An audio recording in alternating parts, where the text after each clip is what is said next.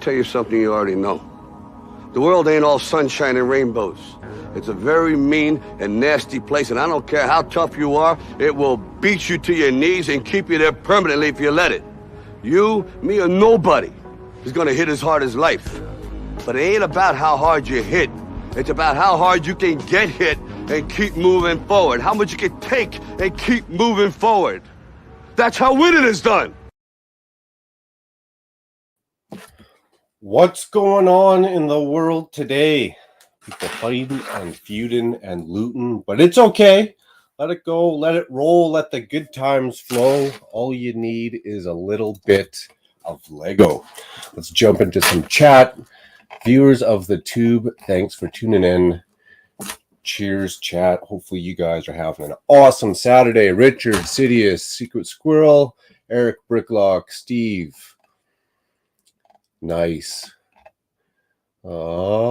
Stick the like Milwaukee's macro. No, I'm not doing nothing. It's been a good day. It's been a dry day, my friends. It's been a dry day. Very productive. In fact, I had one of those epiphany days. Had a blast on Mayo's stream last night. All the great fun, all the great Lego. Good topics came up. Well, in my head, they were good topics anyways. And then I went to do a little bit of work today, just easy unwrapping, 3 hours. And it gave me some time to just think. And I had a little bit of just epiphany. I was like, man, you know, I got to find that personal self-motivation again. I remember when it was living large back when I was 26. So I got to go find that again. Don't take stuff for granted, like my health sometimes. I was like, it's pretty easy.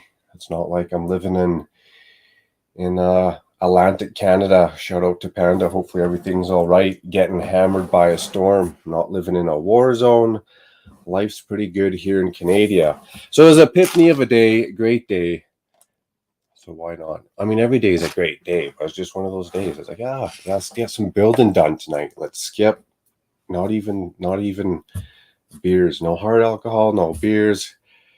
Keep it clean. Keep it fun. So we're going to jump into this awesome set here. Happy unbirthday, Dusty. It's Dusty's birthday, so I'll drink hard to that. That's funny. That's going to be fun. I mean, I had fun blowing up those balloons. I'm going to have fun eating Dusty's birthday cake and popping Dusty's balloons. So it's going to be fun times. That's a video in of its own, isn't it? Let's get the party started. Yes, I should be sending out some invites as well. Could be a lonely night here by myself. Got to get another window for Instagram. Too bad I couldn't show the whole workings on the fly. Well, I could. I'd have to set that up. Oh, what did I post? I got 39 hearts. The double vision. Love it. Okay. That's not what we wanted. Messages. No, me. Profile. What am I doing wrong right now? There we go.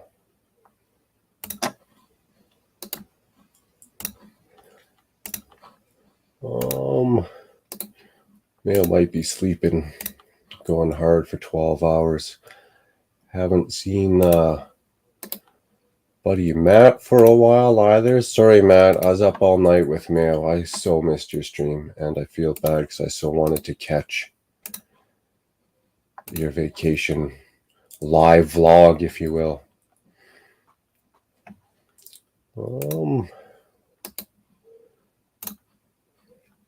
Oh, maybe we won't paste that there. Nice. Well, did I not bring my coffee down? Son of a... You know, of course Macro's going to forget something. Of course I'm going to forget something. Beetlejace, how's it going? PPP, Scotty. What up, Hive? Cheers, cheers. Sidious. Oh, there we go. That's someone we forgot. Actually, too. Yeah, if someone jumps in the green room, I'm going to be grabbing a coffee. So sorry if you're sitting there for 2 minutes. The coffee's already made. I just got to go walk it down the stairs without spilling it. Okay, I just talked to Sidious. Why is he not at the top here?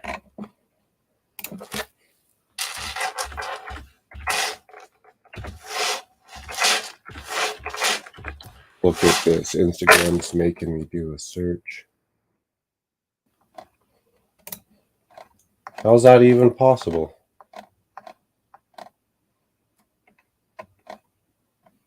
There we go. Why is it way down here? That's ridiculous.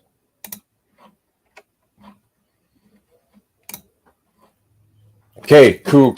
So, there's a little bit of backstory to this set before I grab that coffee. This was the one that almost got away from me. I mean, there isn't too many sets on the shelves that I was like, okay, I just am not getting that, or I missed the opportunity. This was the one. I think for the most part, it's fair opportunity. It's fair opportunity if the set's on the shelf and you get a year to grab it. You get a year to sort your shit out and go pick up that Lego set.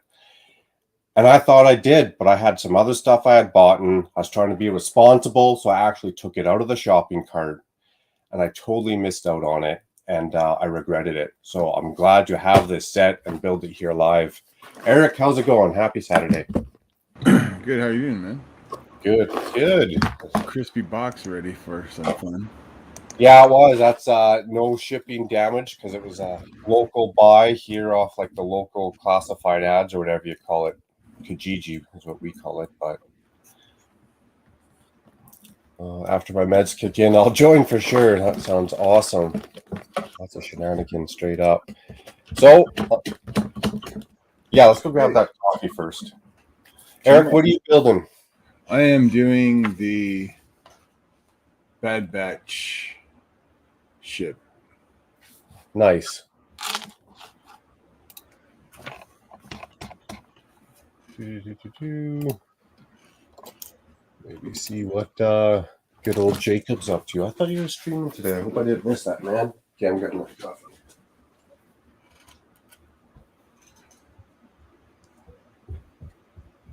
Yeah, I got all my Bricklink sets, so I'm gonna have to start cracking into those here soon enough, so we can maybe build a bowling alley when you get your bowling alley.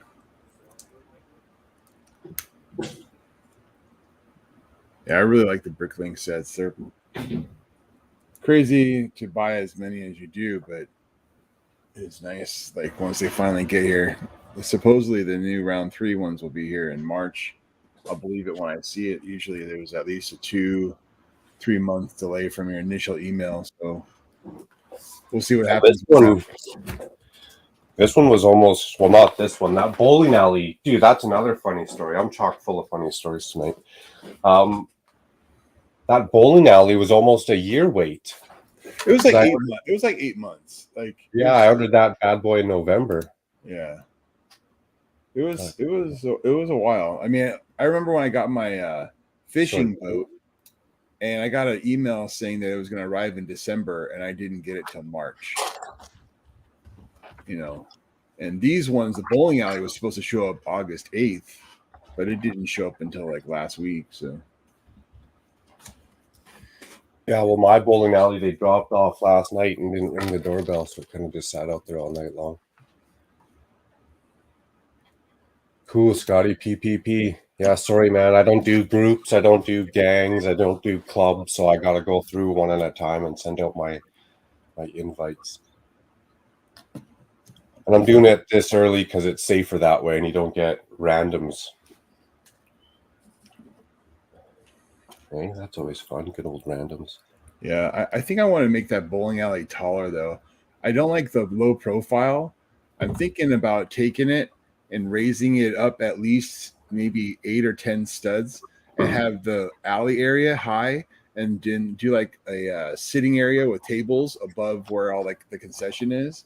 Like add a little staircase that goes up to like a loft, like above where the concession area is, and that looks down onto the bowling alley. I just think it's a little bit short. I don't know. I want to give it a little taller. I agree.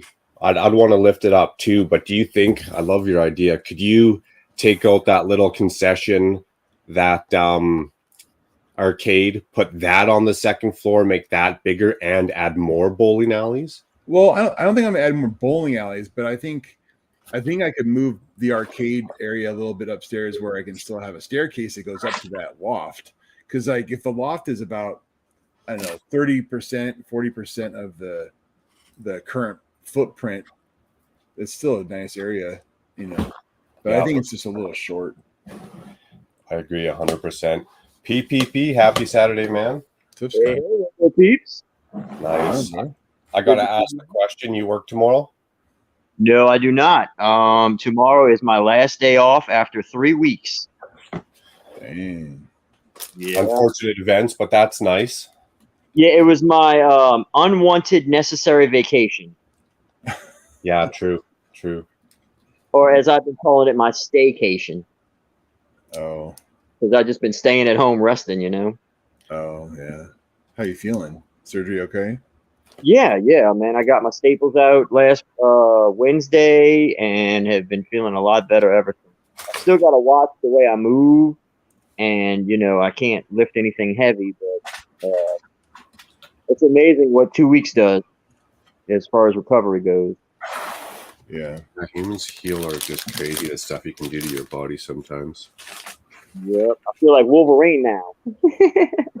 Awesome. Well, that's cool. You get a plaque in here and some stickers for the shields. Oh, nice. Yeah. That is a cool castle, though. I mean, oh, that's a beautiful I actually built something similar to that back when the original like Merryman sets were coming out in the 80s and 90s. It was more trapezoidal than that one is.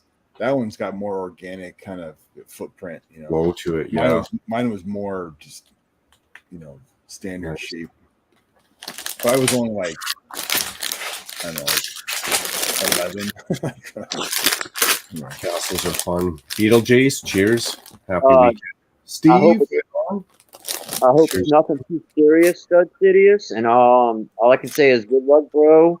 And the surgery wasn't the hard part; it was the recovery that got me. So again, like walking around and day-to-day life stuff you're normally used to. Gotcha. Yeah, that's what I see people struggling with. But yeah, that's what I'm there for, I guess. Yeah, I didn't even feel like building anything or doing nothing for the first 2 weeks. Oh wow! Just veg out and not move type deal. Watch movies. Yeah, and I got to catch up on a lot of YouTube content and, you know, go support my friends and stuff. So that was cool. Got Andor. Got to hang out with people backstage and stuff like that. That was cool. Kind of threw myself back into the community a little bit more than usual because I actually had more time than usual. Yeah, exactly. You can go to bed when you want to. You can sleep in if you want to, or get up when you want to. Yeah. Like today, I sat around and vegged out all day, and I finished watching Stranger Things. Oh. Watching what, sorry? Stranger Things. Ah, nice. I haven't even started. Dude. It's a good one. Yeah, I was thoroughly impressed. And I'm not one to jump on the hype train, so when everybody was watching it, I had to be difficult and not watch it. And then after so many months of hearing about it, seeing it everywhere, so I was like, well, I'll give it a shot. And I'm glad I did. Nice. Yeah, it's a good show. It really is. My kids love it too. Right. I was thoroughly impressed, I got to say. That was like so it has like enough adult humor or whatever to it. Oh, yeah. Oh, yeah. It's really not a kid-friendly show per se. I mean, like 13, 14, yeah, but like 7, 6. Yeah. My kids are 14, so. Yeah. That's a good little age. Like my son just turned 12, and I'm kind of on the fence with letting him watch. Like maybe the first season, but after that, it's pretty hardcore. Yeah, it's like soft horror. It's like it's not like over the top horror, but it has, you know, there's definitely some, you know, intense times, you know. Like.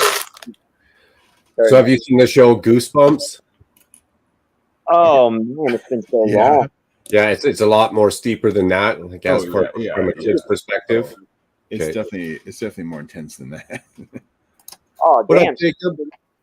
Hey, That Lark, was how's it going? going under the gas is my favorite part, Stud Sidious. I couldn't even tell you what the OR looks like. Hey, Jacob, what's up, dude? Nothing much. How you doing, man? It's cool.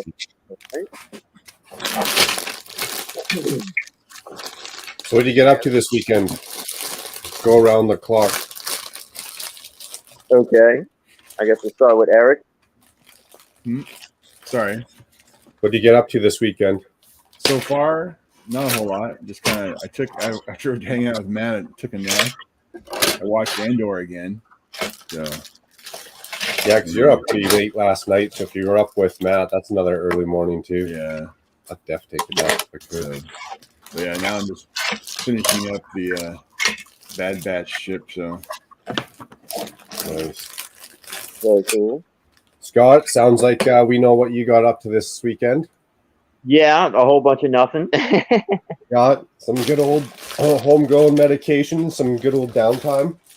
Yeah. And I did manage to move some stuff around in the Lego room and get some boxes picked up and a little bit of progress. Nice. Yeah. Somewhat back to normal. Back to your good old motor skills again. Yeah, definitely. Thanks for that display last night. I like the depth, the heights, the texture, the detail of your city, man. yeah, Richard, that was awesome, dude. That was really awesome. Yeah. Sorry I missed it, man. Replay. Jacob. Yeah, replay. Yep. Jacob, what'd you get up to this weekend? You're a young lad. You been working or? Well, my mom's gone out on vacation for this weekend, so I'm stuck at home with my dad, looking after all the dogs. So that's pretty tiring, I guess. Being attacked by little dogs, 24/7. Yeah, because you got a few. Editing as usual. Just finished today building the ATTE, and I do have some complaints about it, but overall, it's a pretty nice looking set. Not gonna lie. So nice. Yeah. Well, and then tomorrow I managed to weasel myself into a shift, so that's always good to have more work, I guess. So yeah. Isn't there only like 2 Star Wars sets that Lego fans don't complain about though? What's 2? I don't know. I'm just saying. I mean, Battle true packs. Star Wars Lego fans always can find something wrong with the set. It's just functionality and whatnot that I have an issue with this set. I have no issue with the figures, really, but the functionality of the set. Like, for example, the gunner, where he sits on there is literally no way for him to studs in to sit there. You tip over the set, he's going to fall out. He's just hovering there, essentially. The middle leg is just there for cosmetic accuracy purposes. It serves no purpose in terms of stability for the set. It's just kind of loosey-goosey. Weapon storage is debatable. On top of the turret, like if you're trying to position the turret up, which it is a play feature, I've noticed when you try and do that, the hatch to give access to like the innards flips up as well, and I'm like, that should tab in or whatever, like something like that, so it doesn't move. Right. Enough better. Okay. So I don't know what else do I have an issue with. You can't really open that thing I just mentioned was an issue all the way because the handle kind of stops it. So that's another thing I can bitch about with this set. So yeah, definitely a few little design flaws. Yeah, just a few, you know. Yeah, no, weapon storage isn't the best. Like I have to modify stuff left and right with this set, but the overall look of it is nice. It's just the play features and whatnot require lots of modifications, I would say. Gotcha. What's up, Mama Lego? Missed you when you came in. Sorry. Hello. Maniac. How's it going, Brick Maniac? Hey, what's up, man? Nice. So yeah, I forgot that it's only online instructions. My bad. You could just print out the instructions, right? If you wanted. Just print them? Yeah, like you take the online digital file and print out the instructions. Yeah. I guess I gotta go pay for it. Put them on the big screen, dude. That way you can zoom in on them. Yeah, I should. I also got to look up a lot more if I do that. Who cares? Because this monitor has to be above the camera. One of the cameras on. When the camera's not on, I could do that. Okay. That's exactly what I do with the blue bricks. I just thought of another complaint I have on the sorry, I'm going back about this. On the inside, there is a little section for you to display or store 2 minifigures. It is not stud tabbed in whatever anywhere, and so if you flip the set sideways or anything like that while you're transporting it, it will go loosey goosey and flail all about inside the build. It just fall out. Yeah, pretty much. If you open it up, because it doesn't stick in anywhere, it's just sitting there on top of some vent pieces. It's relying on gravity alone. Yeah, that's odd. And I think those are all my main complaints with the set. Okay, good to know. I won't be picking that bad boy up. Yeah, it definitely requires a lot of mods. Unless you want to code. What up, Hive? How's it going? Happy Saturday. What's up? How you doing? How's everybody tonight? Good. Right on. Yeah. Been busy or chill weekend or what? Man, I'm always busy.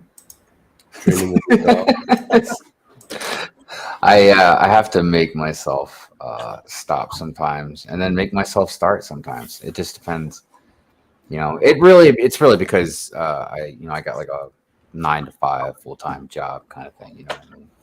Actually, it's like 7:30 to 5, but that's neither here nor there. But yeah, because of that, it's Monday through Friday. So it just it's a maintenance job. So it's a grind. Working in the elements. I'm not like roofing in the middle of summer or anything like that, but I don't know. Basically, like I come home, man, I'm just like exhausted. I just feel like I've got the life sucked out of me. So it's really difficult trying to balance like everything with that. So, I feel I'd like to get out of construction some days, as much as I like my job, but still. It's definitely the problem that I have coming home after working from. Well, my day starts at like 6 a.m. But yeah, being out of the house for 12 plus hours and working and trying to come home and be motivated to do more is kind of hard. Yeah. Like you got penalized in our older age for being motivated when we were younger. Right.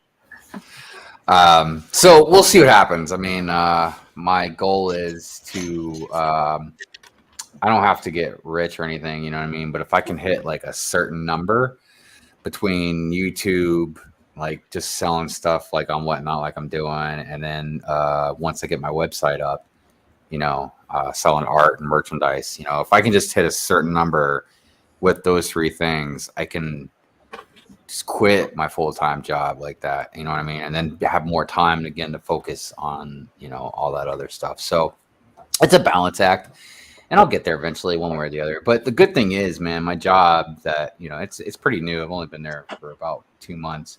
But it pays very well. So cool. Yeah, which means like right now I'm basically taking like 90% of it and giving it right back to Mrs. Hive just to pay off a lot of stuff because I hadn't been working for like 6 months. So, and then once I get to that point, then I'm going to help her pay off her student loan. Nice.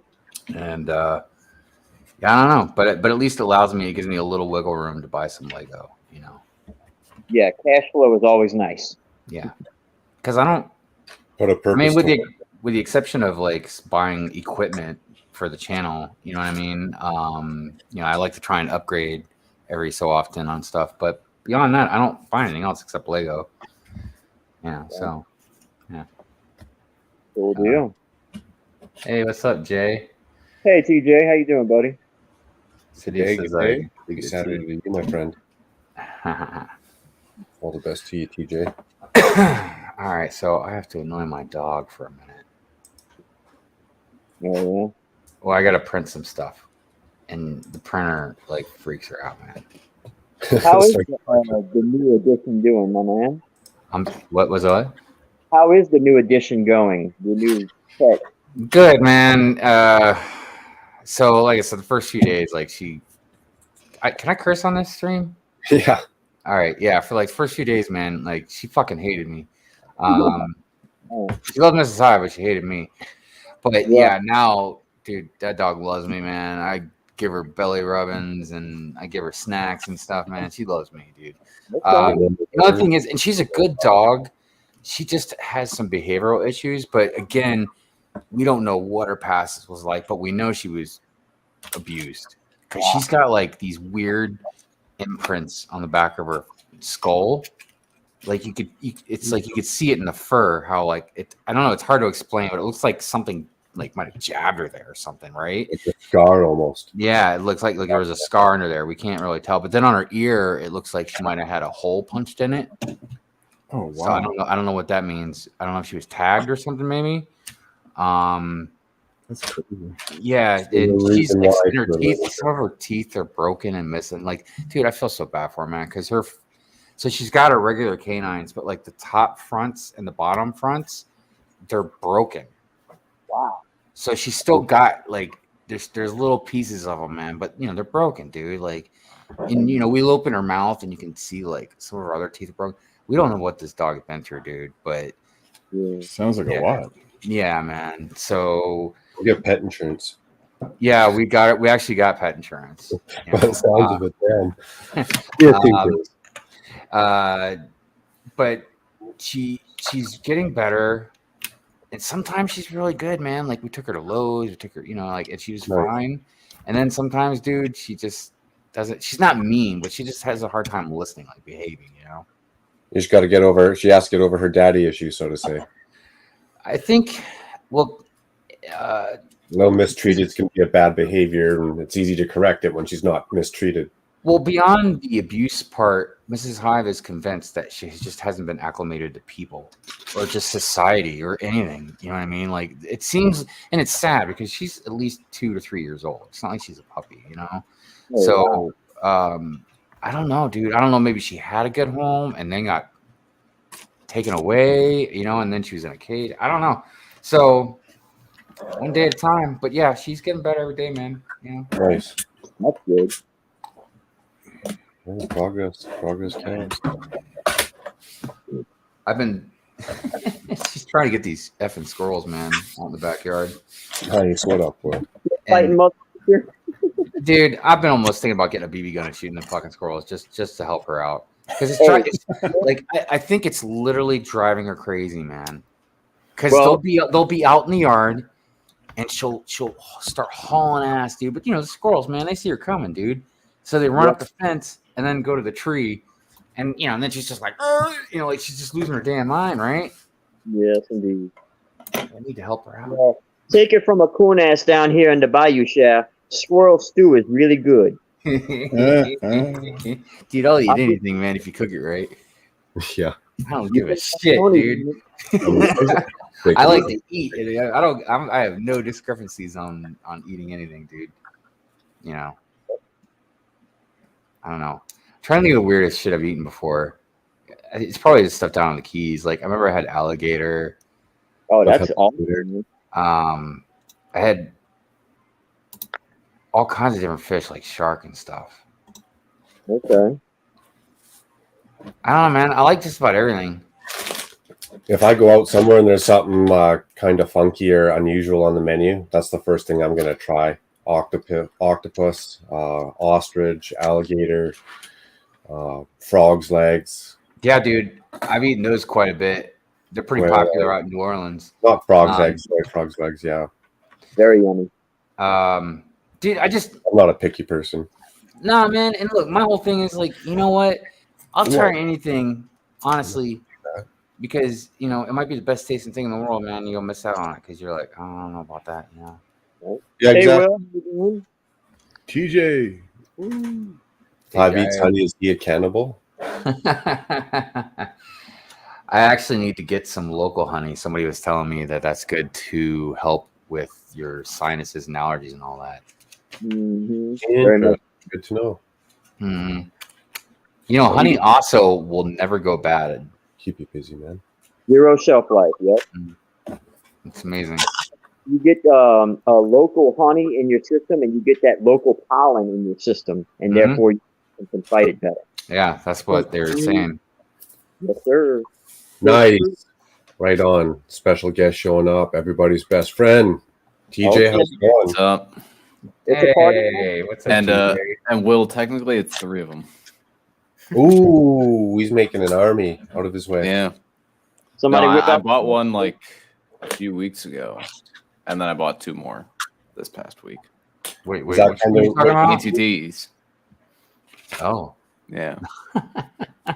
Is that what I you do? still have yet to see any of those on shelves yet. Yeah, no, I remember once I ordered the other 2, I looked like a day or so later on Target, and it said there were ATTs in stock at the stores. I will say this. I was I like, don't know great. how popular these are at you guys' other stores, but if anybody needs any 501st or those Ahsoka 332nd Trooper packs, man, let me know.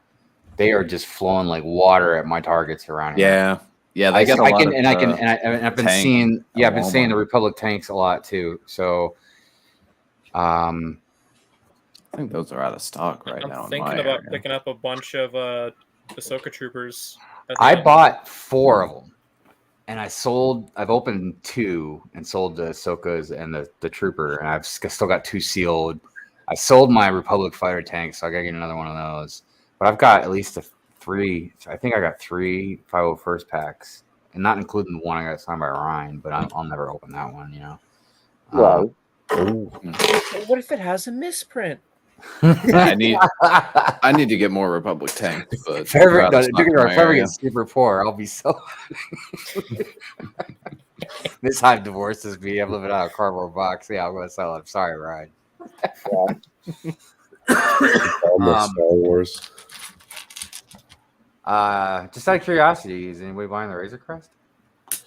Not day one. No. No way. I'd enjoy the build. I'll tell you really the only one reason I'm not buying it.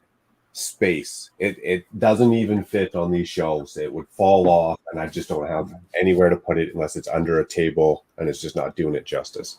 Yeah, after I told Mrs. Hive how much it cost, as she was staring at me with that blank expression, I told her that I also was going to have to buy like a bookshelf or something and put it on there, like I had to do the gunship.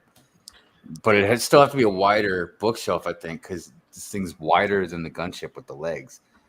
Dude, seriously, it's getting to the point where Or a coffee table or something. Well, no, there's a lot of Lego. Like this was something that intrigued me on the discussion on Cali Bricklink this week that they did with Jabba was they were talking about like sets that were over $400, and there's a fucking shitload of them, dude. It's not like just a handful. There's like 20 of them or something like that. It's right? It's worse, dude. There's over 155 above $100, and then there, and there's, I mean, it's over 155, dude. 155 sets over $100. Yeah, and that's just over 100. Then you start getting like there's way more in the $200-300 range. Yeah, you get 250, it goes. So beyond the price part, though, is like they're really getting bigger and bulkier and extravagant looking and like kind of awkward. That they're getting very intriguing to display. Now I could display the Hogwarts Express because I have a fucking huge ass Lego room. And I could put that thing across like 2 shelves or something, right? But like the gunship, I had to put caddy corner, like a bookshelf caddy corner, so the wings would actually fit. Because, dude, I swear to God, that thing you have to like maneuver it a little bit going out of a door because the wingspan is bigger than the doorway. Well, it's massive. So and the gunship's gonna be bigger than that. Yeah, they're all massive. So that's the reason why I'm not going to just display. Well, and price. I'm not gonna lie, and the freaking price. Mm-hmm. That is a pricey set. Yeah, $600, man. And the whole thing that I've been bringing up, and I'll be repeating this probably on Good Morning Brickroll tomorrow, is like, what is it that's $600 worthy? Because maybe the cockpit, the windshield pieces might be new, but I don't think there's like any new molds, man. You know, it doesn't even have like printed pieces because you get the sticker sheet. It looks like it's a bunch of gray pieces, dude. And look, I'm buying it day one. Don't get me wrong, but but like, what? That's something I'm going to ask tomorrow. Is like, what is it that makes it $600. If it had the Ravenek, like biting the landing gear, That'd be you know what I cool. mean? That would be pretty freaking cool. Even that blurg, what are they called? Blurgs? Yeah, blurg. Yeah, the Yeah, blurg. I can I get a mold? Like, you guys did a freaking Avatar horse, man. Can I get a mold with my $600 Razor Crest? There's no love. What are you talking about? Maybe they're charging $900 Razor Crest then. It's like, it Maybe hurts, they're charging man. the It hurts, $6 dude. and it took the designer 1,000 hours to make it. Dude, look at all the molds that they've been doing in the past Dude. year. Dude. The past year. Yeah. So many. Brand new molds. So many. For everything, yeah. Yeah. Dude. Some of the stupidest stuff too. Raya, the Disney princess, got a new mold sword, man. It's Star Wars, man. Yeah. It's like that's the first thing you make molds for. It's like your bread and butter, you know. Well, It seems like every Street Champions has new parts too. Oh yeah. Yeah. yeah. I know. I mean, dude, I think that all the themes get done dirty in different ways at different points in time. You know, I could talk to any fan of any theme, Ninjago or whatever, man, and say, hey, has there ever been any discrepancies like that they've done that you don't like or whatever? And I'm sure everybody can tell me something. You know what I mean? But goddamn, dude, even if you took away all the insanity from the Star Wars fans, which I'm one of them, you know what I mean? Like, it almost feels like a conspiracy, man. Like, they just really don't like Star Wars fans, dude. Like, they're trolling us, man. Shy nailed it on the head because they can. They're just like, it's like the ice cream truck. You hear him driving by the street. All the kids are running after him. And he's speeding up a little bit. Think, watch how fast I get these little bastards to run down the road. Like, dude, I bet you we could jack up another $50 and they'll pay it. So I sold this guy tonight on Whatnot. Actually, Mike and I won him. And I'm like, I don't even know what to name the dude. I'm like pilot, clone, gunship, battle pack guy. I don't know, man. Like, it's just craziness. Name it Commander Cody. P1 Commander Cody. Let word get out. He colored your uniform. Oh, hi, Mama Lega. How you doing? Hey, King Oldendorf. Good to see you, man. The Bad Batch figures look good though. Yeah. Sirius, I got you, Sirius. Hold on a second, man. Yeah, hook my man up. I got you. Oh yeah. I don't know why you can't see my shit. Anyone can send Sidious the link if you could. Yep. I've on it. I'm When did just we talk looking about for Sidious in here. Oh, sorry. That's teacher There it is. When did we talk last? August. And you can't see it, eh? I'll send it again Has too. anybody had issues trying to buy Lego sets from Walmart that are listed for 2 cents? What? They got sets for. Fill us in, Jim. What you talking about, Will? What? What you talking about? So a few weeks ago, I was in my local Walmart, and I was just trying to kill time before I had to go show up for work.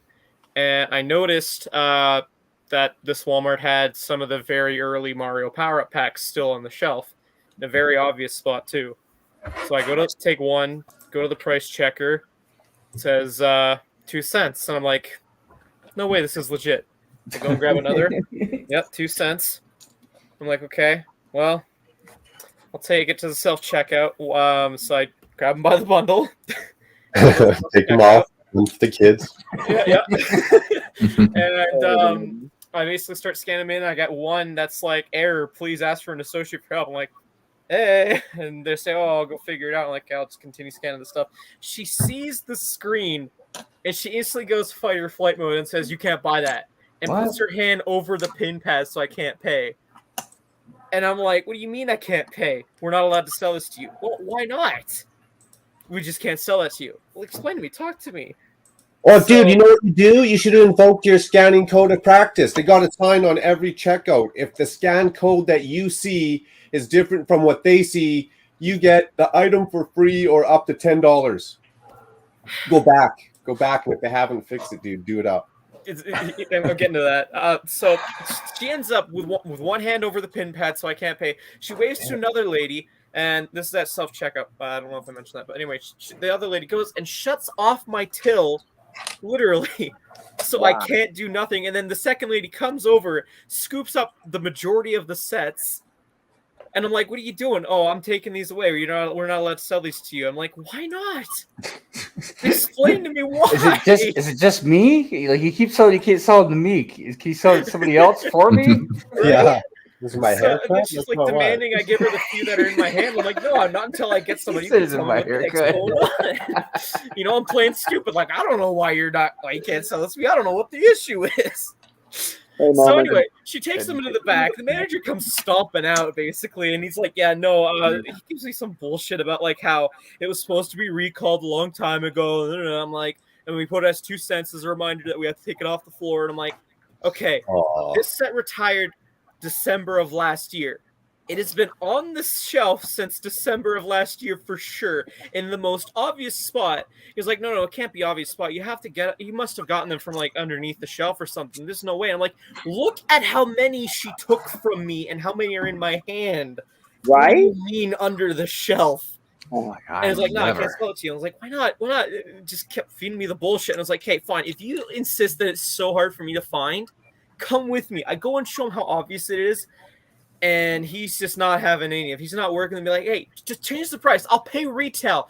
Just work with me here. No, I'm not allowed to change the price. It looks suspicious. What do you mean it'll look suspicious? It's already for 2 fucking cents. Right? What do you mean? You'll have a lifetime when you rob like, shit, I got like 5 minutes until I have to leave to go to work. So I give in. I'm like, hey, whatever. Fuck off. I'm out of here. And then I know security's following me. I'm like, the hell? Okay. So I just go off to work, and then after work, I have enough time to go back to Walmart to see if I can scavenge anything else. I found a Mario set, I think, for 50% off. Whatever, bought that. And then my coworker told me, go call customer service, complain about this shit. So I do. And customer service is like, oh, I'm so sorry that happened. We'll get right on it. We'll see if we can resolve this issue. I was like, yeah, I feel pretty mistreated by your staff and felt lied to, because whatever. Nice. So they say, yeah, they should get back to you within 5 to 7 days. No business days was mentioned, just days. Okay, cool. I count the days. 5 days, nothing. Okay, well, maybe 7. 7 days. On the 7th day in the afternoon, I call saying, hey, it's day 7. Where's my phone call? Yeah, they're still investigating it. Okay. How long is that going to take? Oh, at least another 2 days. Okay. So I wait 2 days. Nothing happens. No phone call. I give up hope. Another 5 days pass, and that was yesterday, basically. I get a phone call from the same guy that was feeding me the bullshit when this all happened. Is this Walmart? Yeah, Walmart. Yeah. Oh, man, I hate Walmart. And he says, hi, yeah, is this Jacob? Yeah, I'm like, yeah. And he's like, can you give me a quick rundown what happened? And I'm like, you already know. Your staff profiled me? Your staff harassed me and profiled me? Pretty much, yeah, your staff mistreated me. They stole my fucking product I wanted to buy from you guys. You were lying to me, yada, yada, yada. I want you guys to make this right. And he's like, oh... I'm sorry. We'll look into this. We'll look at the footage, and we'll make sure that the proper measures are taken care of. Yada yada. Basically, saying he's going to just give a slap on the wrist to the employees, which is what I'm translating. He's saying, like, I want some compensation for this mistreatment. He's like, what? Do you want a gift card? I was like, sure, yeah. That's a start. Yeah. They don't like people from Canada. That's what it is. So did you get a gift card? So he calls me back. No, I got the timeline messed up a little bit. But yeah, yesterday he actually called me saying, yeah, I called my higher up. They said I can give you a $20 gift card because that's what you spent actually in that day. And I'm like, fuck it, whatever. It's something. I'm probably not going to get more than that. So I'm like, sure, what the hell? I'll show up today, which I did. Took the gift card, which they took like an hour fumbling around in the back to get this little gift card with $20 on it. And the one guy was like, what gift card? And I was like, you know what gift card? So they got the gift card, and then I just was like, okay, I just want to use it right now. So I ended up picking up the Star Wars set for basically half off. I was shocked to see the Galaxy Explorers like on sale pretty big time at Walmart. It's $70. Dude. Like something, man. It's so soon for that to be on sale. It was $70 at like my Walmart. Other people said at their Walmart it was $70. Yeah, it was on sale. I'm going to Walmart tomorrow. Yeah, for the Galaxy Explorer. I mean, what's it, like $100 set? That's $30 Yep. off. That's pretty damn good. Yeah. Hell yeah, man. And it just came out, what, like 2 months ago? Yeah. I don't keep track of that. 2 months ago almost. I'd buy that for $1. Yeah. Well, apparently you can't though. I know. Right. Well, Well, no, no, it's it's 2 cents. $1. If it was $1, it would have been fine. Remember, it's only for like 2 cents. Right. I've been trying to find the it's a set from my childhood. It was when they made the Moon Command base. They made these little like they were polybags, but they were boxes. Then set 442. They called it the Space Shuttle, but it really was a mini Galaxy Explorer, a white one, and it came with the white spaceman. Dude, I cannot find it sealed.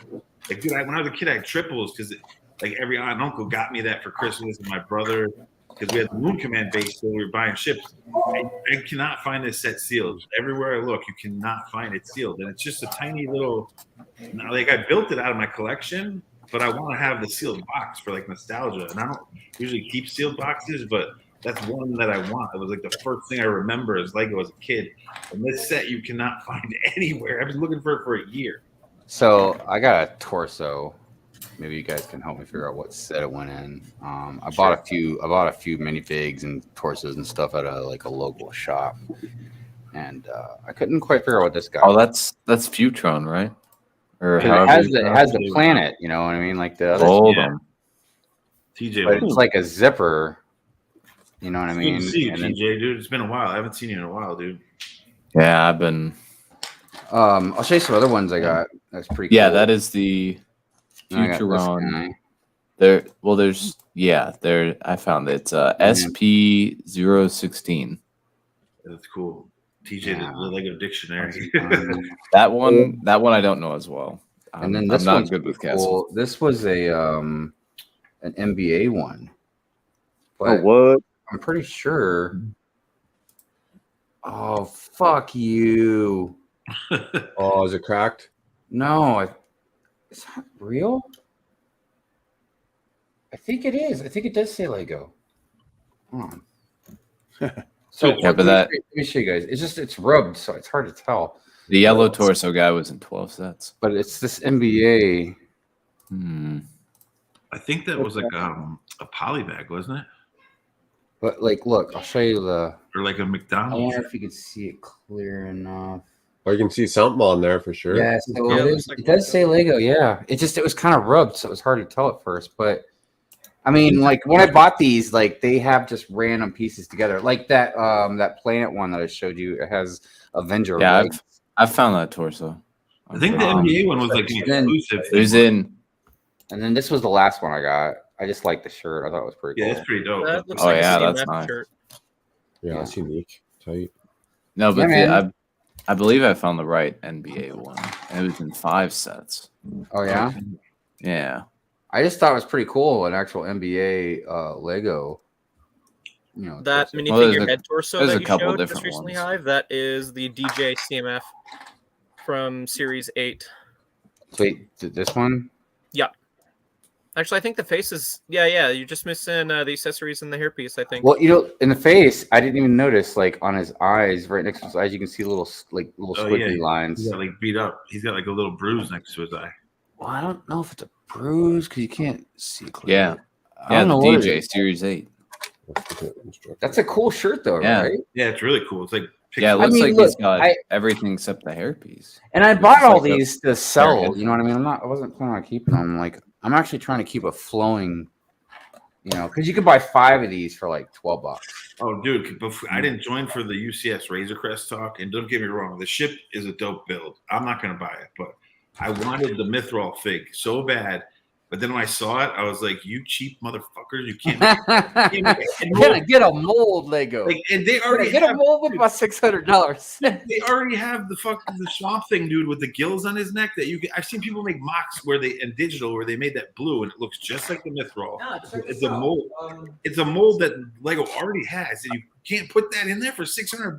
I feel like this guy probably worked out good right here, man. That's what I'm talking about, dude. I've seen people make digital mocks of it, and they turn that blue and they change the. You know what's cool is when you move his mask, it looks like his eyes move. Man. Yeah, I love that fig, dude.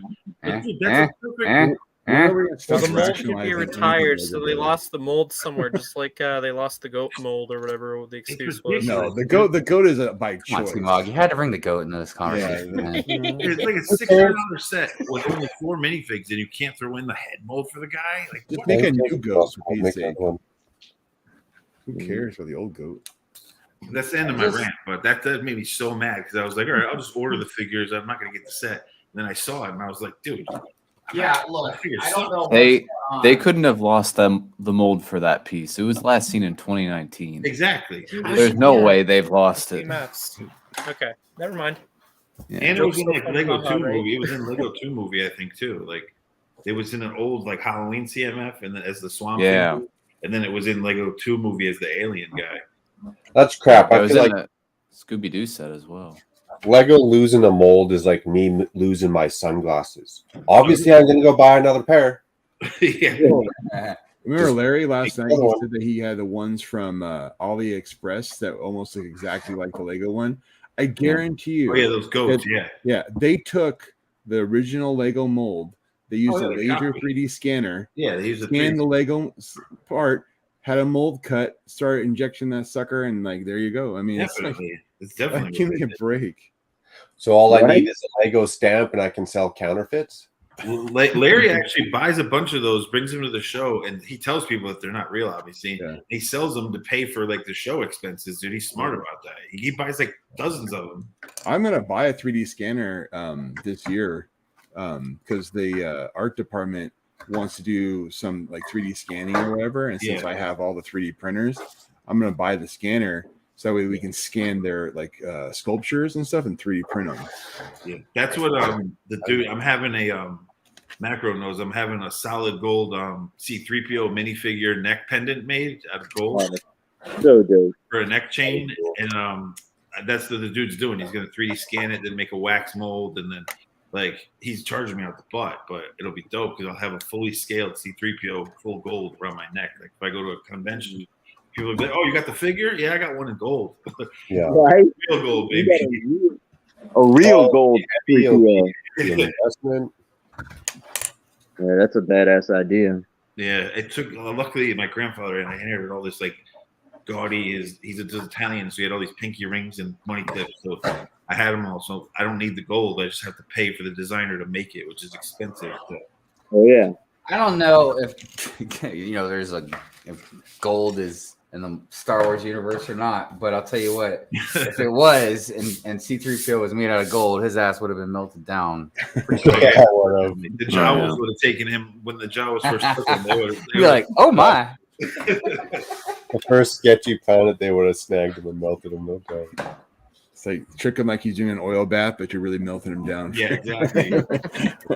This oil bath is gonna feel so. Oh, But I actually just built that in the that UCS like droids only cantina modular I made. Have you saw it like a long time ago? I just never finished it.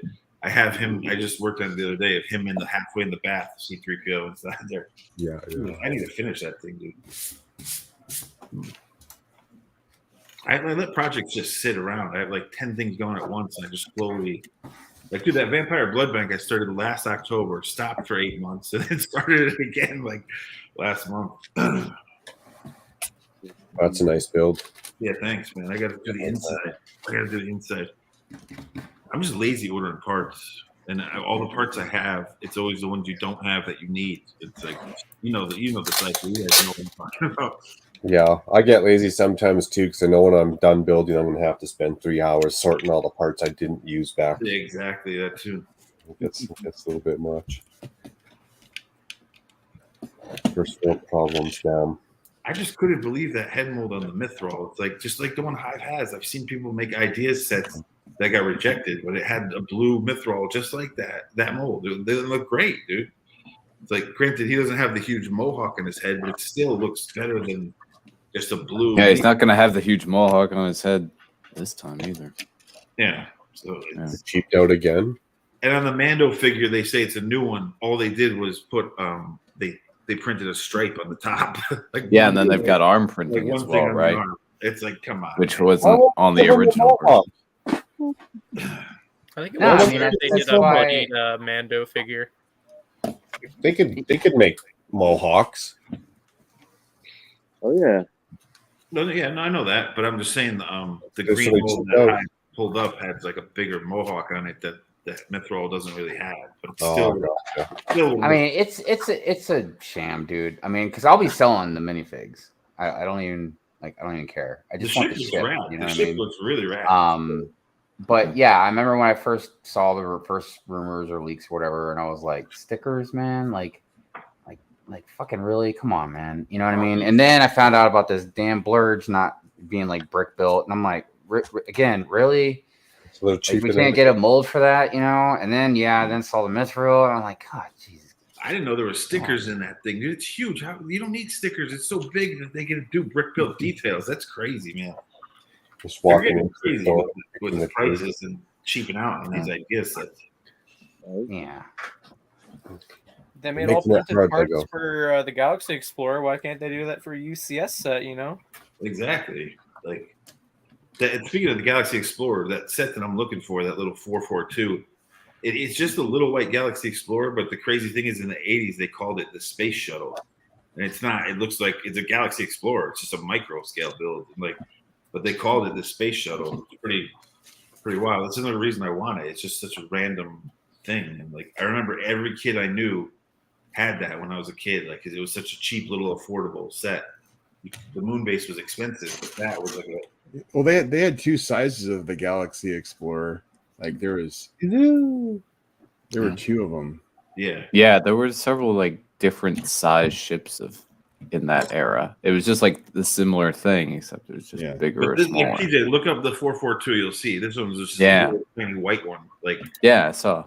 It's pretty cool, dude. I mean, I had them all back when they were made. Yeah, so did I. But it was just that one stuck out to me because it was like my favorite. And I had like triplets of it, and they just cannot find it sealed, dude. No one has it sealed. Yeah, I looked on Bricklink. All of them are just used. Yeah, used. You can't. I mean, I built it already out of parts. I want the box. Like, I want it for like nostalgia. So you can have the experience. Hey, Zissou. Good to see you, buddy. When did he get here? Right? When the hell did Zissou get here? Yeah, God, look at the ninja. Seth Butt Chopper Panda here? No. Hey, I meant to say hi to Moments of the Magic and Zissou and Richard Cranium, which I'm assuming his first name must be Dick. I've never quite understood how people get Dick out of Richard. Yeah, and that always bothered me too. But the funny thing is, I've told you before, my parents named me John Thomas. Thomas is my middle name. But in Great Britain, that means like dick. It means cock, like tallywhacker. So every time my British friends would be like, "Your parents named you John Thomas?" They all laugh. It's like my friends' parents that were from like the UK would always laugh. They're like, "Your parents named you that?" Like, oh, hey, what's up, man? Hello. Oh, snap. I didn't even see you jump in, man. I was talking about, I thought you were in chat. Dude, like when I told Greg and Cy about the John Thomas thing, they were laughing. They're like, "How'd they name you that?" I'm like, "Well, it was Catholic saints. They named me after saints. But in your country, it means dick." Yeah, I mean, there's a lot of differences in the language barrier on some things. Well, dude, I asked Greg the other day if cigarettes over there were still called fags. Yeah, I remember that. And he said, yeah. I was Well, like, dude, You know what? You know what? Geezer, There's an old. Geezer to them is like just a pal, like, "Hey, bud," and you call someone a geezer in New York City, they're gonna smack you. It's offensive. There's an old George Carlin skit about how being called a dick is much better than being called certain other names. oh, there's definitely worse names. Don't get me wrong. I agree with that. Dude, and like, how does William go to Bill? What Right? did he do, Will? Yeah, like Will is the nickname. People are just like, you know what? I'm going to do what I want. I'm just going to remove all those other letters and swap the B with the or W with a B. And there you go. I don't know, man. It's weird. My name is Patrick. My nickname is Kevin. Language is a weird thing. Bill was, in fact, part of a great 13th, 14th century trend of swapping some other letter for the original first letter of a name as rhyming slang. Oh, that makes sense. That's what the internet tells me, at least. Well, if that's the case, my name's going to Oh, wow.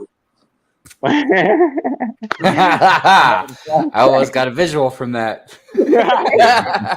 Mushroom time. Exactly. Hive, I love the mushrooms you put in the forest, dude. You saw my comment about the magic mushrooms. I like Yeah, man. I meant to. I can't remember if I said something or not, man. I meant to say something about that. Hey, look, if Lego go give me mushrooms, they got faces on them and they're talking and stuff, then I'm sorry. They're magic mushrooms. Yeah. Dude. That makes you have monkeys around them too.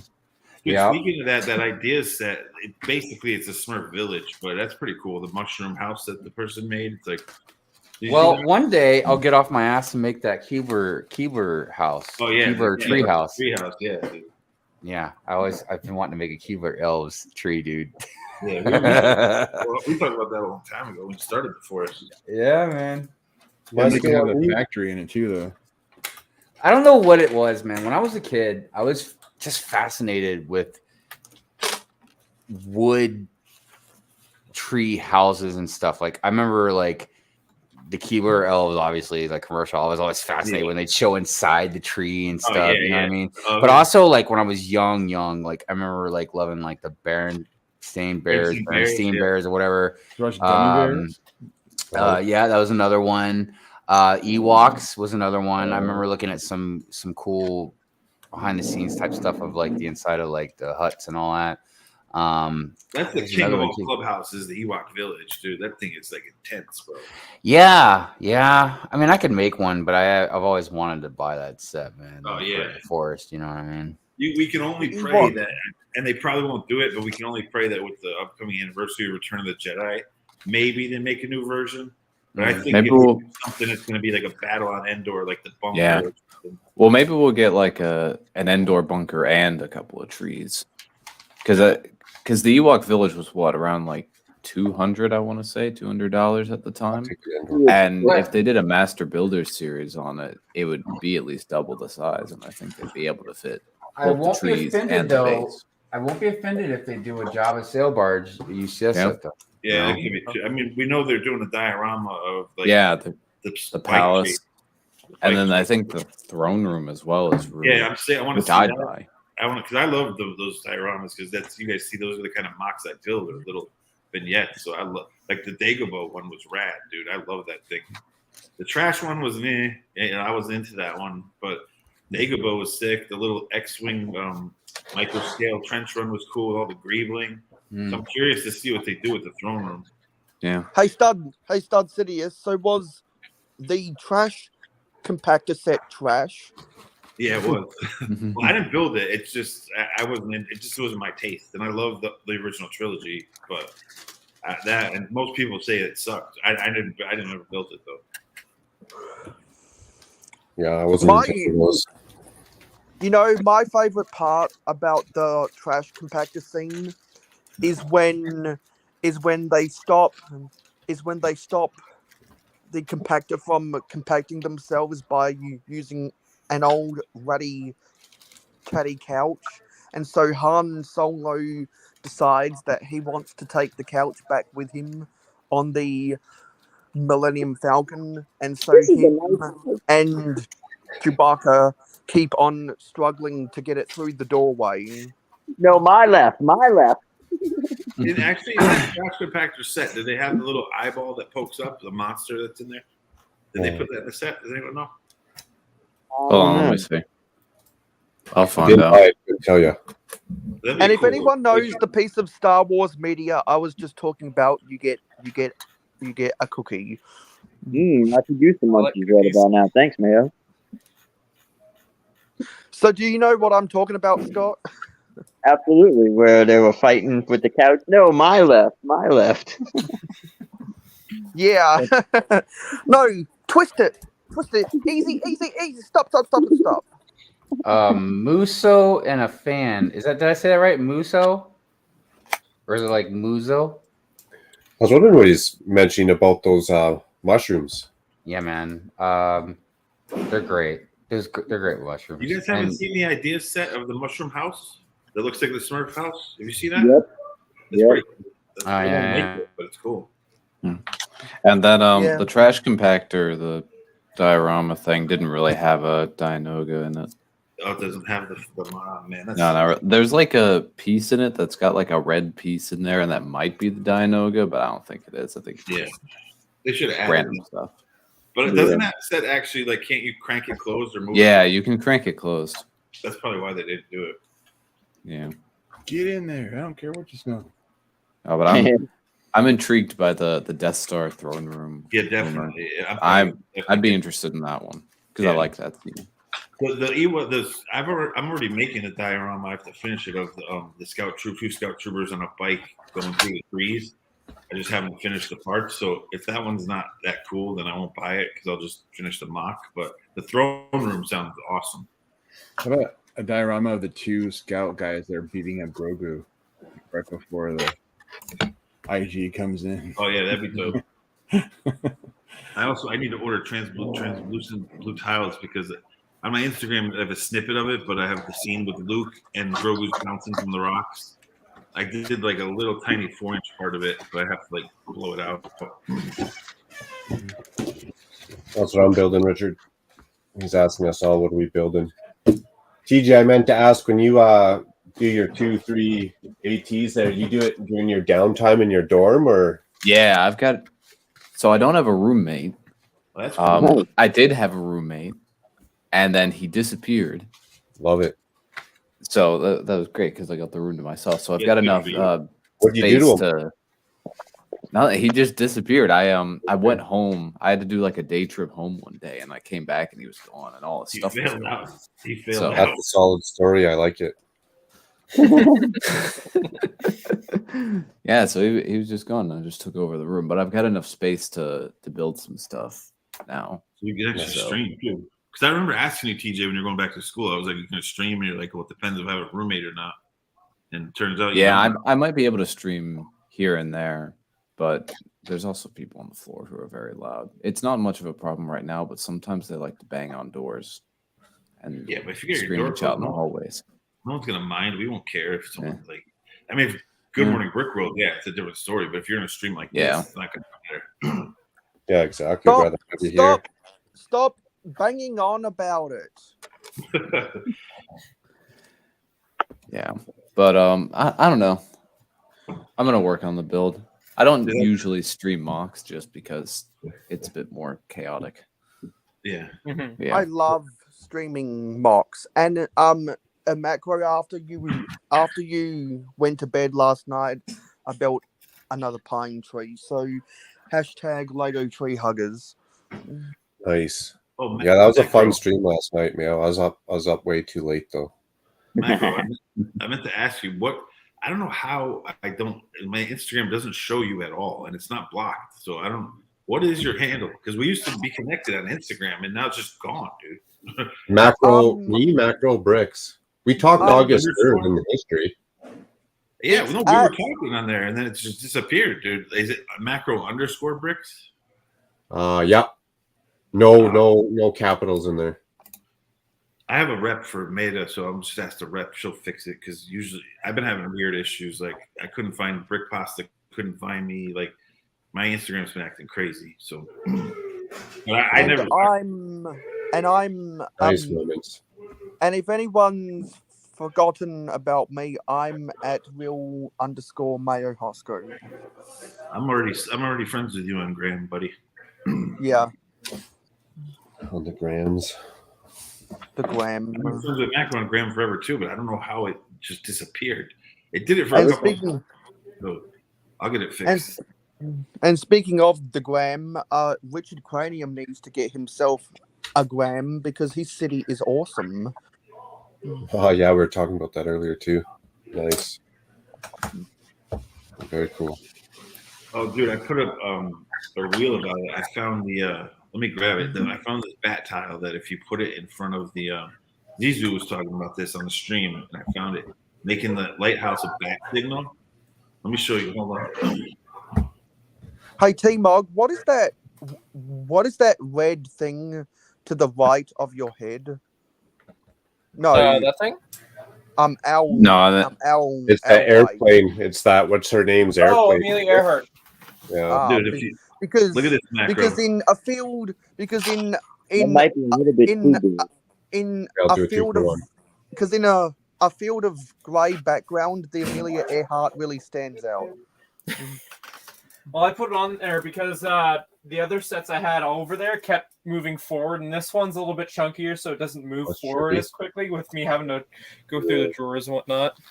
So if you put this in front of the light of the lighthouse, it should project a bat signal on whatever is close enough to catch the light. Just put it Even if Yeah. a clear rod a little ways away, there's got to be a way to do that. 100%. This thing would be Yeah, perfect for it. You would definitely have to have it a distance away from the lens because the lens is pretty small, actually. They make a smaller version than this. This isn't that big. I mean, you see, I have fat hands, but There's smaller like a version. I know it's a I can't speak. They make a really tiny one too, which I have over there. So, but dude, that would work great. It would turn into a bat signal. Or Halloween's coming. I wonder if you get some like that glitter tinfoily confetti shapes of pumpkins or bats. If there's a small one enough that you could almost like frickin' tape it on there or something. Oh, you could do that too if you don't want to do it with brick. Yeah, you can just cut it out and do it. Where's the construction paper? That's a good idea. Yeah, see, he's got Scott's showing right now. Yeah. So there's the lens right there. I got it ticked up a little bit, but just for reference. Yeah, but you put this like an inch away, it should work. Or even Yeah. a small one. So there's a tiny one. Yeah. And I'm also thinking about getting a higher output LED and replacing the little Lego LED with something a lot brighter. Because I feel like if the light was a little bit brighter, it would project a lot better. Because what sucks is this is just a sticker it reflects off of. I don't know if you can put that up. Interesting. Yeah, it's just a mirror sticker. And the light is stationary down at the bottom. And then this turn here, I'll flip it on real quick too while we're talking about it. That'll probably be pretty easy to do if there's not already a light kit out for it. I love the piping they did on the top there. The whole like. Oh yeah, the handrails are really cool. Yeah, definitely. Because where I live, dude, every town has a lighthouse like that, and you can walk out to them on like low tide. Okay. From New York City up to Massachusetts, almost every coast town has a lighthouse like that, and they're like after one of their beaches. Whenever I see a Beetlejuice in the comics now, I always think of the mayor of Chicago. Brickhive, you don't have. Oh, I'm yeah. sure in Maryland they have some lighthouses, don't they? Like that on the shore. What's that? I'm Lighthouses sure like that one? Yeah, Yeah, man, I'm sure they're around. Lighthouses. I mean, they're everywhere. Yeah, Up and down the there's East just a Coast. ton of them in New England, dude. Tons of them. Yeah, lighthouses are great, man. Lighthouses save lives. I got stuck in one when I was a kid because I went out at low tide. I used to want to live in one when I was younger. I used to go to the one in Bridgeport, Connecticut all the time, and I got stuck out there in the day. The cop had to come get me. My mother was angry because she was going to get charged. Yep. Wouldn't that be fun? Buy an old lighthouse and convert it into like just a regular house you live in. This is the you can kind of see the light projecting on the wall as it Yeah. passes. Wow. Oh, let's full screen this bitch. Yeah, I'm sure it would work. That little bat tile would work if you position it properly. Yeah. It's Yeah. pretty powerful, dude. Oh yeah, if it was top brighter, it'd be like a solid spot. That's Can you something- slow it down? Well, you'd have to gear it differently. Okay. It just has a battery pack that has no control feature. Correct. It's just a directional battery pack, and the way they have it set up is you actually have bricks to keep it from moving in the up position, which would turn it in the opposite direction. But that's just how it's made, you know. Is there any room to stick a old school train infrared speed controller in there? Oh yeah, yeah. In the base of it, absolutely. You'd have to have the sensor exposed somewhere, but you can hide it. Yeah, Easily kind hide of the it. same way as slowing down that Ferris wheel. Gotcha. But I mean, it wouldn't be difficult to just change the gearing inside of it either. Slow it down a little bit more. My main complaint is this BS. I'll be right back, fellas. I gotta let the dog out real quick. You don't like though, you did a wonderful job though, man. All this exposed wire is ridiculous, though. You don't like that, like kind of an old school. I mean, it one? almost looks kind of like vines or something. You know what I mean? So maybe it can be, you know. You I could think try they some tried. shrubbery there. I think they tried to achieve that look. You say shrubbery? But yeah, how much is that set again? 300. 300. I feel like for $300, they should at least be able to properly cover up the wiring. My thoughts exactly. Yeah, but why does everyone always say that? Like when I say shrubbery, everyone's like, "Did you say shrubbery?" Why do people find that? No, so because it makes me think of Monty Python, man. I know. Yes. Bring me. Yes. Bring Shrubbery. me a shrubbery. Where did you get the That's why coconut? people. I'm like, why do people keep saying that to me, dude? Like, Bring us a shrubbery. that's why. Hey, People Aussie Adam Bricks, congratulations for Geelong winning the AFL Grand Final yesterday. Good day, good day. Hi, Adam. How are you? Hey, Adam. Good to see you, buddy. Oh, Number 10 for the Geelong Cats. And by the way, Beetlejuice, I love the name. Yes, so do I. That is great.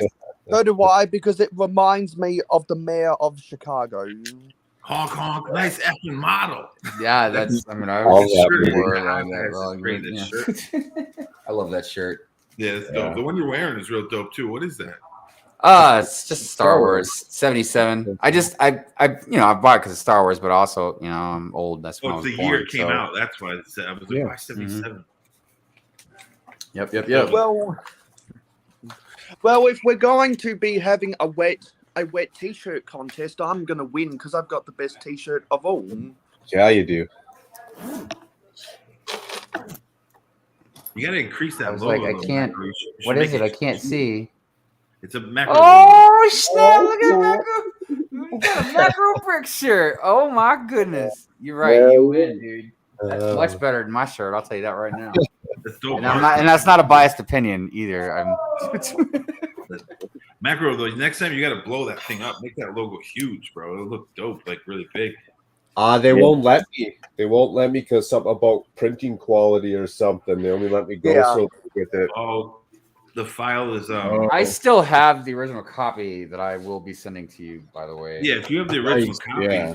I can make it bigger so you can do that. Like if Ty has the original art, I mean he could even No, do it's wrapped and packaged and everything. The reason it took me a while is because I had to fill out like the international the paperwork. You know what I mean? And I filled it out, and then I never took it back. So I just got it. I got to go take it back and send it off to him.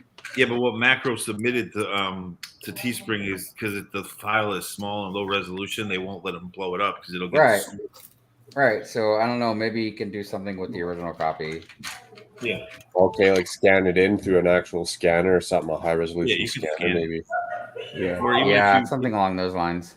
Or even if you take a picture with your phone, as long as you take it straight on, I can I have a program where I can get it big enough where the raster won't get pixelated, so I can get it to like 12 by 16. So you can have it like big.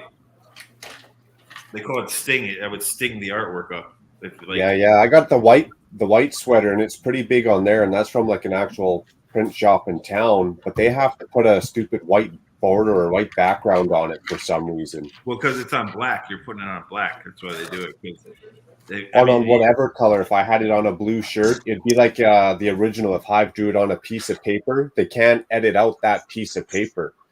Well, I've sent them a file. I try and bring in another file, and they said something about their software in a couple months are changing, so it might work now. I could do that for you. When I send you the original thing, just take a picture of it straight on, head down, and I'll trim that all off.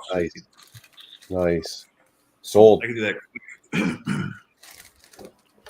That Hive's art should be bold on there, like big, because the one you had in the black hoodie looked bigger than the one that Mayo had. Yeah, it is. I got them through different companies. The one that the hoodie I got. Oh yeah, you said that. You said that. Yeah.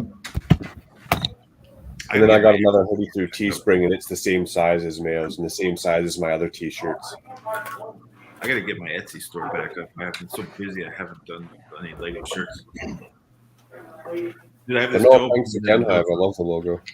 I have this dope one I'm doing for Butt Shop. You know the classic Motorhead T-shirt where it's like that devil head, and then it just says Motorhead in that font arched over it.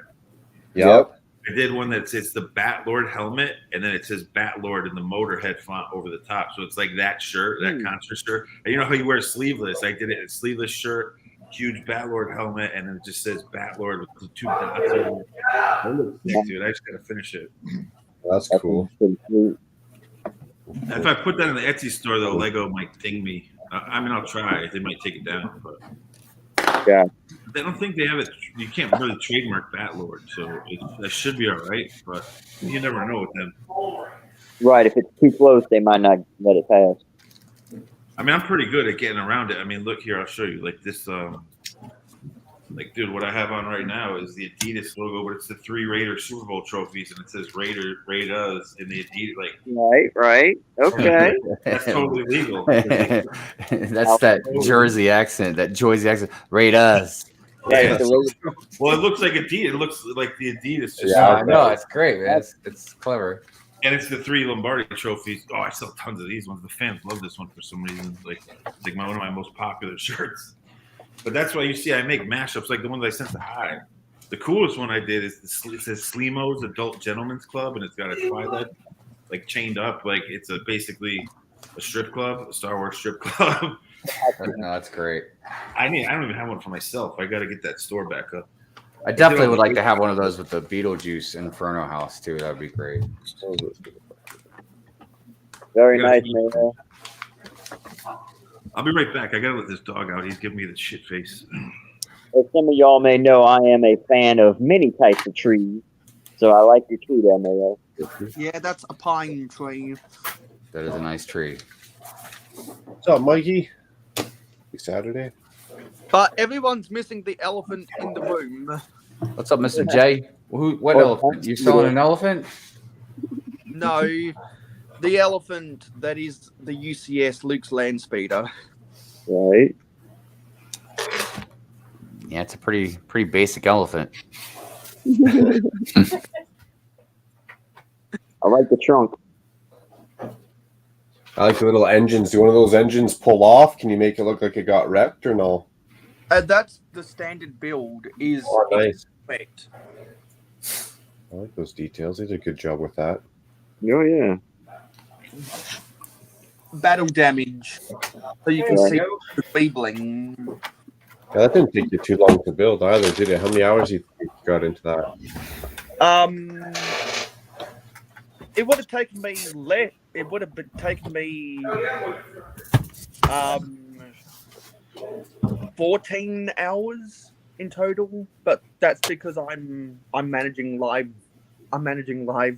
chat when I'm building. Yeah, exactly. You're talking, reading. Oh, I got stars of congratulations. I like it. I made that step complete. And so now I can move on to bigger and better things, aka Paradise a month in October. Mm-hmm.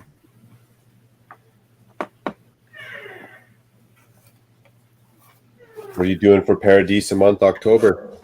I'm going to be rebuilding a bunch of old Paradise mocks that I built a long time ago before I sorted all of my Lego, and so now they need to get rebuilt because they look tatty.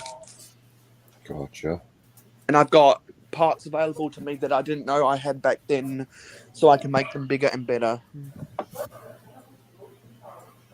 Mikey was lucky and got to go to Brickworld Detroit today. Nice.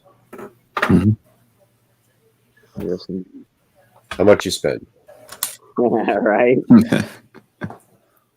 Any boxes Lego to come? Wasn't Brickworld Detroit invite only? It goes. Public for display, yes, but for public days, they have. again. Because that's how. Because Bevan's Brick said that he got an invite. I'll be right back. Oh, so it's not mass community, no public days. Interesting. That is weird. Yeah.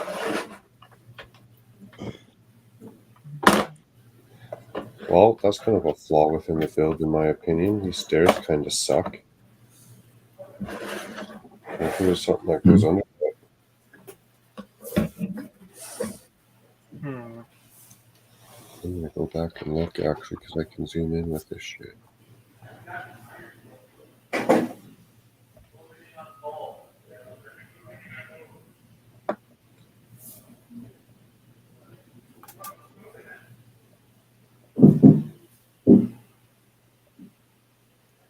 Holy.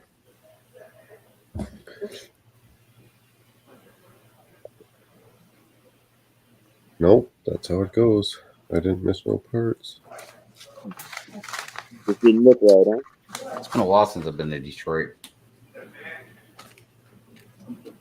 Last time I went to Detroit, I saw a concert. It was, I think it was Godsmack. No, wait, no.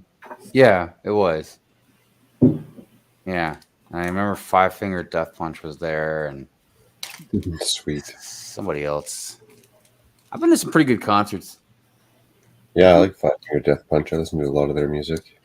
The problem with me is, and I don't know if anybody else is like this, because I'm an introvert at heart.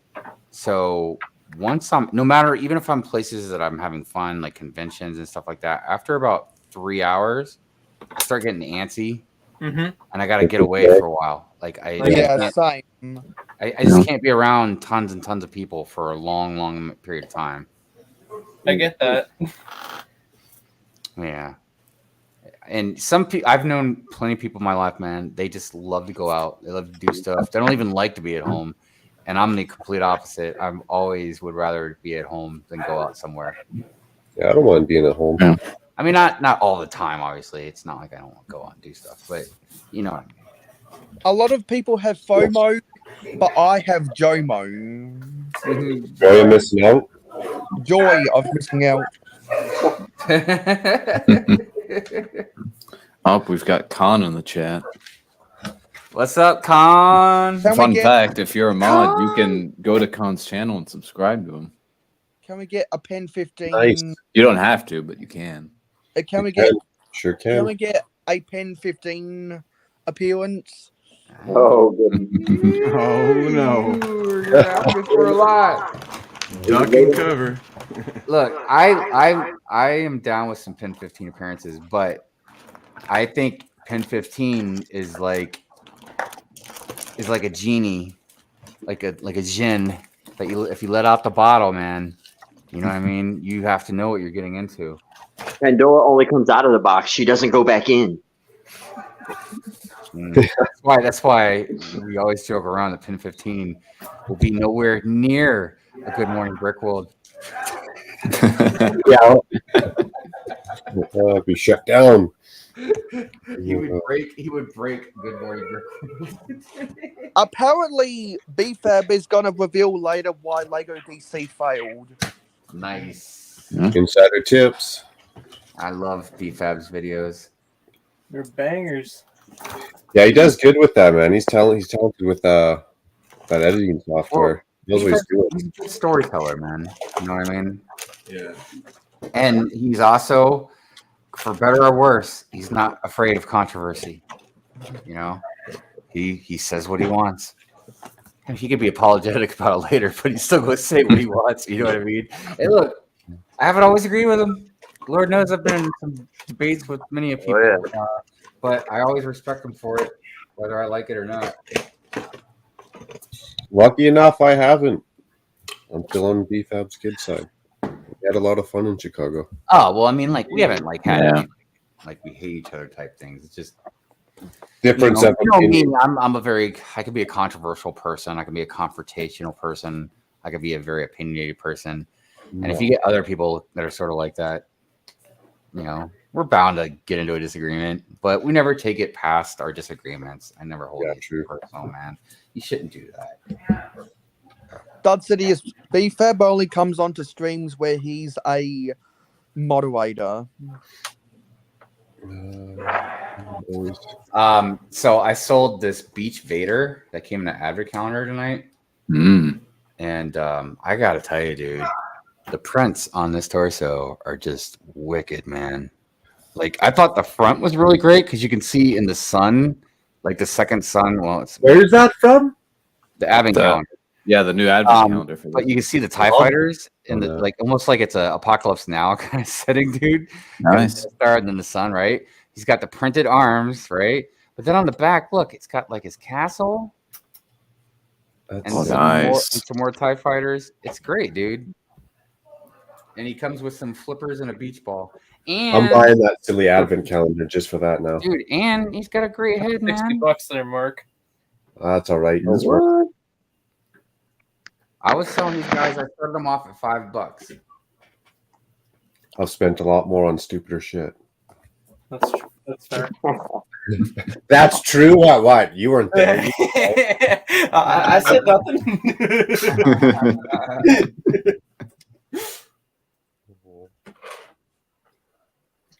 That's funny.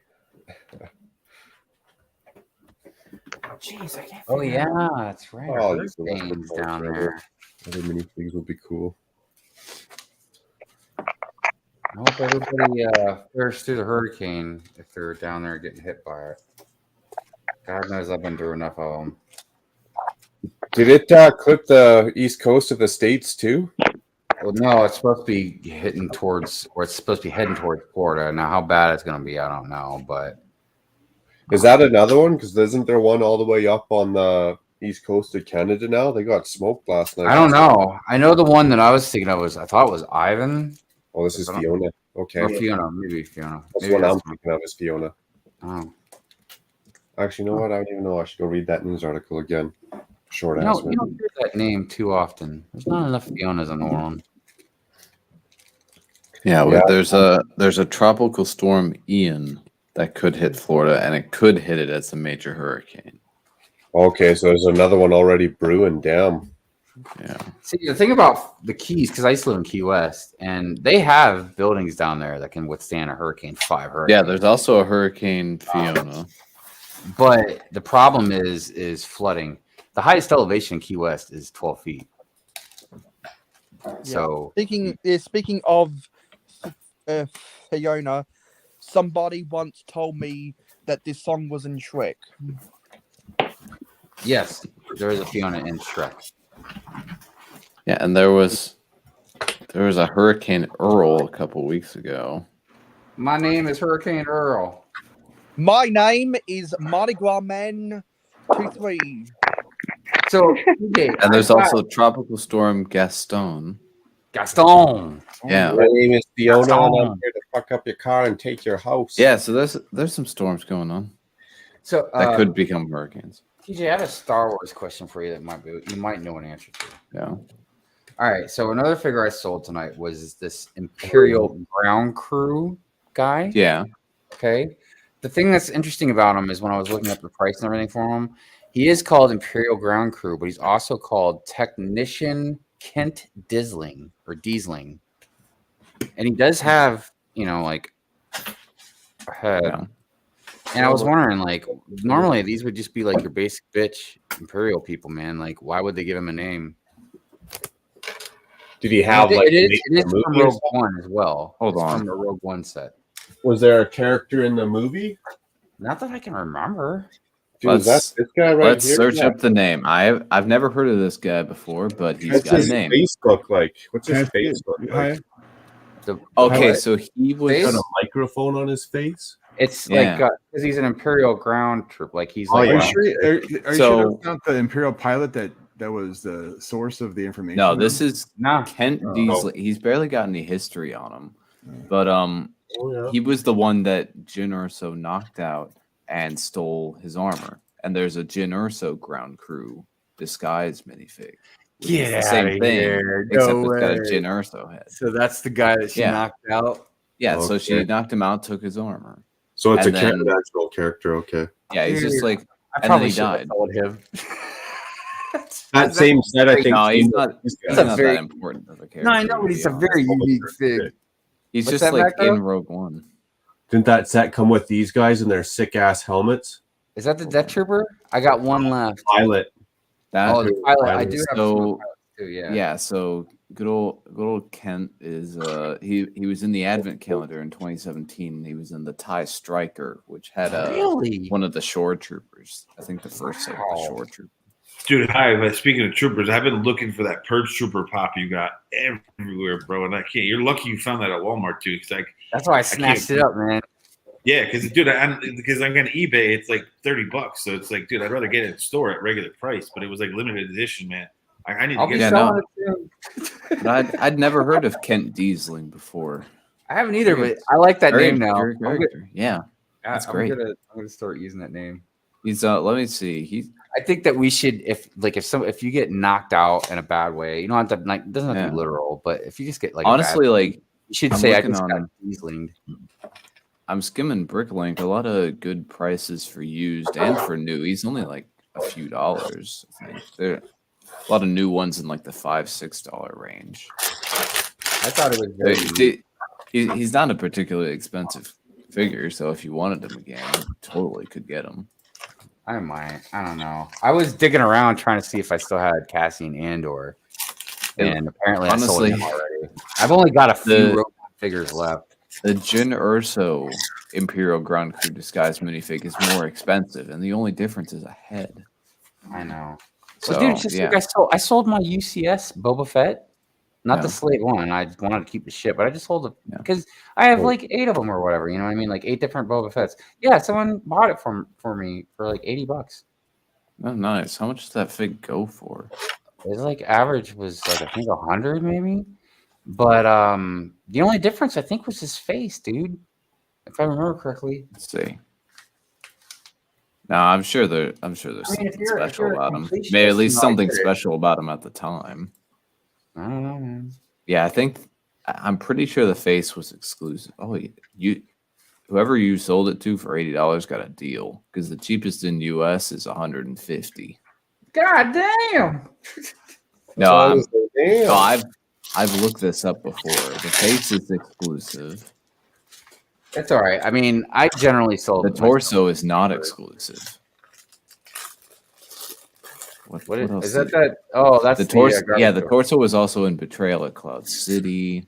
I'm assuming the legs as well. Sidious, you're muted, just FYI.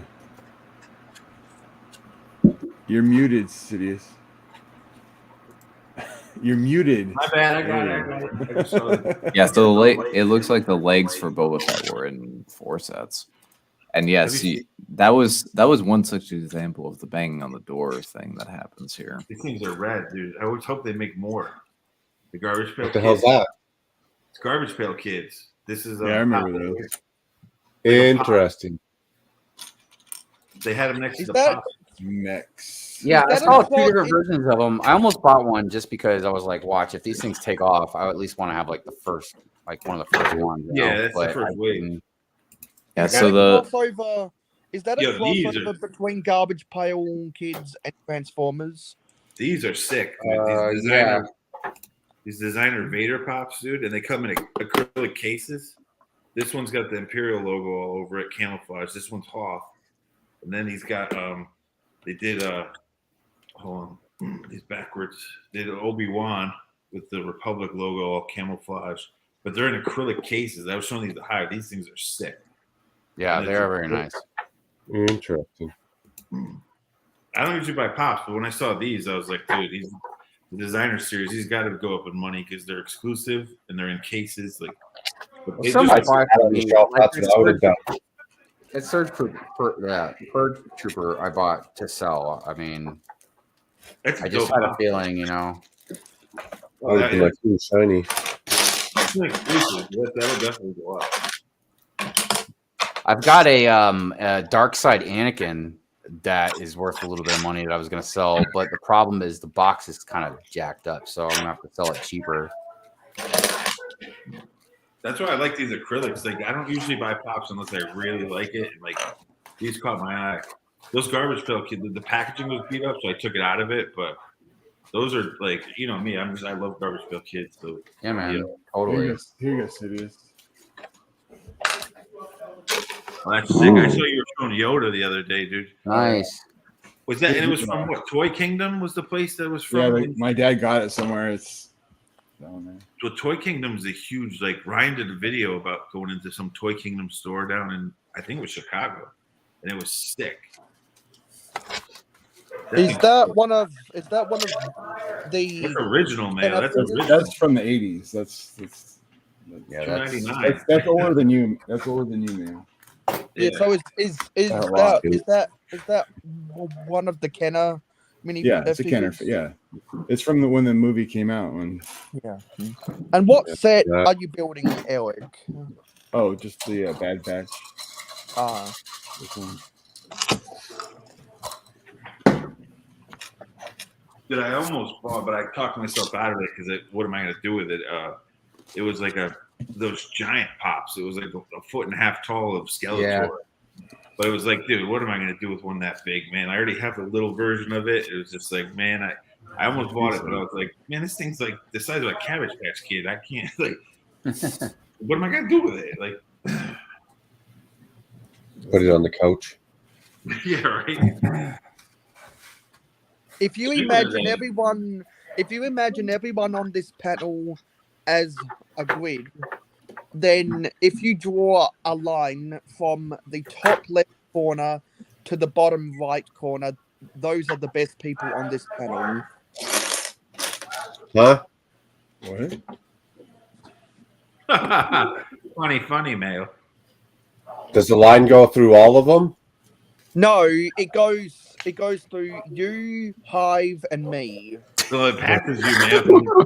If you actually go from corner to corner, tic-tac-toe here on us. It just hits you. It doesn't hit your logo. It's going to be I see how. You're a funny guy. You're a funny guy. Well, that sucked. Yeah, that just gave me a good idea. I'm going to do a Raiders shirt of the Pop and Bo Jackson because they can't sue me for that. Easy, man.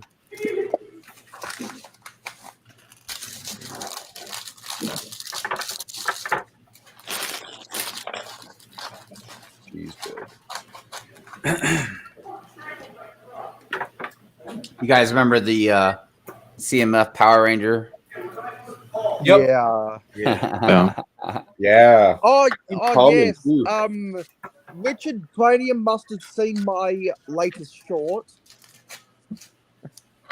People used to argue too. They were like, "That's not a Power Ranger." I'm like, "Yes, it is. It's just Lego getting away with it. That's a Power Ranger." Right. Rip it, and flex it. Power Rangers episode. Try this again. I remember when I was a wee lad, I watched a little bit of Power Rangers, but I don't know, man. I just didn't get into them as much. Yeah, just kind of back at options, and you'd watch it. What's up, Squidman? Yeah, Squidman. That giant Skeletor pop though, the packaging was all messed up because it's so big. When you get those big ones, when they're on a shelf, especially at Walmart, it gets all dented and they just look like crap. So you have to take it out. Garageland Studios in the house. They know you don't want to open it anyway, so why not sell it with the case included? He was talking about the pops. Call the police. Oh, it's okay. It's just some drunk college kids. I mean, think about it. I would like to refer to it's Saturday night. It's just it's freshmen who have probably never been away from home for this long and now have the freedom to do whatever they want. And as such, they act like children. Free entertainment. Love it. Instead of acting like adults. Yeah, exactly. I like to refer to GLS as getting Lego suckers. Hey, TJ, from mommy. That's GLS, getting Lego suckers. See, I'm fortunate that in Australia, universities are within metropolitan cities, so I don't have to live in a dorm, unlike the unlike international students. You should see it at Fairfield, Connecticut, where my parents live. It's a beach town. Dude, the Fairfield, there's college students there. They all have beach houses and shit, like bigger, like huge house. It's like, damn, you guys are loaded, man. Like these college kids party like literally on the beach. They have like beach houses. It's insane, dude. Yeah, trust on kids, damn. Yeah, exactly, dude. They're all from like Long Island and northern Jersey, and like they're from all the like the rich areas, and then out like also Florida and other places. But it's like, dude, they have like serious like houses on the water, like rows of them. It's nuts, dude. Is it pricey to live in the dorms? Yeah. Yeah. It depends on the school, but Yeah, exactly. A bit. Okay. There's positives and negatives. Sometimes it's cheaper to live off campus in an apartment, actually. Yeah, we get apartments close by actually, so I could have if I really wanted to. But, yeah, most colleges do. Yeah. I mean, if you're fortunate enough, if you live close to home, you can just stay at home. Yeah, some people can do that or commute, but I live 3 hours away, so that wouldn't work for me. No, that was like Mrs. Hive. I mean, her parents lived up in the Upper Peninsula of Michigan, and she was down in wherever the fuck our main college is down there. I don't even know, dude. But I know it was in the southern part of Michigan. Michigan's a big state too, dude. To go north to south, it's a hike. Yeah, I think 6 hours. Yeah, because I can't remember if she was with the college that had the Spartans or the one that had the Wolverines. Oh yeah, Michigan Spartans, State is Spartans, and then Wolverines. Ann Arbor is Michigan, and then yeah, I forget the one for Michigan State. Who won again, by the way, today? Shout out to Brent from ACOB. Ohio Did Michigan win? Yeah. They almost lost. They look like garbage. They look like garbage, though. Yeah, well, they were like how the Raiders were last week. They were blowing them out, and then they just gave up in the third quarter. But they won by a touchdown. Like so, Dude, they were down like 13-10 in like the first quarter or whatever. Yeah, but then they went up. They were up by like 20, 25, and then they went. Then they came back like two scores, and then right at the end they won by a touchdown. Does anybody? The most important thing we need to talk about college football is what was the Alabama score? I don't know. I only watched the Michigan game. It was on in the background while I was doing stuff because I cannot wait to play Ohio State in November so I could shut Brent up. Because the answer to anything college basketball is roll tide. Dude, the biggest rivalry in sports, one of them is definitely Michigan versus Ohio State. They hate each other. They're worse than the Yankees-Red Sox rivalry. Like they hate each other. I'd argue that Duke North Carolina is bigger than Michigan Ohio State. You're nuts, bro. Look at ESPN. It's the number one rivalry. Is that they say it's almost worse than the Yankees-Red Sox. That's bad. I think everybody hates Alabama. Yeah, that's true. Just so that means everybody hates me and Stephen A.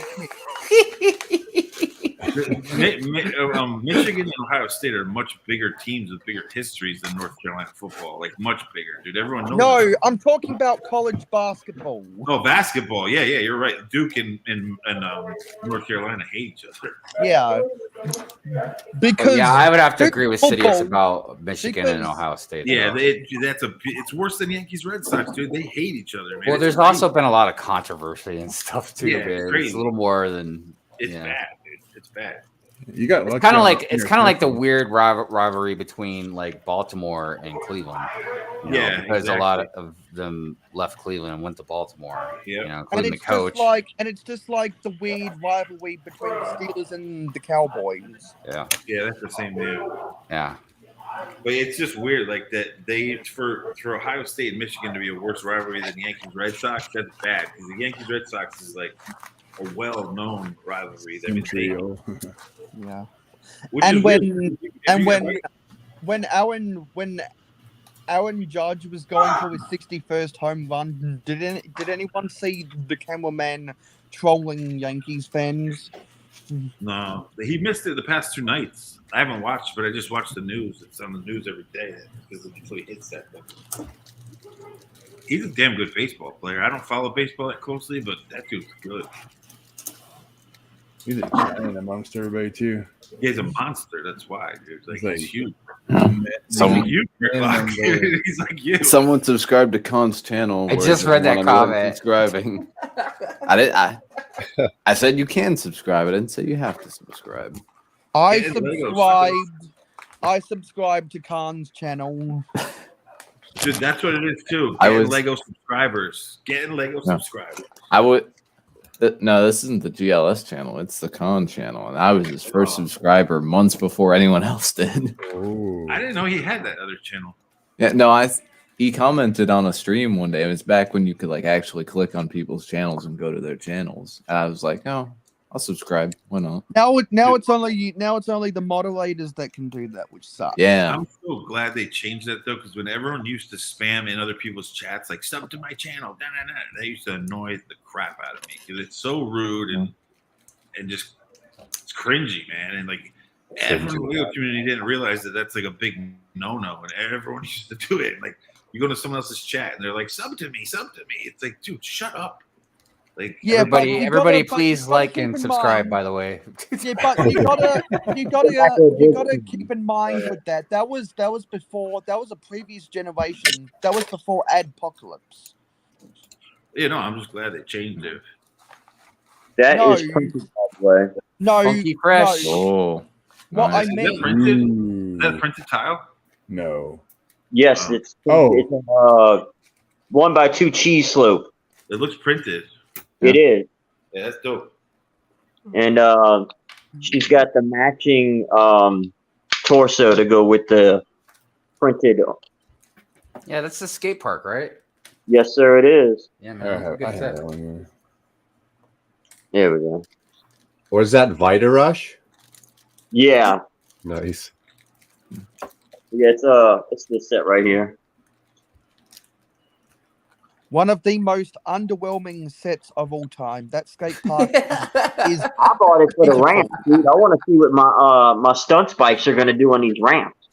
When did that come out? That's a good idea. Hey, they're gonna face plant. What's the set number on that one? Can't see it from here. I got like that one might hit the roof. 290 set. If you want an actual skate park, go back and look at images of the X Games. Yeah, skate park 2021. Yeah, it's actually retiring this. That one retired last year. The X Game sports sets back in 2004. They had epic quarter and half pipes. I brought the 6-pack tonight, Mike. Dude, I missed them. I'm pissed on Eclipse Graphics. I missed they did little Pabst Blue Ribbons ones like that, and they did old Krylon aerosol graffiti cans, and I missed them. Angry about that. Yeah, that would be sweet. Some PBRs. They used to have PBR. I forget what they called it. They had a clever name for it. Right. Dude, I can't believe he's starting to. He never Eclipse used to never like. He would do like what I do with the t-shirts, like kind of borderline make mashups, but he would never like write like now he's writing like Thor and he's writing the names of things, and that's not smart. He's gonna get dinged. Yeah, you can't go too far with it. Yeah, he's starting to get it is possible. You know, he might have gotten like permission to do it. It's a lot of money, man. It is, but unlikely. But it costs a lot. I mean, I don't know. I'm just. Yeah, no, you're right. He could have, but it's very, very expensive. Stud Sidious, what I was saying earlier is I think with the new generation of kids who watch our videos, yeah, because after Adpocalypse, the culture changed, and the people who were spamming all that spam stopped doing it because YouTube comments are a copycat league, and so once people stopped doing it, other people stopped being copycats. So it's not that YouTube it's not that YouTube changed their system. It's that the culture changed. Well, in the beginning, it wasn't just mods. People used to be able to throw links in the comments too, not just mods, and they changed that really quick. So that Yeah, but I'm specifically addressing I know people what you're who saying. comment. I'm Yeah. specifically addressing people who comment first or sub to my channel. Yeah, I know what you're saying. And Yeah, it's just I come the from the culture advertising world, so that stuff annoys me because that's like a huge no-no. Like in the advertising world, you don't do stuff like that. I mean, and I know kids don't know any better, so it just drives me crazy. And I think kids are smarter. Are smarter 4 years later with that kind of stuff. Because it doesn't even they don't realize it doesn't work. Those tactics don't work. So I think over time they start to realize that because there's still people who comment like first or sub to me, but they notice that like that just doesn't get any attention. So there's no reinforcement in there, so they have to do something different. Dying habit. They learned on their own that it doesn't work. The positive reinforcement that they want is more subscribers, and they don't get that. Yeah, it does the opposite actually. Well, sometimes it takes people, they don't understand certain etiquette, or they haven't learned it yet. Yeah. Oh, I get that. It just drives me crazy because like that kind of stuff, you do that in advertising world, you get fired. Like it's just bad. It's bad. Oh, wait. We might be talking about two different things. Hold on. I thought you were talking about people asking to sub to their channel.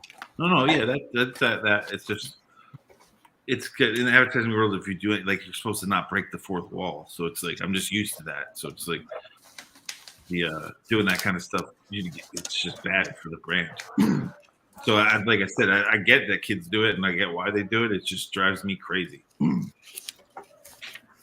I've got a funny story to tell about all of that spam. So I'm a member of the Blitzar, and he used to get people commenting first and sub to me whatnot all the time. And so when he doesn't like that.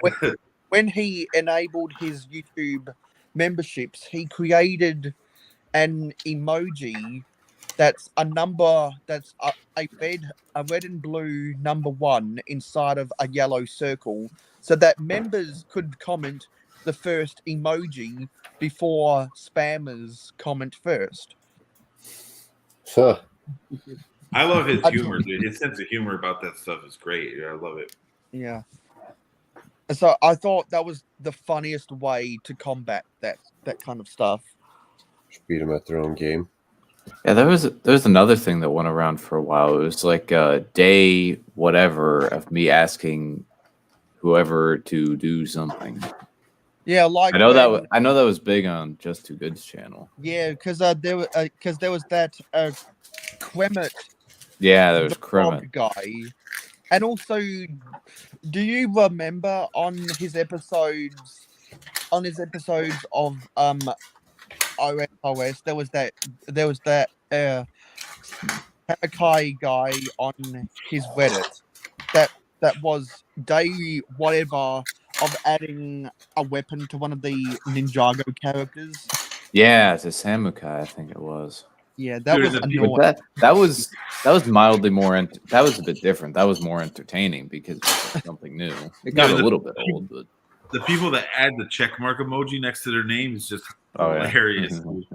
It's like, what, you bootleg piece of crap. Like, no one's falling for that, you little fool. Like,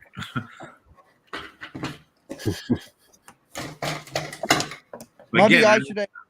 Maybe I should add that check next to my name.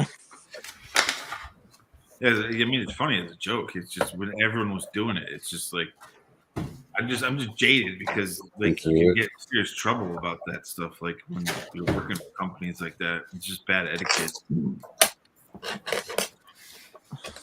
Like people that buy followers, they don't realize that that's. There we go.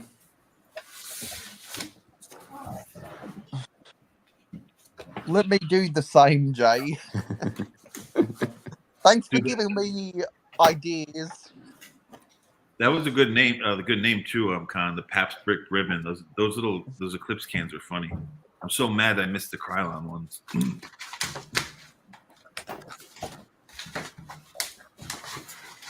Because he was a real graffiti writer back in the day. I could see it in his work.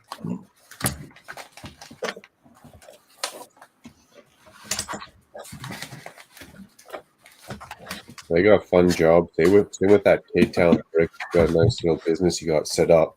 And it'd be fun to do. Come up with all those designs. I need to order some of those, like the Magnum pistols he's got on there. I gotta go to Clips and get some of those. The snub nose revolver, because I'm building an Italian social club. Like in New York City and Brooklyn, there's a lot of like little corner Italian social clubs, where kind of like what John Gotti used to stand in front of. They call it the Hunt Club. It's like a little brick building, and so I'm building a little one of those with some little gangster, Italian gangster minifigures. Nice. I'm slowly building it, little modular. And I want to get some of those guns from him for that, to put in like the drawer of the desk and things like that. He's got the dual molded ones too that are nice. They're like $7 a clip though. For one little revolver, just to have a brown handle and a black, like the rest is black, like the barrel. It's $7. Wow, for that small piece. That's a minifig. Damn. I just get the all black ones that are like $1, but I think he's getting them from Brick Arms too.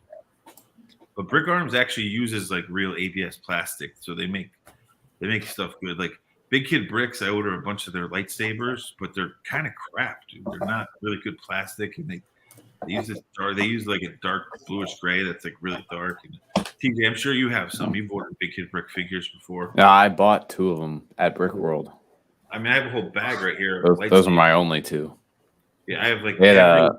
They had buy one get one half off, so now I know, like, don't bother ordering it online. Just buy it when it's at Brick World because it'll be cheaper.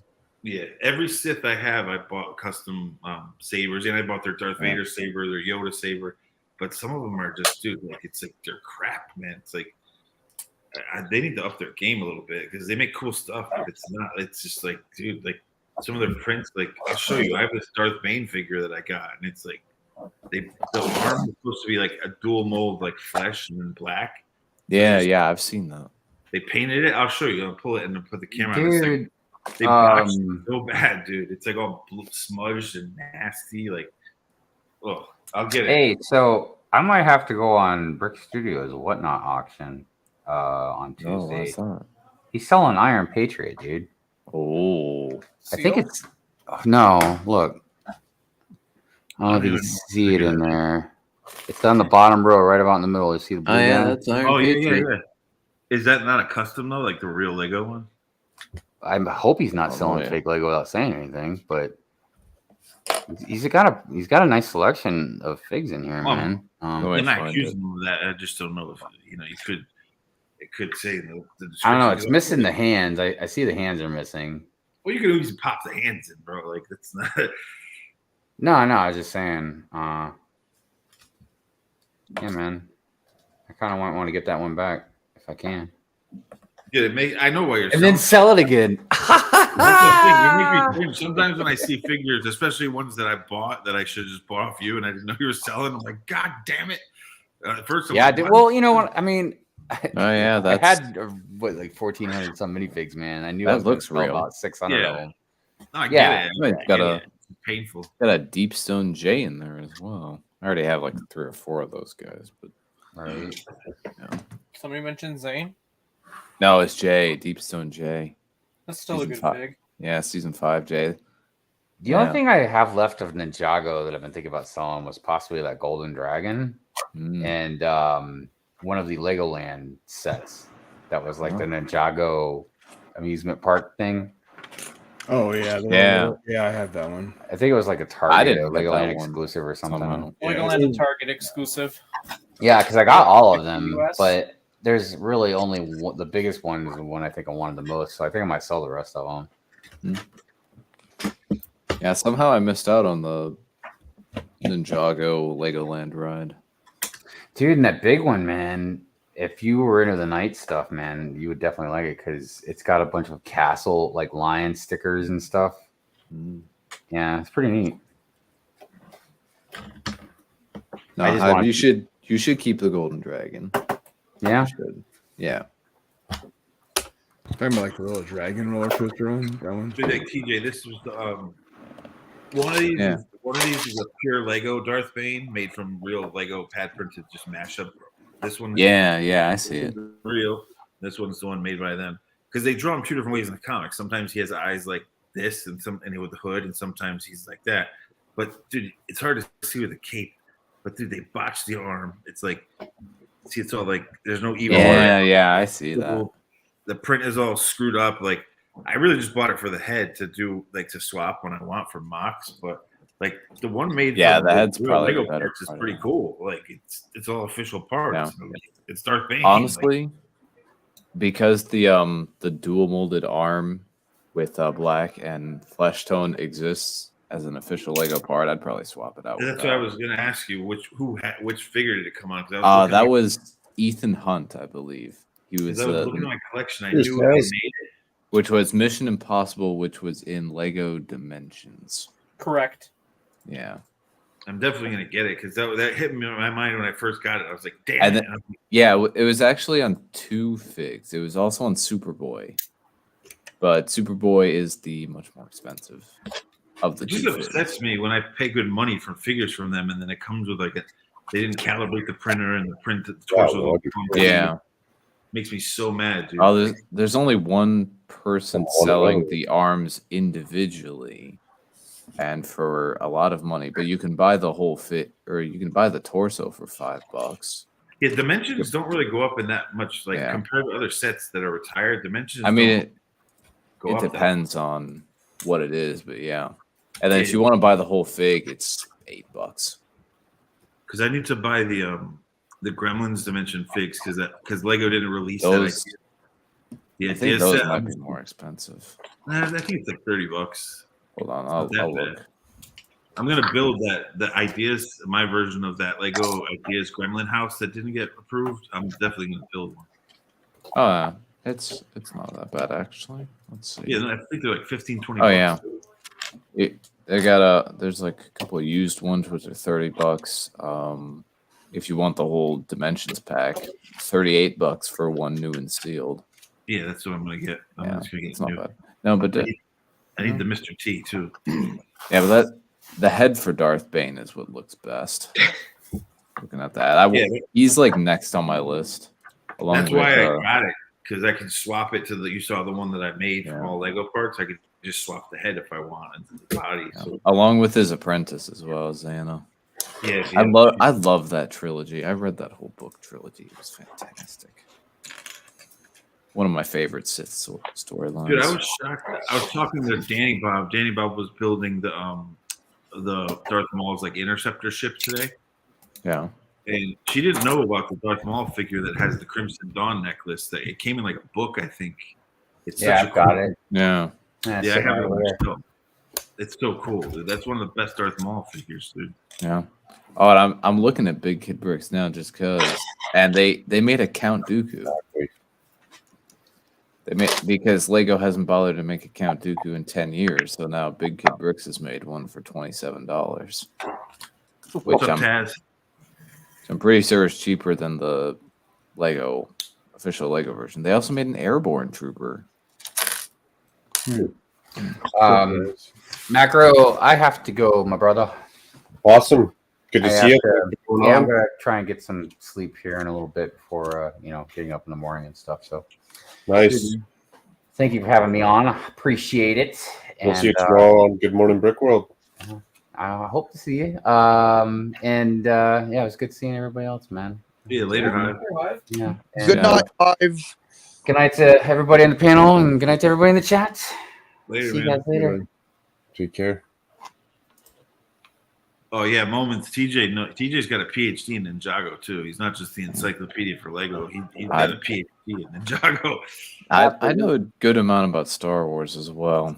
I think the Hive's gone. I can say this. I think the next time I see Big Kid Bricks at Brick World, I'll probably buy the custom Revan that they've got because I sold Hive my official Lego Revan, and now I can buy a custom Revan that's like a third of the price.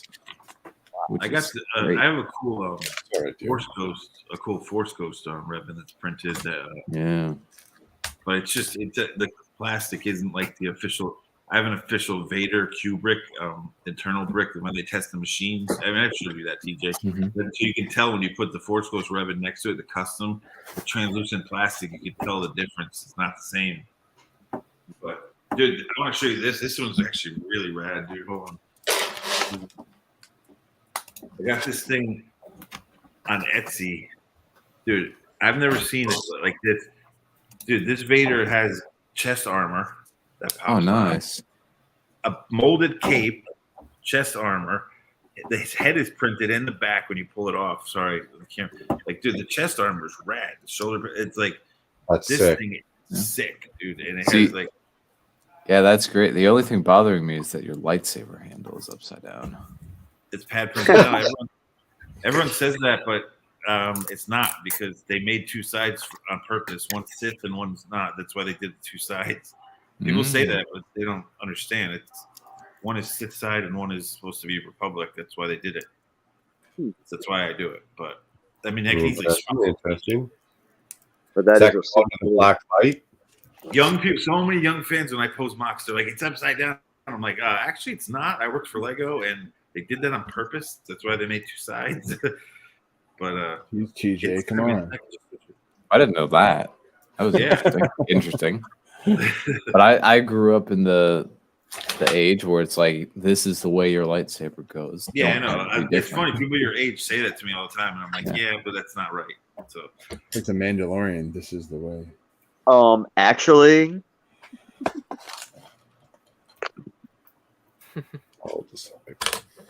That's funny. It's crazy. This I've never, and it's pad printed. I've never seen. Besides, the color isn't like the real. Like here, I'll show you. This is the real one. Was it pricey? No, or whatever. It was actually on sale for 60% off when I bought it, dude. So it was like, I got it for like $11. Oh wow! But here, hold on. I'll show you the thing just fell off. Give me 1 second. Of course, I just dropped it. You could see the color difference in like. One is real. This one's without the cape is real. Official Lego brick from they test machines. This one, you can see the color difference. See the difference? Oh yeah. But when they're not together, you can't tell at all. You can't, like, this just looks cool. But I mean, obviously, it's so much cooler. And it's and like I said, when you take the head mask off, his face is printed. His head is printed. Like, but these are rad. Check out these, dude. These are what I picked up that are sick. Also pad printed. Heavy infantry Mandalorians. Check these out. Oh wow! You got the Imperial one, a Jedi one. I love this burgundy and tan one. Then the backs have all the weapons, like they're pad printed, dude. These are pretty, and these were all 60% off, dude. I got them for like $8 each. Trippy. This is the way. Yeah. I gotta figure out a good mock to use those for. Mikey J's asking, so you worked for Lego? Yeah, many years ago, probably like 12 years ago now. I was I worked in the marketing department as a creative, so I did minifigs, packaging, marketing materials. Fizzy was a graphic designer there. And then I was a creative director there for a little bit. They promoted me. They wanted me to go to Denmark, but I wouldn't move there. This was like, it's easily like 12 years ago now.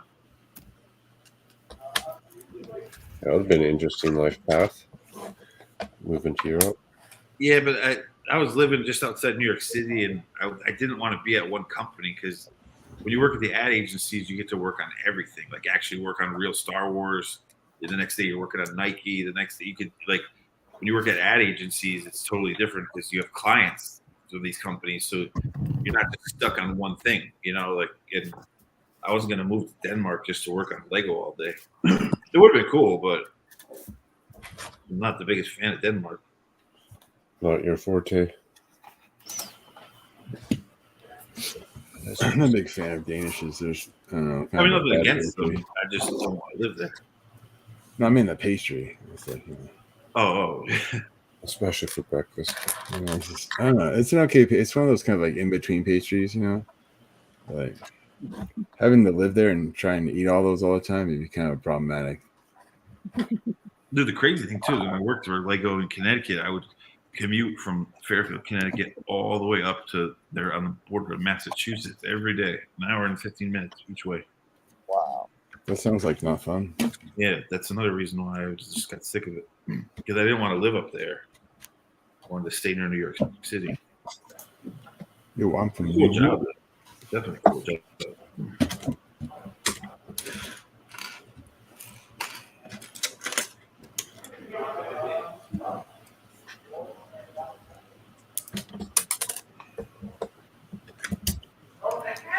He's asking where are some things you worked on, like what's like sets or anything. What was it back then? I worked on a lot of stuff. Trying to think like the big ones, because they weren't like heavy into the licensing. They were starting to do it when I was there, but I don't know. I've worked on a lot of stuff. Like I did some minifig prints. It's a lot. Next time I'm on the show, I'll bring up my portfolio or show you. I'm trying to think of what it was.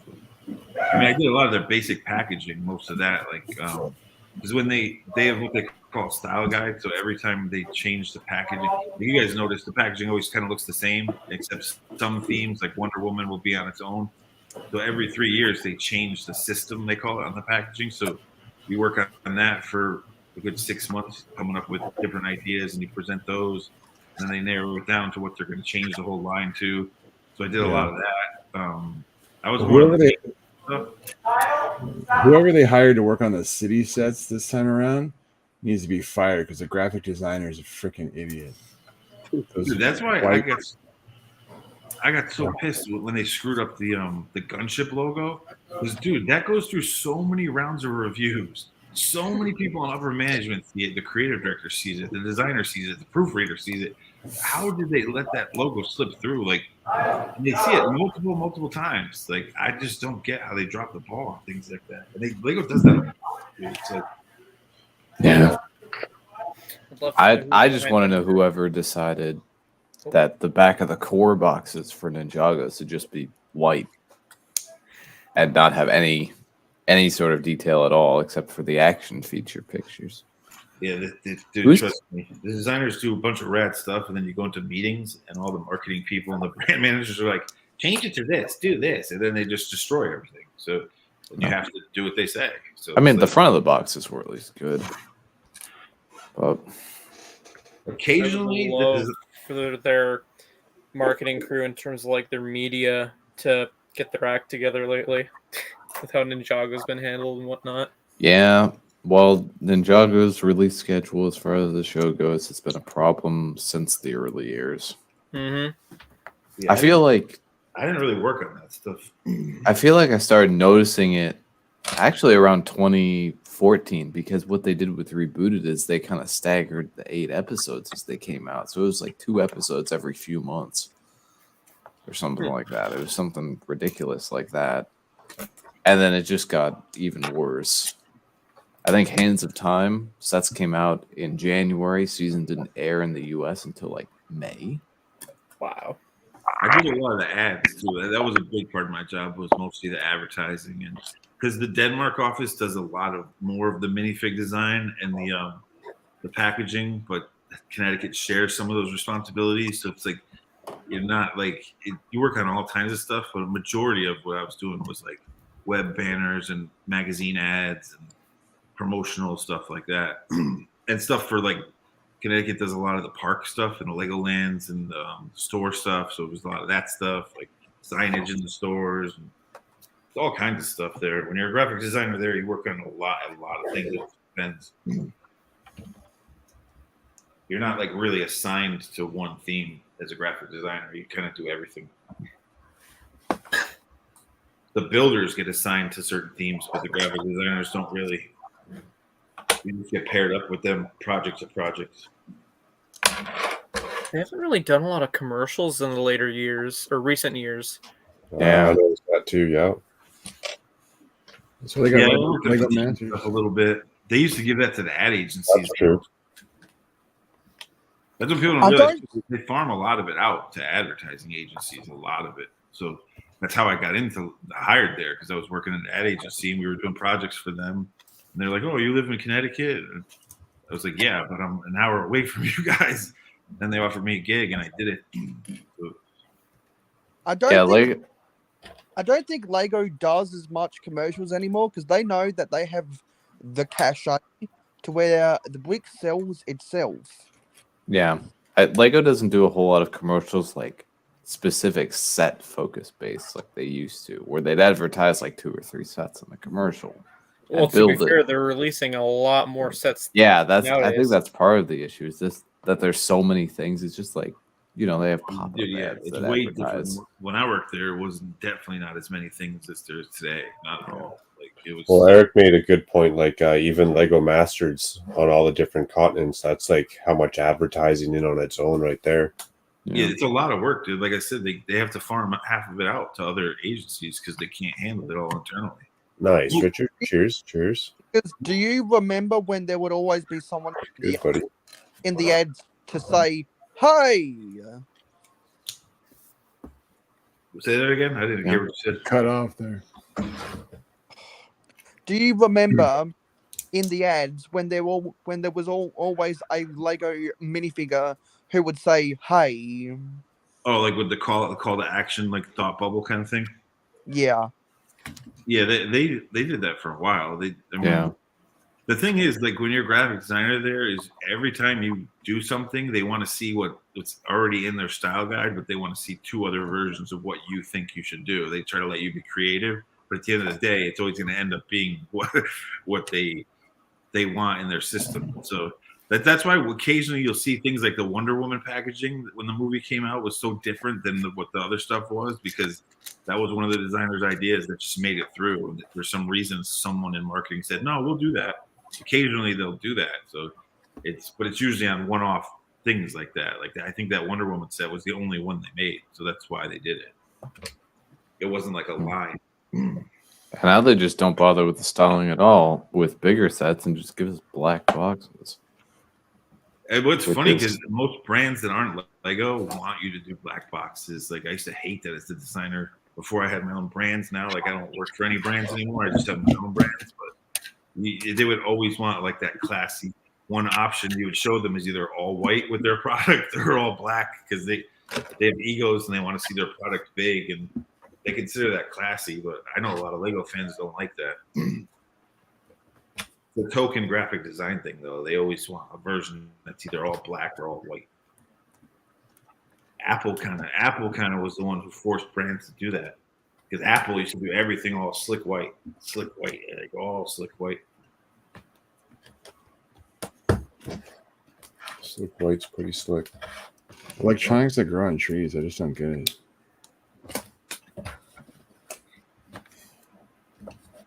Dude, the crazy thing is, I went to high school with Justin Long, the kid from the Dodgeball movie, and I'm just remembering now that he was in those huge Apple campaigns. He used to wear the hoodie and the jeans, and he's like, "I'm a Mac," and then the Google guy would come in, dressed nerdy. I went to high school with that dude. 11 bags in this set. The instructions are online. The instructions are pretty cool. I wish Lego did this with their online instructions. That's another thing I used to do a lot. Is yeah, you can download all the instructions for all their sets. See, Mike. No, but like the regular Lego sets, like if you could make like the Ghostbusters headquarters, if you could spin the online instructions around and stuff, can you do that? Type in the set number. See if it's there. Oh, I'd have to get out of here. I don't want to do that and lose my spot. And then I got to come find this crap again. I don't know how to do that on this interface yet. But I am going to go check that out after. I'm going to actually write that down. Speaking of working at Lego, I miss Kevin Hinkle, man. He was on the he pops into the Friday night streams once in a while. Like I miss his streams. I miss his live streams. I used to go on his live streams all the time. He streams on Twitch now. Yeah, I got to check that out. I haven't. Yeah. Ever since he kind of disappeared from the community, I just haven't seen any of his stuff. What did Kevin Hinkle actually do? Because I was never caught up with Kevin Hinkle. He was a community manager for a while, and then they moved him into the marketing team, kind of where I used to work. But I was already long gone when he was there. And then when they laid everyone off, they kind of just eliminated his position. So I don't know what Lego like. So Lego don't have community managers anymore. No, they don't. He used to be one. I think Hope Castle was one too. I don't know. No, he worked at a Lego store, I think. Oh, he was at the store. Maybe several. Yeah, he was at one of the. He was at least one of the stores, maybe multiple. There was another guy, I forget his name, like because I was already long gone from the company when Kevin was there, but that like kind of replaced Kevin, and Kevin like weaned him in, and then there was like 3 people that had Kevin's position. Kevin had it the longest, and then they eliminated it and they put him in marketing, and then sales dropped and they laid off like 500 people. And unfortunately, he was one of them. Yeah, I feel like I remember that discussion. I have no idea. It's been a while. And Kevin Hinkle, though, is one of the reasons why Ninjago is an evergreen theme. Like, yeah. Thank you, Kevin. Story, TJ. Yeah, I've heard that story. Saved Ninjago. Yeah. I mean, it wasn't just him, but he was a big factor in how it got saved. And it wasn't even his intent to save it. It just kind of happened. But... Yeah. I'm happy that it did. Yeah. It continued on. My wallet is not happy that it continued on. I'll tell you what, though, designing the instructions is a pain in the butt. Nice, Magic. Thanks for letting me know there's an app you can download. Well, now they're eliminating that with the instructions as well. Well, they still have to design it digitally. The designers still yeah. have to do it. Now they don't have all the fancy artwork on the cover anymore. Yeah, but the designer still has to make all the images still and do all the same thing. They just won't print it. It used to be a pain in the butt, though, because designing what they call pagination with pages, especially the bigger, thicker it gets, the worse it gets. And because the way it folds and everything, you don't design it in order. You do like what they call 4-ups or 2-ups. It's like you got to put some thought into it. It's a pain in the butt.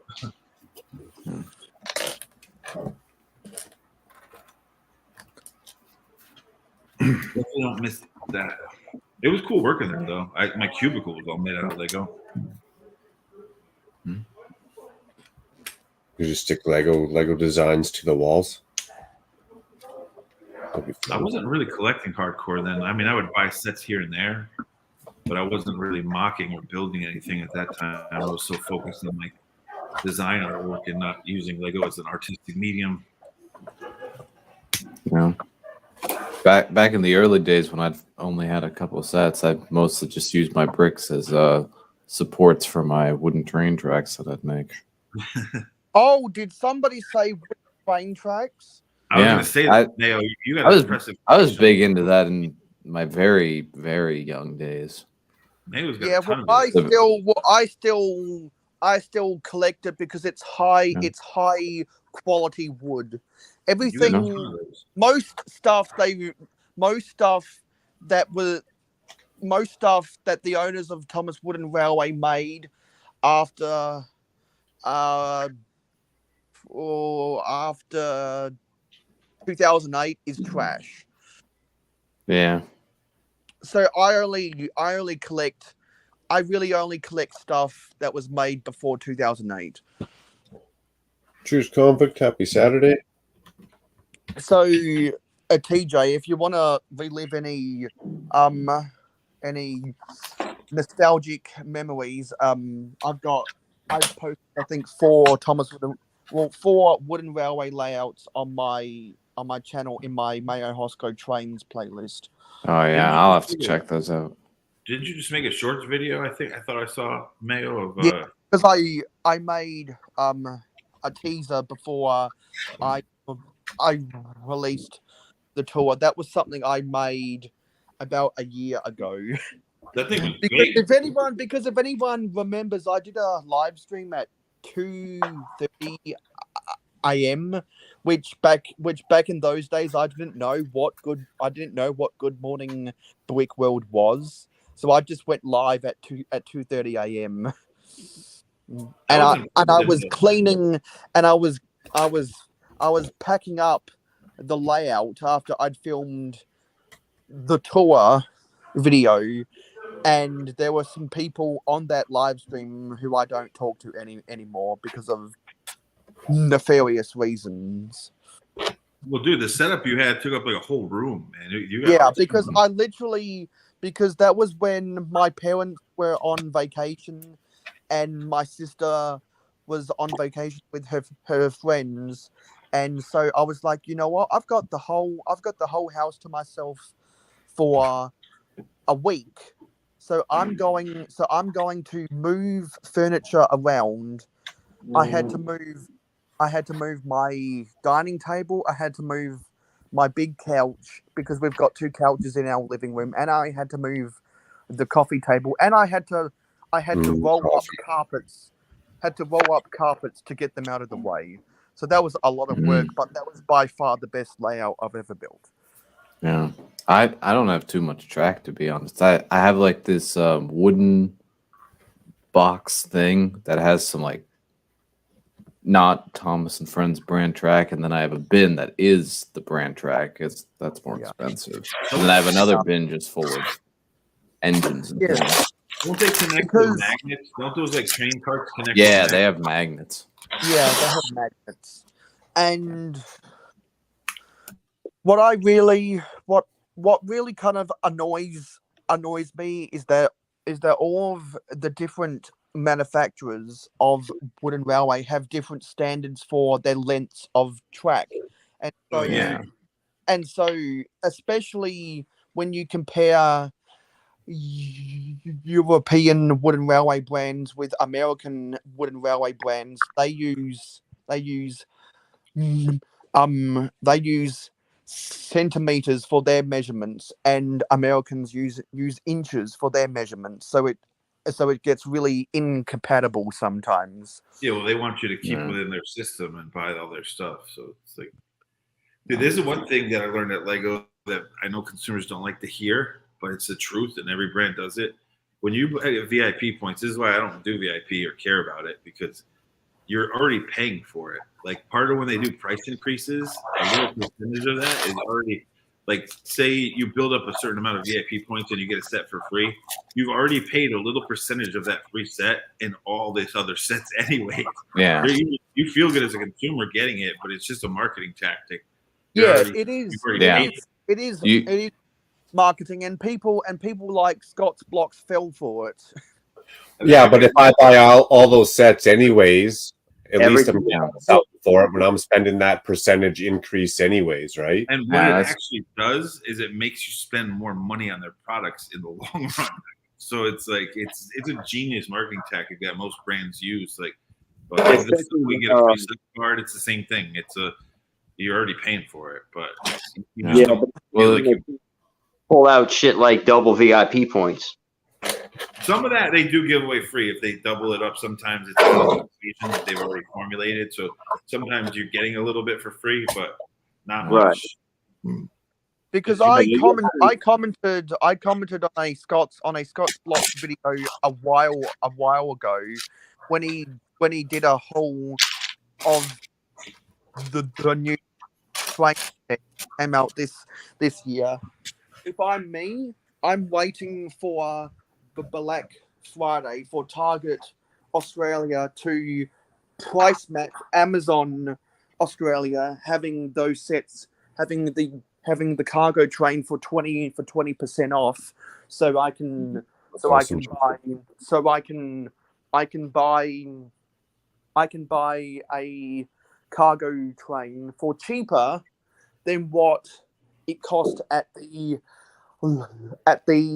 Lego store after you subtract the value of double VIP points. Oh wow. Because not many people think to do that. Wait for a big expensive set to go on sale for Black Friday or Boxing Day or post Christmas sales. Not many people think to wait for them. Every time I do, or VIP double points, all the big sets I want are always sold out so fast. Dude, I always feel bad for you, Mayo, when you the gift with purchases, because they do it only by like they call them sectors. So it's just basically just regions of the world, and some regions they won't really even offer the gift with purchase, and sometimes they screw up the advertising and they send the advertising from the U.S. over to the team that's supposed to send it to another country, and it's really not supposed to offer the gift with purchase, but they do anyways, and then you get screwed out of it, and it's like, well, you showed this to me, but now I can't get it, and it's always limited. They have a certain amount for each country that they're going to use, so it's like even that is kind of a hustle for them to get people to spend more money. But luckily, that never happens to Australia. Yeah, I mean, it always happens there. I always feel for Mayo because it's like, dude, they're doing that kind of not intentionally, but it is somewhat intentional. It's like, well, it would have happened to us all the time, except for we're lucky and we're just north of the state. So that too. But they consider Canada and Mexico North America. So yeah, because the trick with double VIP points is you've got to buy sets that are exclusive to the Lego store.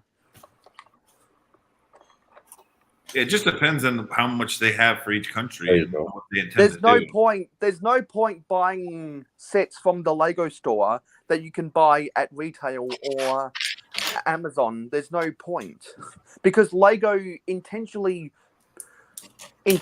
marks their prices up on their own website to get you to go buy from their retail partners. It's a similar business model to what model train companies do. They'll jack up their prices by 30% on their own websites to get you to buy from their model railway retail partners instead.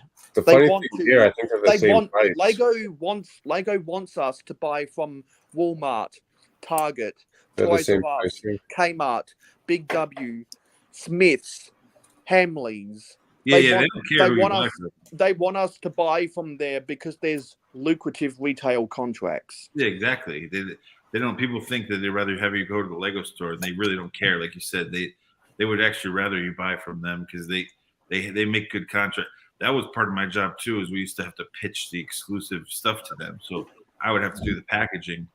So and not just for Lego, for every brand, you have to go in and they Target and Walmart have some control, and they can get to pick what they want as the exclusive, how they want it to look. They can tell the designers, I want these changes. You want to change this, change that.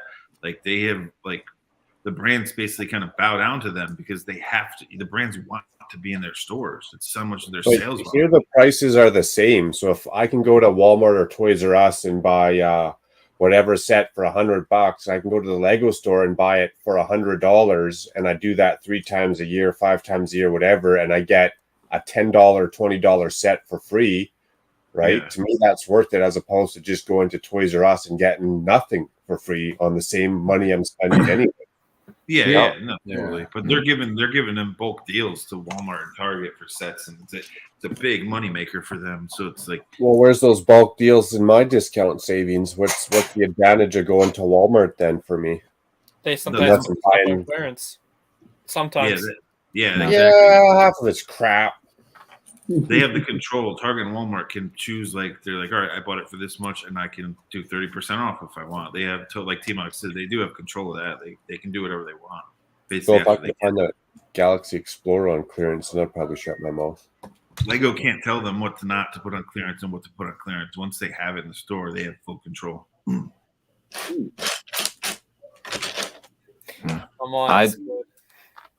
I generally try to avoid clearance because my kind of feeling on that is that if I wasn't willing to pay full price or even the 20% off on the set, I don't really need it. I just can't believe that the Galaxy Explorer in Walmart is already on sale. Like, it just shocks me. The thing just came. We were talking about this earlier. It just came out, and I was like, "Damn, it's already like $30 off." And it's not bad set. I mean, it's nostalgic for me. It's cool. It's not bad, but like I'd grab a couple and stack them in a closet. Yeah, that's a whole other set. You can get like an overpriced battle pack for the savings, right?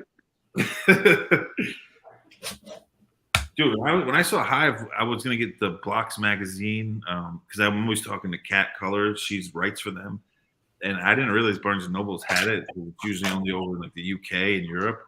But dude, that magazine is like the price of an old battle pack. It's like $17 for the magazine. Damn. Yeah, it's like, I mean, Barnes and Noble gonna make their money, but I was shocked. I was like, dude, this is what battle packs used to cost for a Pricey magazine. piece of literature there. Yeah, I'll be back in a little bit. Here, Mark, I gotta pop out. I forgot I have work tomorrow. Nice.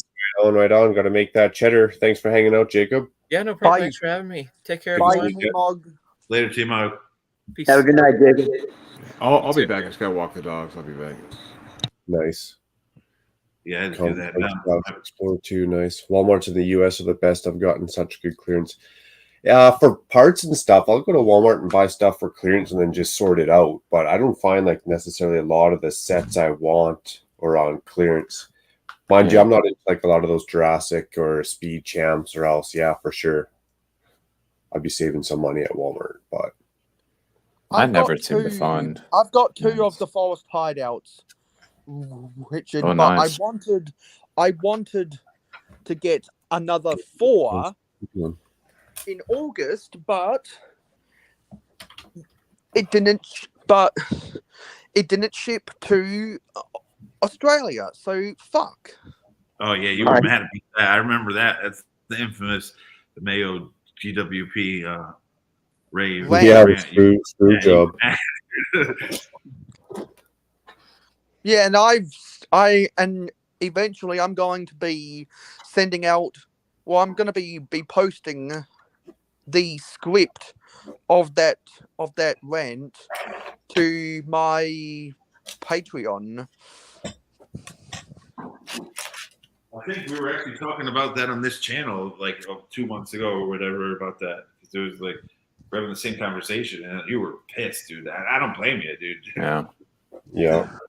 Especially on that gift with purchase, right? That's a good one. Yeah. Yeah. I was lucky I got 2. Thank you. Thank you to Artor World who helped me get the second one. But I'm glad I didn't buy the Galaxy Explorer because I realized that the Galaxy Explorer is actually available at Kmart Australia. Nice, and it might be on sale soon. Yeah, so I thought because it's a retail price of 160, not 180 Australian dollars. I'll just wait for the next 20% off sale at Kmart. What? Infamous convict, what? Just because I know we're in the same city. Indigo has Jack and the Beanstalk gift with purchase. How did I not know about a Jack and the Beanstalk gift with purchase? And now Old Asia Bricktober sets? What? Start the car. I know what I'm doing tomorrow morning. I'll just wait for Kmart to have a 20% off sale, and then I'll go buy it. And now it's out of stock on Lego.com. Hooray! I always forget that Kmart to you is like Walmart to us or Target because we used to have Kmart's here, Mayo, like everywhere. Yeah, because Kmart. Yeah, because Kmart Australia is a totally different company from Kmart US, which is dead. Yeah. I got a few Ninjago sets early at Kmart in 2016. I think that was like that was the last time I went to a Kmart. Also, I just want to make a disclosure. Whenever I say a company with Australia on the end, it's because I say that intentionally because I know they're based upon or franchised from US companies that have totally different business models because I've already researched all of that information and crap years ago. Good, because before we had Walmart and Kmart and Target, we had Caldors and Bradleys, and these were like huge. They were kind of the same kind of thing. Like that's when I was a kid. That's where you went to get Nintendo games or Star Wars figures. Like it was Caldors and Bradleys would go head to head, like Coca-Cola and Pepsi, just like Target and Walmart today. And then they got phased out, and then Kohl's came in, Kmart came in, then they got taken out. Well, Kohl's is still around, but Kmart got taken out by Target and Walmart. But in the 80s, the late 70s, and into the 90s, it was Bradley's and Caldor. And does anyone remember Sears? Oh, yeah, Sears, Yeah. That's where I got that set, that 442 set I keep talking about, the Space Shuttle Galaxy Explorer. And it's crazy because I'm looking at now it's a college, it's a community college across the street from me, but it used to be a mall when I was a kid, and the Sears was on the back side of it. So it's those memories every day when I walk my dog out that door. It's like, damn, dude, I used to buy Lego there all the time. And Sears at Christmas used to get a huge catalog, like a Bible. It was so thick, like a phone book. My parents would give me the catalog to pick out Christmas gifts, and Lego would have like 20 pages in that thing. Then I would go circling everything. Like, I want that 442 so bad because I remember buying it at Sears right across the street from my house. Every day I look at it like, damn it. There used to be a Sears in Woodfield Mall, which is near where Brick Road, Chicago is. Yeah. It closed recently. Yeah. TJ, the saddest part about that is all my lifetime warranty on my tools is gone. Yeah, from Sears. Yeah, they were known for that, dude. Yeah. TJ, before you were born, they were huge. Sears was everywhere. Yeah, no, I'd been in there a few times in that store. And yeah, it was big. Yeah. You could go buy lawnmowers there and like rider mowers and tool. They had everything, dude. They had a huge toy section. I know we got a few appliances from them back when I was younger. Yeah, exactly. Appliances. If you Google Sears catalog, and it always came out right before Christmas, it was, I'm not kidding, the size of a telephone book, all color pages, like premium. And all my friends' parents, everyone, that was like the normal thing as a kid. You got the Sears catalog handed to you, and what do you want from Santa Claus? And you go in there and circle everything. Yeah. And someone that really helped me out with all of my research about American companies and their international affiliates. You're welcome, Mayo. Was the YouTube channel Company Man. So go subscribe to Company Man. Yeah, but it was funny because it was like when they were kids, it was Caldors, Bradley's, and then Sears was the big boy. But it took a while for Sears to get taken out. Like it took a while for Walmart and Target to really push them out, but they were like the last one to go.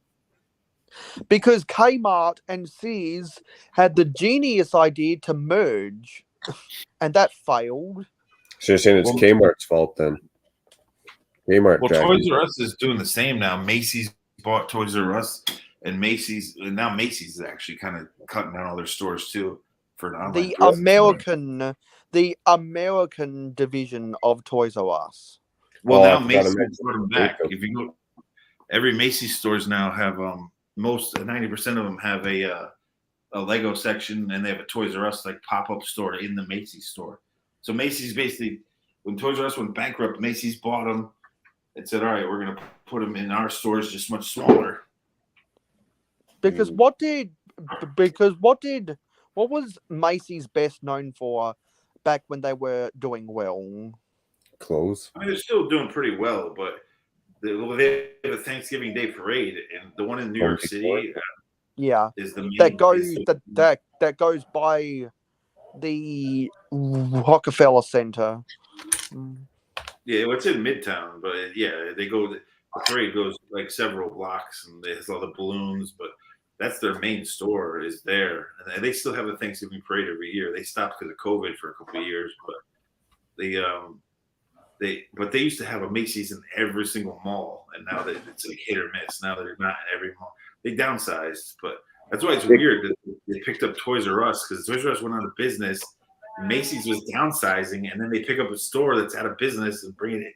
I mean, I don't know what they're trying to do, but they have a big Lego section now.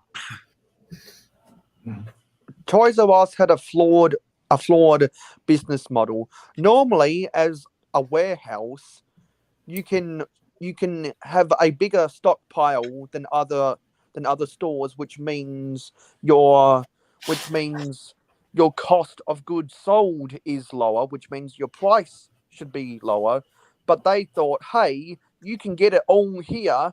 We're going to go for the convenience model, not the price model. And so therefore people got off-put by the price. Especially with e-commerce nowadays, you can see it online, delivered to your house, and you're saving money. Right. Yeah, I'm not sure if anyone remembers the department store Dillard's, but the first time I saw the Dillard's logo was in an old Lego stop motion from 2009, I believe. That was called, that I think was titled "The Mole That Had It All" or something. Well, I'm getting pretty tired, so I'm gonna get out of here. Okay. Thanks for seeing, or good to see you, TJ. Thanks for hanging out. Yeah, thanks for having me. Awesome to see you, TJ. Take it easy. Yeah. We'll see you soon again, guys. man. Take care.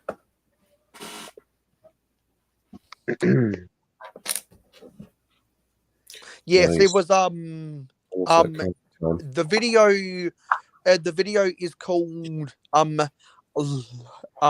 the video is called Lego in quotations Rolling Hills Mall. Okay. If anyone's interested. It was a complimentary piece. It was a commentation piece about how American malls were going bust in the global financial crisis. That's the crazy thing is they have all these abandoned malls across like the Midwest and everything, but in like around Los Angeles and New York City, all the malls never closed here. They're still all there, which is they're not as good as they used to be. But the rest of the U.S., yeah, they went up, belly up. But it's crazy that of the big metro areas like Boston and New York City and L.A., we still have all our malls stayed open. The Mall of America in Minneapolis. I think it has a roller coaster inside of it. Yep. Yeah. Well, I can explain. I can explain why malls went bust in the Midwest is because once the steel industry dried up, it became the Rust Belt. Interesting. Con knows about Toys R Us. Con used to work there. He definitely knows about Toys R Us. Those bikes are really fun. Con probably remembers KB Toys, dude. I know Con remembers that. Yeah. KB Toys was like much smaller store, but it was in every mall. It competed with Toys R Us, but it was just much smaller. It was KB was pretty big. It had like the Nutcracker little kind of toy wooden soldier as its logo, like its mascot. Like they were pretty big. KB was so popular that when Sega tried coming out, they had such a good deal with Nintendo that KB Toys told them, no, we're not going to put Sega or your games in our stores, and it would cause like a big uproar in that whole demographic. Like, but KB Toys were so much smaller than Toys R Us was like a huge store compared to KB Toys, like physically, like it was just much bigger. But KB survived.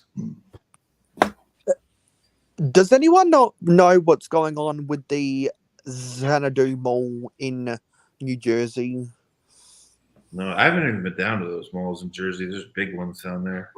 Because the Xanadu Mall has changed names and has changed owners so many times. It's ridiculous. Con, you should join the stream, man. You're up. Con knows all about Toys R Us. We got a mall on the West Bank that's slowly dying. We got a mall out in a little suburb of New Orleans called Kenner that's slowly dying. But then we have two malls in Metairie that are literally right down the street from each other. One just overwent like $2.5 million in renovations, and another one is having an entire complex added to the existing building. It's crazy to see some malls die and other malls just dump all their money into trying to save themselves. The ones here, like around these big markets, survive because they're owned by one company called Westfield. So Westfield owns like every mall from like Massachusetts, Boston down to New York City, to Philly, they have like 20, 30 malls that are all owned by them. So they can survive because it's owned by a corporation. But the independent malls, those are the ones that all died. But there's also like from Connecticut to Massachusetts, New York, it's a big demographic. There's a lot of people here. I know what you're saying. Same with like LA. So it's like they'll survive because there's a lot of people to shop there. When out in the Midwest, there's not as much, so it's more spread out. I wonder if somebody built a Star Court Mall, if it would survive. The funny thing is the mall I was telling you with the Sears across the street from me, that was not at Westfield. It was just an independent mall, and it was in the hood when I was a kid. My neighborhood was like really bad when I was a kid. The neighborhood I live in now, and it was horrible. People got shot in that mall, so they closed it. But it was a little independent mall that died. But it's so nostalgic for me because I remember going there as a kid because it was such a bad neighborhood that when I had to go there with my father for Sears, I remember because it was so bad going there. Like it was just like we never had Popeye's chicken here, but they had one there. Like we had one at that mall, which was crazy, and it always stuck out to me because I'm like, "What is Popeye's chicken?" That's from way down here. Yeah. We never. It was a southern thing. We never had it. It had big neon lights in front of it. Like it was all looking. It looked fancy too. Like, we always had KFC. Yeah. It was a very urban, independent mall. Y'all don't have Popeye's chicken, Louisiana kitchen. Yeah, we didn't have them up here for. We had when I was a kid. They had that one in Bridgeport, Connecticut. The rest, they were never anywhere around any of the tri-state area except that one. Have you ever heard of a Raising Cane's chicken fingers? Yes, I have. Sounds familiar. Oh, you have, man? Yeah, because I've read about it. Okay. I lived in Louisiana for a short time before Hurricane Katrina hit. I used to date a girl down there, and then I moved her up here after. Okay. But I was only there for about a little under a year, like 9-10 months. I lived there. I loved it though. It was dope. I lived in the 9th Ward. I was in the hood. Oh wow, yeah, you were out there, Bubba. Yeah, I was in the hood. Does anyone have a White Castle or a Culver's near them? Yeah, we have to go into New York City, but yeah, I have one like 20 minutes from me. Yeah, I don't have no White Castles around me. It's funny because they're mainly around like New York City. Like you can't even get them in Connecticut. And where I'm in Connecticut right now is literally you can throw a rock into New York City. It's considered the tri-state area. Like there's a little part of Connecticut that meets up with Jersey and New York, and so the rest of Connecticut isn't the tri-state area, and where I am is because everyone here works in New York City and commutes. Everyone lives off of New York City basically, and there's White Castles everywhere when you go into New York, but once you get out, there's none. And then I forget who it was. Someone on a stream was like, "Oh, we have them here though," and it's where I think it's in like Virginia or something where their headquarters is. I'm probably wrong, but it's one of those states. And I was shocked because I've never seen a White Castle outside of New York. And, yes. But they're wherever the headquarters is. Maybe it's Minnesota or I don't know, but they're there too. Yeah. Down here we have Castle Burger and Crystal Burger. And Crystal Burger is actually served out of Donut Shop. Yeah, the combos. You guys have crazy. When I lived down there, that's what I noticed. They have crazy combination stores. Do you? Yeah. I didn't know. I used to see them in the Carolinas all the time. Bojangles. Do they have those in Louisiana? No, I can't say I've seen that. Yeah, because I didn't see it when I never really left New Orleans though. I was like I said, I was there for a little under a year, and I stayed basically in the city area. I didn't really go out. Okay, you don't really need to. Everything's right there. Yeah, exactly. I didn't leave. Yeah. Our closest Jack in the Box is in Baton Rouge. Yeah, those I've been to. But yeah, we don't have any. Richard said he's got a White Castle in Florida. Nice. Okay. You just don't see them really, and it's weird because, like I said, the tri-state area usually they share every restaurant chain and everything because it's all one big conglomerate of people. Right. It's not. When you look at the state of Connecticut to the left, there's that little like I call it the dick that comes off of Connecticut that pokes into New York City. That little dick is considered the tri-state area because it's the train line goes up to that dick and stops. So everyone that works there are all the rich people that work in New York City and then want the families outside of the city. And then you go north, New Jersey is the same way. There's like a little circle that you circle where all the 3 states in New York City meet. And so the rest of Connecticut is not considered the tri-state. It's way different. It's all boonies and farms. So, Right. But it was just The weird. reason why White Castle, you'd only see it in New York. It was Yeah, so and weird. the reason why the tri-state area is called the tri-state area because technically the U.S. Census classifies Philadelphia and Baltimore as a part of the New York metropolitan area, which is crazy. Yeah, because I can go to Philly in an hour and a half. I mean, I used to like Mike and Ike's Candy Company and Peeps the Marshmallows. They're owned by Just Born Candy Company. Yeah. They used to be one of my clients too. So I used to have to drive down there. Take me an hour and a half to go there to meet with them, work on their stuff, and come to meetings and come back. So there's a lot. Like Pepsi headquarters is in Purchase, New York, which is like half hour from here. There's so much concentrated in the and they call it the tri-state because it's where New Jersey, Connecticut, and New York all meet together. Hence tri-state, 3 states. But Right. it's overpacked with people, and there's a lot of like business headquarters there. So that's one reason I want to work for Lego. It was way up in the boonies, like way up. I have to drive so far to get there. Like I was young too, so and I was a Lego fan, but I wasn't a huge Lego fan, like I am today. So, but it's crazy. The tri-state is a weird place, man. Really weird. Oh, hang on a minute. Are you saying that the tri-state area is different from the New York metropolitan area? Well, the New York metropolitan area is bigger. The tri-state is inside of that. So Philly and Maryland and all that are in the metropolitan area. Like if you drew a circle, it's just bigger. If you drew like a target on a dartboard, metropolitan area is the big outer circle, and then you circle the middle of it is the tri-state. It's just in the middle of it. So Okay, so the tri-state area is the city of New York. Yeah, northern New Jersey. Yeah, Connecticut. northeastern New Jersey and southwestern Connecticut. Yeah. Okay, got it. But it's people just refer when you say it, people think all 3 full states, but it's really not. It's really that little area. But yeah, it's one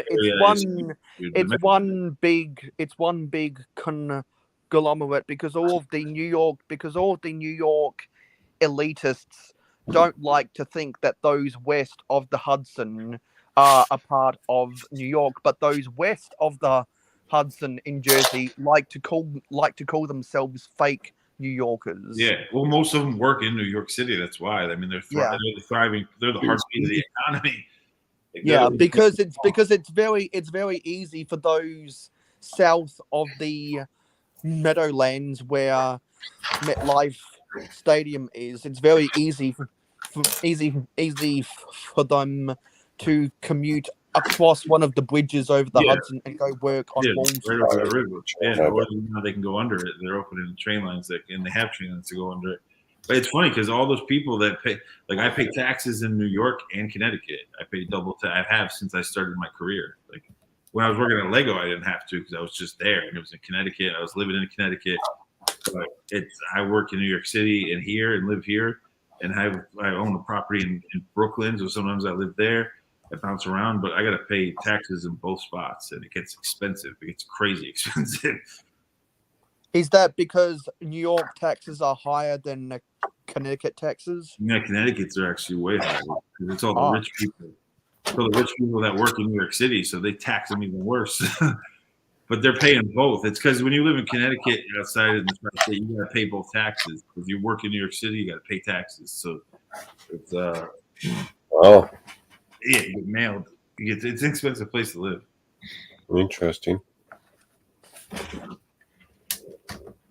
And technically, I pay taxes in 3 states because I got to pay New York, I got to pay Connecticut, and then my main business is the Raider fan clothing brand, and all my sales are in California, so I pay taxes to them too.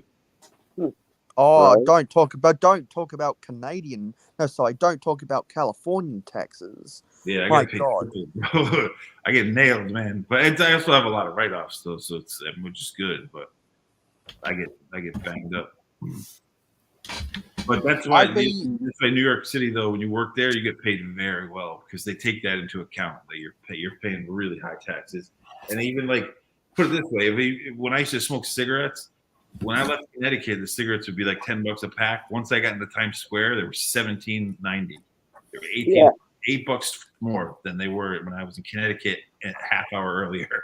So it's like it's crazy, dude. How much are the prices now? I wonder. I don't smoke anymore, so I vape, but I don't smoke, so I don't know. But they're up there probably, man. It's New York City. That's why they say if you can make it there, you can make it anywhere. It's expensive, man. But they do pay well there. They pay. The opportunities are good. They do pay well. So, but because Wall Street inflates the average wage. Oh, yeah, they definitely influence it a lot. Yeah, I got water boiling and I have to go take off here. My bad. I had to run out and help the wife into bed after she got her done there, and I got a water boiling, so I'm gonna go grab another cup of coffee. I'll be right back. All right. I'd never leave a Lego store either. And speaking of which, I might as well take a 2-minute break and go grab some fresh air if I'm up leaving the camera, right? PPP. Did Bricklink come back, or he was out with his dogs? Go walk the dog. Dude, I never realized how big in the UK Kentucky Fried Chicken is. They love that over there, man. According to like Gragland and Rich Bricks and all them, like in Brickpots, that dude's like obsessed with KFC, and they say that most people there love it. It's the gravy, man. I barely touch it here. I mean, it's crazy because in New York City and Connecticut, they have Kennedy Fried Chicken, which is like the bootleg hood version of KFC. But it's so I stay away from those places. But supposedly, I'm sure it's much better over in Europe than it is here. I mean, probably. It's that bad. It's not bad, but because when I went to Hawaii back in 2017, I tried McDonald's breakfast, Burger King lunch, and KFC dinner, and I was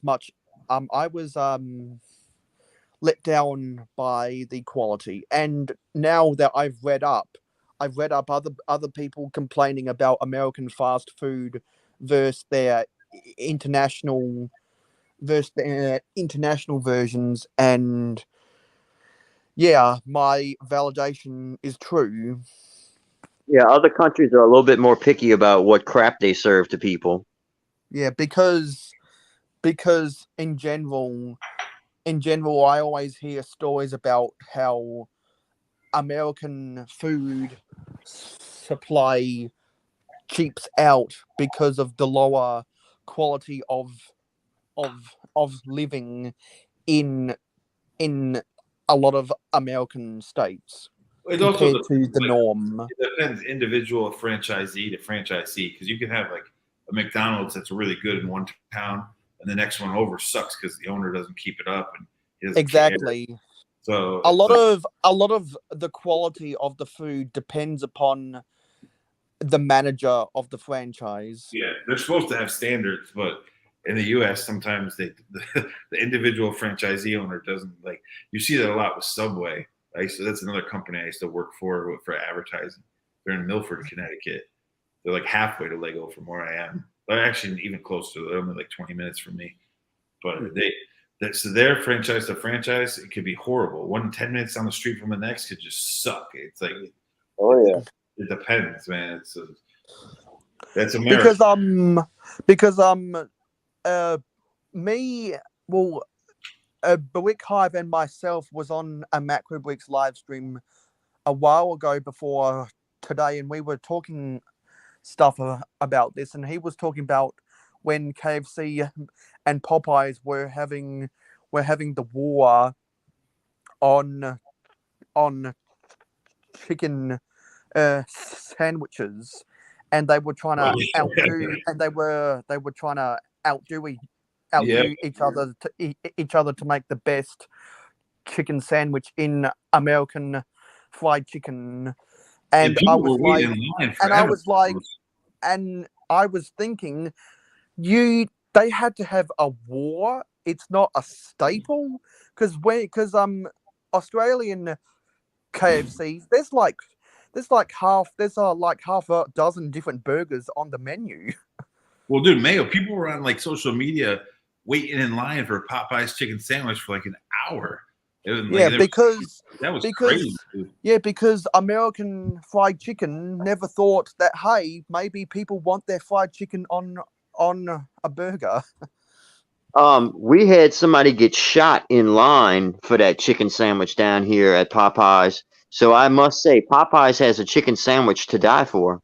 That's funny. I think on a Good Morning America, I think that I know there was like big scandals about that. And Connor's right. It's some Americans just want crap. It's not the country. It's the people. Like I said, it's individual from franchise to franchise. One owner could just be a bum, and he doesn't want to follow the standards of the company. And they like it's typical, just like how here we have Kennedy Fried Chicken. We have a bootleg of KFC. And they exist in the same town and city side by side. You go in one, it's real KFC. You go in the other, it's fried chicken, fried shrimp, fried fish and chips. Like it has everything fried under the sun. It has halal meat. It has like it's insane, dude. Like and it's just one owner. It's like McDowell's from the movie Coming to America. There's McDonald's. It's that kind of. It's that. Well, that's why every city has to have 2 Denny's so you can go to the good one. Yeah.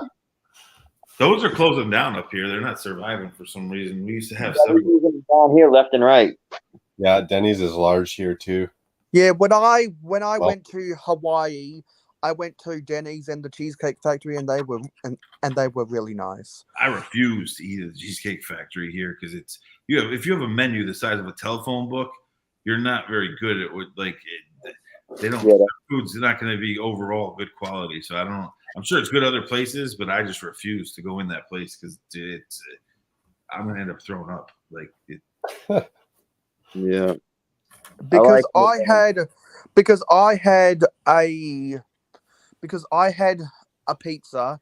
I think my sister had a pasta. My mum had nachos, and I can't remember what my dad had, and we all shared an Oreo cookie cheesecake for dessert, and we were able to spread that over 3 days in our hotel room, and it was really nice. That's the other thing here is we have Junior's Cheesecake in New York City, which is it's like world famous cheesecake, suppose, and it's good. It's like this area is well known, obviously, for pizza, bagels, and like cheesecake and bakeries like that. That's why we don't have many Domino's, we don't have many Papa John's or Pizza Huts because there's so many mom and pop, real like Italian pizza and Greek pizza places that the big franchises can't exist. It's like how in Italy Domino's tried to open up restaurants and they all got shut down because Italians aren't going to eat at Domino's. They have pizza. Neither are New Yorkers or people from Chicago. Because dude, I'm half Italian, half Polish. There's a lot. New York was built by Polish, Italians, and Irish people, dude. And that's why the borough of Brooklyn is technically the fastest growing metropolitan area in the world. And obviously we have a ton of Latin Americans too, and not all from everywhere, not just Mexico, like Venezuela, Cuba, Puerto Rico, tons of Puerto Ricans. But back in the day, Ellis Island days, that with the people who actually built the city, it was Italians, Irish people, and Polacks. Yeah, and that's because it's cheaper to live in Brooklyn than Manhattan, but it's not as far away from Manhattan as what Queens is. I'm a living example of that, dude. Both sets of my grandparents aren't from this country. They were born in Italy, and the others were born in Poland. I'm half and half. And it's like, dude, there's a lot of people around the tri-state that are like that, or they're either half Irish, half Italian, which is kind of a cultural war in itself inside their body. But because back in the day, those two nationalities didn't like each other. But it's like there's tons of Polish, Italian, Irish people around here. If you go up to Boston, there's way more Irish people. Hence the Celtics basketball team. Like it's huge. Like there's so many Irish people up there. It's funny because I would get into arguments with people. Like think it was on TechStream. People, I told you about this. The McDonald's versus McDonald's. Yes. Yeah. I remember that They're one. trying to tell me in the UK that it's McDonald's, and I'm like, no, it's an American. No, it's not. franchise. We call it McDonald's. People call it Mickey D's. I used to make TV commercials for them. They call it Mickey D's. I understand that the Mac comes from the whole Scottish heritage and everything, but when the McDonald's brothers, they're not Scottish. When they came here, their name was changed. They're not from Scotland. When they made it, it's McDonald's. You pronounce it McDonald's, not McDonald's. I mean, they can call it whatever they want over there, but they're just wrong. It's McDonald's. Yeah, and it's just like how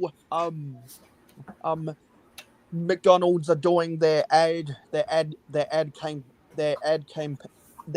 campaigns for their 50th anniversary in this country, saying we came here as McDonald's and you made us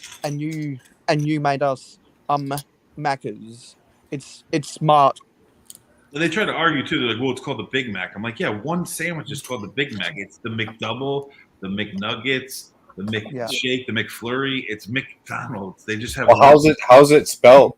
How's McDonald's spelled? MC, not MAC. MAC. Donald's. And like all my Irish friends that moved from Ireland here with I know English well, but. And their parents, all my Irish friends, and their parents have a big Irish brogue accent, like really strong, where I can hardly understand them, especially when they're yelling at their kids. Like even they call it McDonald's, or their name is McDonough. Like yeah, but over there it would be McDonough, but here it's not. It's Mick. It's Mick here. That's how they got the Irish name. When they call Irish people slang, it's Mick. Like just like Italians are called Wops. Like they're called Micks. Like it's McDonald's. Yeah, and people, and the biggest contribution that Australia ever made to international fast food was that McCafe was originally a an add-on to an Australian McDonald's franchise manager in 1993, North Melbourne.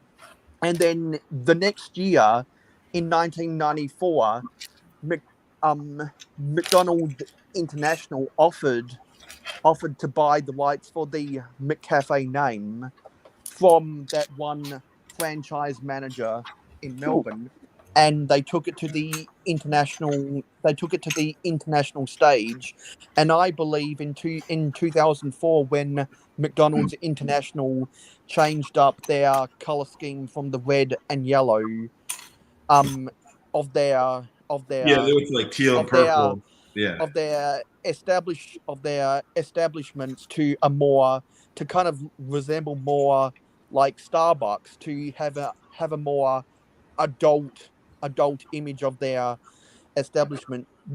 They used a lot of the purple and the teal, they used a lot of the purple and the brown color schemes from the McCafe division of McDonald's for their rebranding. And then they went back to it. Yeah, for a while they were like purple and teal and like golds. But Con is right that Big Mac has an A and McDonald's is MC abbreviated. It's McDonald's. Like, and they can argue all they want, and I understand what they mean about Scottish heritage, but it wasn't. The franchise is not from Scotland. It's from America by people who their names were butchered in Ellis Island. Like, it's just that's how it is. They don't understand America. They don't get it. So it's like, yeah. And so I just wanted to address what Khan just said. That is not commonplace culture in Australia. That was clever strategic marketing by tourism. That was clever strategic marketing by Tourism Australia advertising to the American audiance. Well, that's another place I don't eat at, is the steakhouse. What is it, Outback Steakhouse? I won't eat there either because I got sick from that place. I love Australia, man. I'd rather have like authentic food from there, except Vegemite. first time I tried Vegemite, no one told me you're supposed to put just a tiny bit of spread on the toast. I put it on like American like peanut butter, dude. I slathered that bad boy, and it's basically you're eating vegetable compost on toast.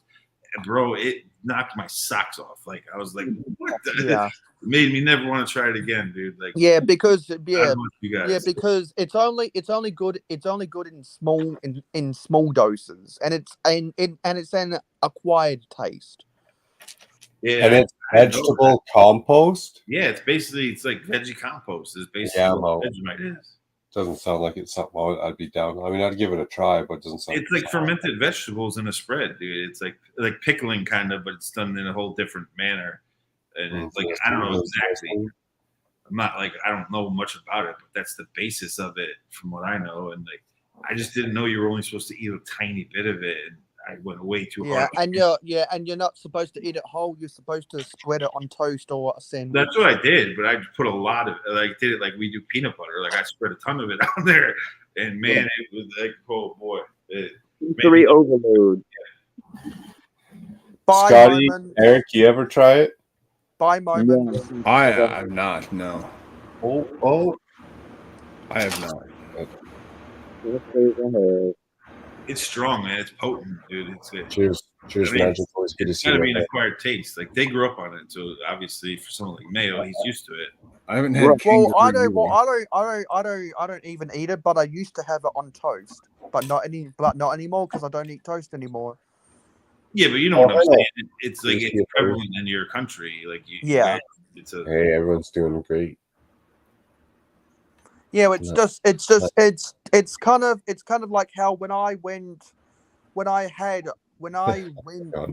to Hawaii and I had McDonald's for breakfast, I wanted to try a biscuit to see what it was all about because I knew that it was just a hard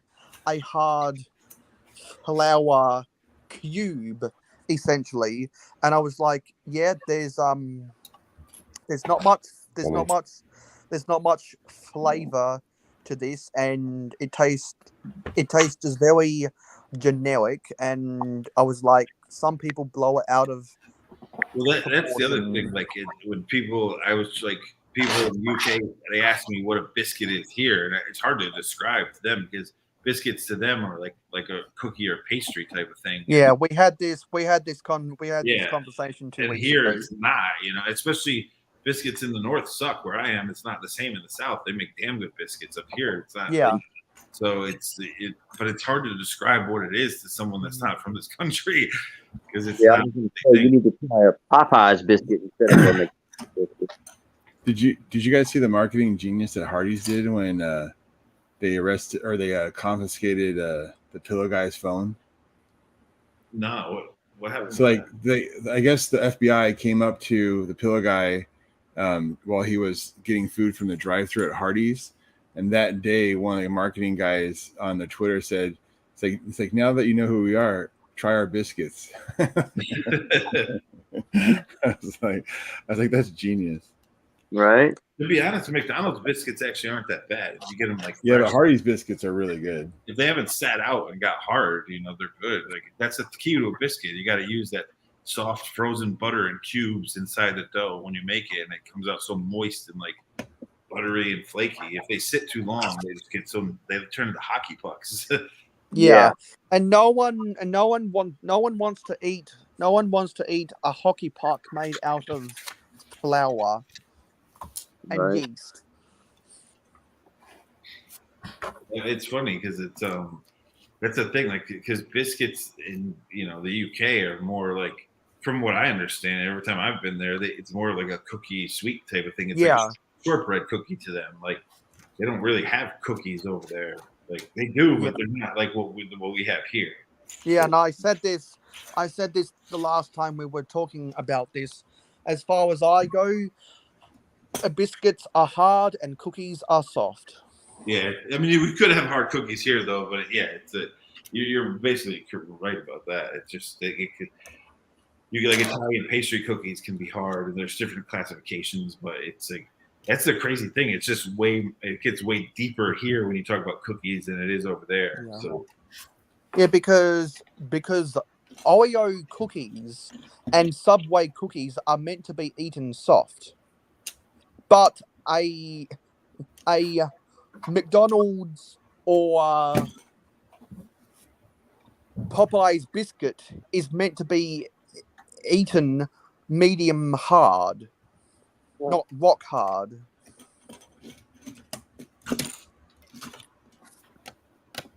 I prefer my stuff more soft. yeah, most people want biscuits soft, Mindy Bricks. Like, I don't want a hard biscuit. That's why you cook them in the air fryer. Yeah, I'm with you, Brick. Like, I cook everything in the air fryer. Dude, air We fryer. tried that. We just actually got one and sent it back. We didn't like it. No, Well, I never tried it, but you gotta get used to it. Like, dude, it reheats a slice of pizza in New York perfectly, dude. It's way better than you reheat in actually the actual restaurant you get it from. Like, Yeah, right.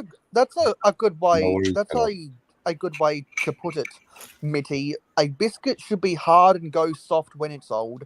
A cookie should be soft and goes hard when it's old. Right. it should, but that's not how it is in America. Right.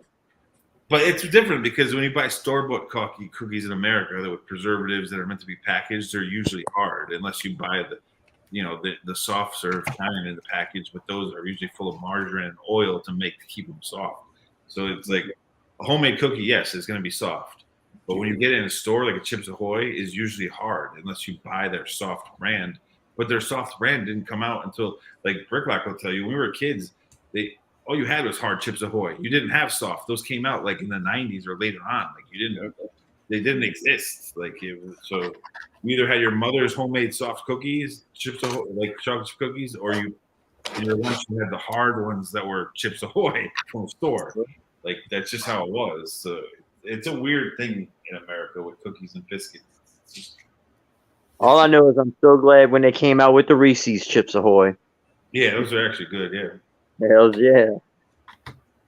That's another damn place that I worked for, Pepperidge Farms in Norwalk, Connecticut. Connecticut, and I worked for them for tons of years doing the goldfish packaging. Like wow. Smile goldfish. I used to draw that little dude all the time, man. Like, ugh. Yeah. I got sick of it. But I used to have tons. They used to give us tons of free stuff. Every client I worked on, they just give you tons of their stuff, which was right.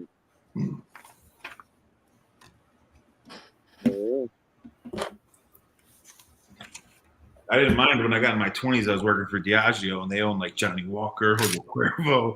So I was getting like Johnny Walker Blue, like $500 bottles of Johnny Walker Blue, and we'd be drinking it like on ice, just not knowing it's supposed to be neat in a glass, and like my father would be like, "What are you doing? You're drinking that like it's like beer.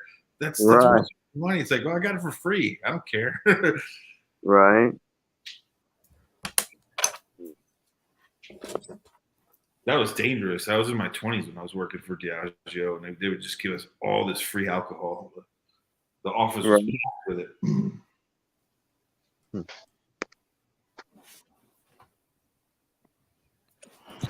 Oh, good old age of being young and dumb.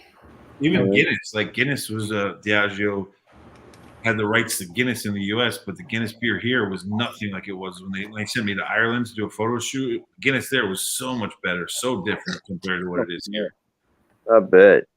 Way different. And I don't really like Guinness, but because I don't like coffee, and the Guinness has that coffee notes to it. But the Guinness there was nothing like it is here. It was so much better. Right.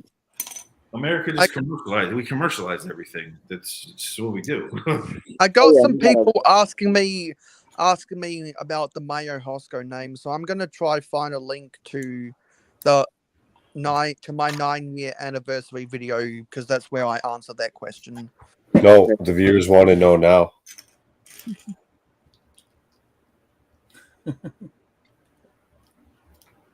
How's that build macro so far? Yeah, I was just about to ask. Yeah, pretty awesome. I was a little sketched out by those stairs, but it came together. Lots of little tunnels underneath this castle. Oh, what? Like trees kind of tapped into it. I'll get it a little closer to the camera. Oh, Bricklock, I asked you earlier, but I wasn't on stream. I was in the chat. That cabin. How did that cabin come out? Oh, it's cool. Yeah, I finished it up. It's in a box right now next to me.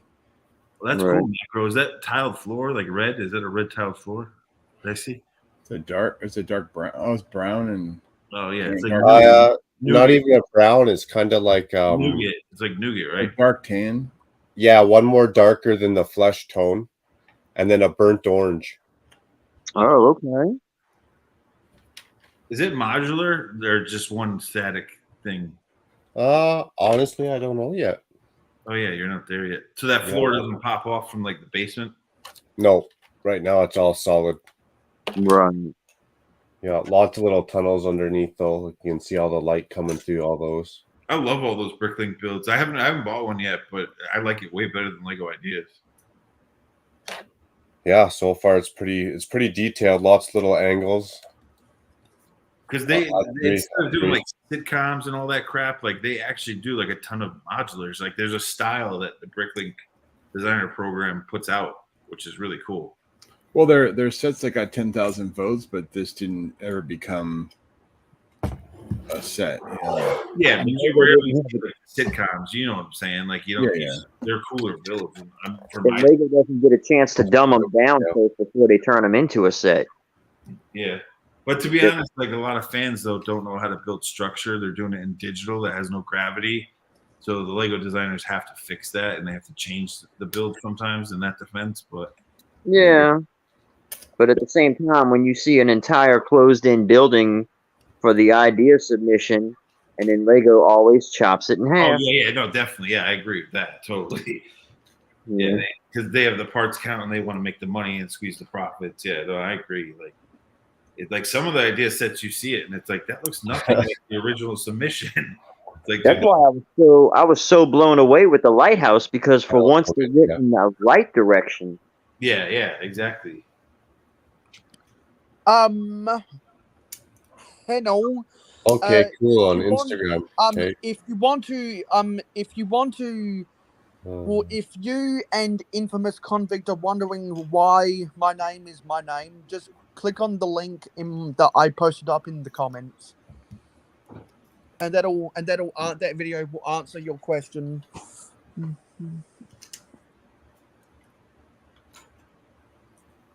Oh, that's funny. He got that name because, like Humpty Dumpty, he sat on a wall, the egg cracked open, and then he got beat on the pavement, and it turned into mayonnaise.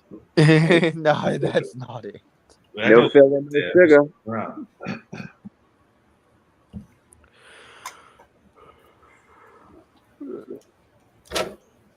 Funny. Mayo, not to bring up the sports ball, but my damn Raiders better get their shit together. They're giving away 2 games like idiots. Last week, there were a lot of idiot Broncos fans thinking we were going to go to the Super Bowl, but I knew that. I told you that wasn't going to happen. But I knew that first-time head coach Nathaniel Hackett was going to have some growing pains at the start. He is looking worse than Mike McCarthy right now. Well, you guys just have to build the team. They need another year or 2 to build the team. It's not the team. It's coaching. Well, that's both, dude. Because they don't have a line, man. They bought a quarterback and have a line. So the Raiders are just making stupid mistakes. Like if you're for 3 quarters, you're shutting out a team. You're up by 4 scores, and then all of a sudden you just stop playing. Yeah, I don't know how they lost to the Cardinals like that. Yeah. I really don't. They shouldn't have lost to the Chargers either, man. Like they made so many mistakes, but that was worse because the Chargers beat them. They did beat them because the Raiders were just screwing up like fools. But the last week was just like, dude, like you guys are just kicking the crap out of them, and then all of a sudden in the last 15 minutes you want to just stop playing. Like the fans are pissed, dude. If they don't win this week, man, I feel bad because the fans are gonna freak out because this is a playoff team that has so much talent that should be good, and they're just handing it away. It's like, what the? But anyways, let's talk back to Lego because I don't want to go in the sports world. Let's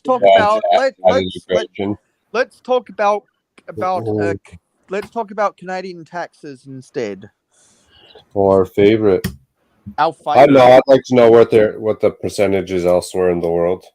I would love to live in Canada, dude. I love Canada, especially East Coast Canada, because it's close to it's it's like upstate New York. I love winter. You guys get hammered with snow. You're on the other side, Macro, which is cool too. I love that side too. I used to live in Oakland, California, so like I've been up to Seattle and Washington, like where Con is, and like the nature up there is just so dope. It's different. It's much different than here.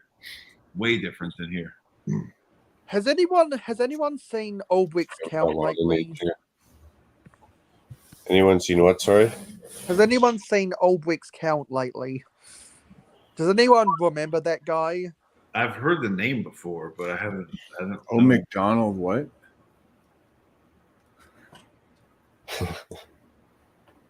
Hi, my name is what? My name is who? My name is Tiki Timbu. Because if anyone doesn't remember, that's no fun. Because if anyone doesn't remember, Aldwick's Count was being a bitchy about stuff, and so some people chased him away. But speaking of that, I was saying it earlier, dude. I miss BFAB, man. BFAB doesn't like to go on streams anymore because of all this doxing crap or whatever happened, and I don't blame him. But dude, like, I was trying to he's on Instagram now. More. Yeah, I text him all the time. I mean, yeah, he's around. He's just. I talk to him like I text him on my phone all the time, but it's like, oh dude, yeah, I should tell him, I'm like, dude, don't let those people win. Who cares, dude? Let them say what they say, do what they do. Like, you're not going to change that, dude. So why are you just going to what? Like, why are you hiding like that? Like, dude, just like be yourself. Be your BFAB, man. Just be yourself, dude. Like, you can't let them win. I don't know. I think he's pretty happy hanging out on Instagram.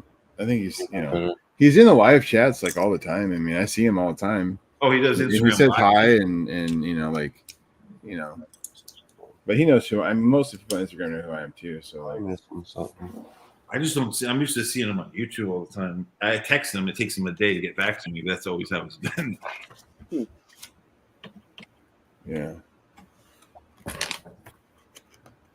I just didn't like. It's like, and he told me, explained to me what happened, and I mean, it's just typical Lego immature drama. But I don't blame him if people are giving out his address and all that. But you can't change that. There's nothing you can do about it. So there's hiding isn't gonna do much about that. Like avoiding YouTube Live is not gonna change the facts. Like you just gotta keep going. Still blows my mind how there's so much drama that can happen between people that are just trying to enjoy Lego. I thought. Oh, dude, it's crazy. It's like, we're supposed to be adults. It's AFOL as adults, man. And like, people act like worse than like high school tweens. It's like, dude, come on. Like, well, I mean, when it becomes so much more than Lego, I guess, is when the problems can come in.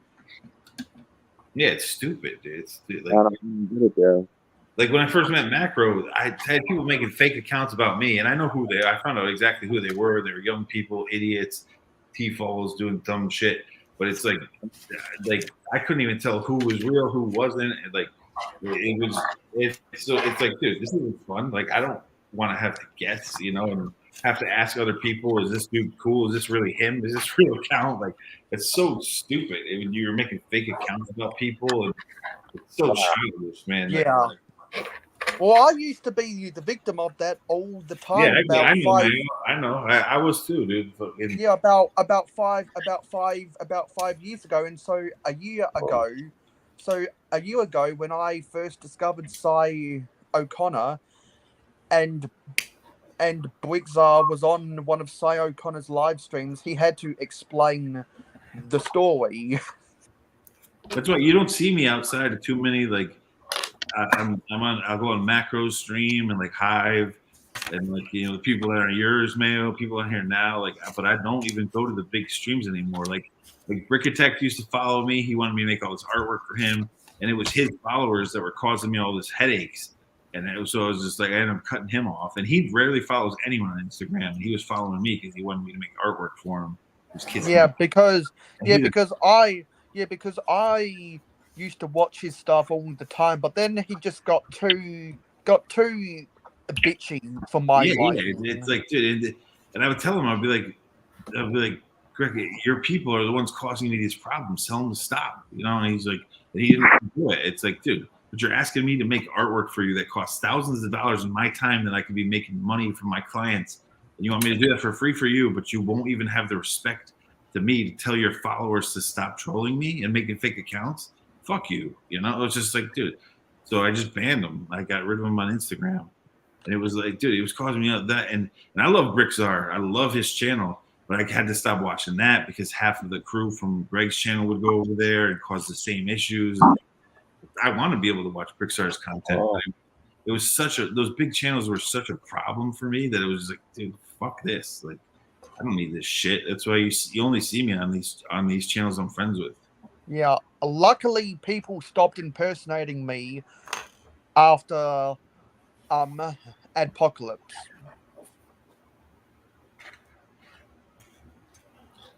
Oh no, I got a certain I've way never I talk to type. I've never had the impersonation. I've never had the impersonation problem since Adpocalypse. Yeah, I haven't either in a long time. I'll send you pictures, Hannah. It's getting cold.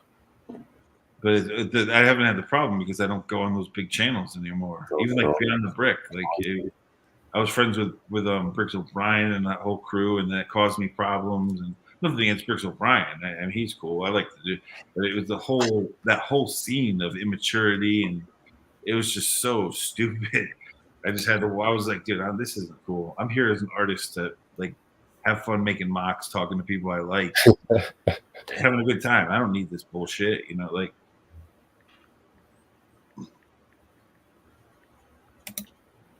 Oh, I agree, Con. Snow's great, then it isn't. If it was for 3 months out of the year, it'd be no problem. Well, Con, you actually don't even get it. Right on, Hannah. Take care, buddy. Like, Con gets snow, but he doesn't get snow. Like, I get snow. Yeah, Seattle probably isn't too bad for snow. I'm 800 kilometers away from snow. I love it though. Winter is my favorite time of year, fall and winter. Like, and I'm used to the snow. When I lived in California, I lived in Oakland, and the Christmas time would come. It was like, there's no snow. There's no Macy's Day Parade. I mean, they have Macy's Day Parade on TV, but it was at like 10 in the morning, 8 in the morning. It wasn't like, it was, my whole world was just thrown off. Because Christmas is a big thing around New York City. It's like huge. Besides Germany, but Germany is another place that has Christmas, everything, everywhere. It's just different when you grow up around that kind of stuff, and then you go somewhere else and the holidays come up. You're like, what is this? It's warm out right now. Even though in Oakland they would be like, oh, this is winter. I'm like, are you kidding me? I could wear shorts and a t-shirt right now. I could run around naked. This isn't winter. Like, this is not winter. I don't know. Christmas would be interesting with no snow. It just feels different. That's how I grew up in California. Yeah, that'd be weird. But you're outside of Chicago now, right, Bricklock? So you get crazy. Yeah. Oh yeah, we can get crapped on like anybody. Yeah, because your snow usually blows off lake effect all the way over to us. Like, it comes from the Midwest, top Midwest, over to New York, and we get hammered. Well, we're south, so we don't get the lake effect here. We just get the fronts that come in. Yeah, but you know those fronts and all that lake effect, they merge together and they come and nail us. So, oh yeah, you know what I'm saying. When I see, I know what you mean. When I watch the news and I see you guys getting hammered, it's like, all right, in 4 days we're gonna get that. Oh yeah, we got some serious snow last year for several things. And they're not kidding about Chicago. That is a windy city, boy. Oh, it's worse than New York, man. It's crazy. It is. It can get crazy. Tea down here comes in little cellophane baggies, if you know what I'm saying. Well, we have that here too, but that's Bolivian snow. Right. Yeah, Styra snow doesn't count. Yeah. It's that pink fish scale snow up here. It's different. Well, I tell you what really sucked. I'm down here in Louisiana, so I don't know what the hell snow is. And I was a truck driver for a little while, and I was up in Wisconsin driving on the interstate in this 27-foot long rental truck going 20 miles an hour on the interstate, freaking out. Yeah. If you're not used to driving in snow, man, like it's especially ice, it's black ice too. Bricklock will tell you, black ice is crazy. Because you can't see it. You can kind of see it, but you can't at night. Right. Yeah, exactly. That'll spin your car out in 2 seconds. Yeah, I've driven in some sketchy. There's the Bad Batch right there. Oh, you finished it up? Yeah. I still can't believe they made that ship that color though, because it's not in the actual show. It's gray with the blue. It's like kind of washed off. It's been beaten up, and the blue is just little hints of it. So they should have made it gray with a little bit of blue parts, but instead they decided to go full blue. Well, that's just before the battle scars. Yeah, but I don't know. For me, it's just the figures are rad though. That's the figure. I like Tech. Tech was a cool minifigure. He's got the little mold on it. Yeah, I was happy that I got it at discount at Target. They had it on sale, and then I had like another $10 off, so I ended up getting it for like $70 or $65. So that's cool. Not too bad then. Usually like 100, 120. I think it's like 100 or 110 or something. Yeah. Are those stickers on the cockpit? No, that's printed. Sweet. Nice. But all the other parts are just stickers. There's like, where is it? I'm shocked they didn't use like a translucent windshield and print on that, like they normally do. Like There are some stickers in a few spots. Right here. This right here is a sticker on the edge. Do you come right there? Mhm. So, like, if I lift this up, you'll see this like right here. So like this part right here is a sticker. So I don't ever put stickers on any builds. I have stacks of them, but I also don't keep builds together. I build it, get the experience out of it, and then I tear it down from the box. then there's a few stickers on the jets right here. I should sell my stickers or donate them to someone. I have such a huge stack of stickers. Yeah, it's pretty cool. Yeah, that's a good build. I just don't know why they made it blue. Yeah, I don't know. I just work here. Yeah, I just work here. Exactly. See, Mayo's getting the hang of it now. Interesting. Yeah, it's a cool little build though. No, it's rad. I love it. They should have done the windshield little trans and printed on it, but they probably don't make that part, that molded trans. Oh, I'm sure they do. I think I think it comes in like trans yellow, trans. Yeah, I'm pretty sure it would come. Yeah, it probably does. So what are your plans now, Macro? Oh, let's hold up. For what? With how much you want to build on this live stream? Oh no, I'll just keep building until I don't want to build no more. Macro, is that the is the backside of that going to be open the whole time? I know you're not done, but from the pictures, no, I think it hinges back. Like there's a hinge. Oh yeah, it hinges back for sure. Oh, that's sweet.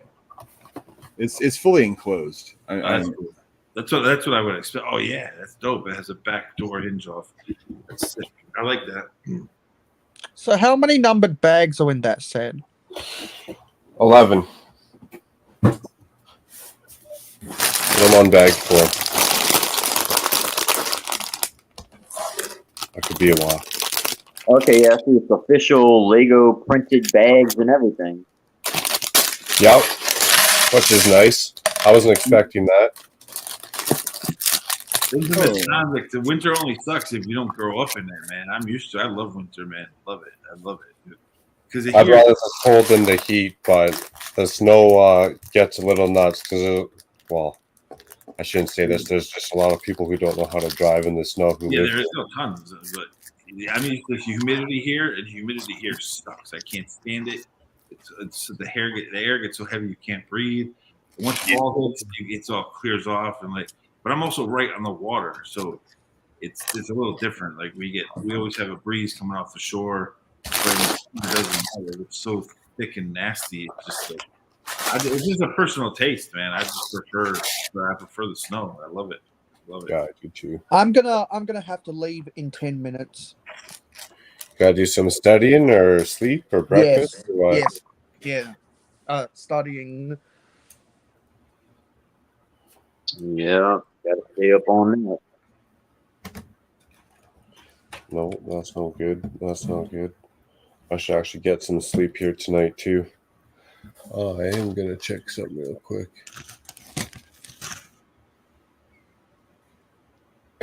Convict.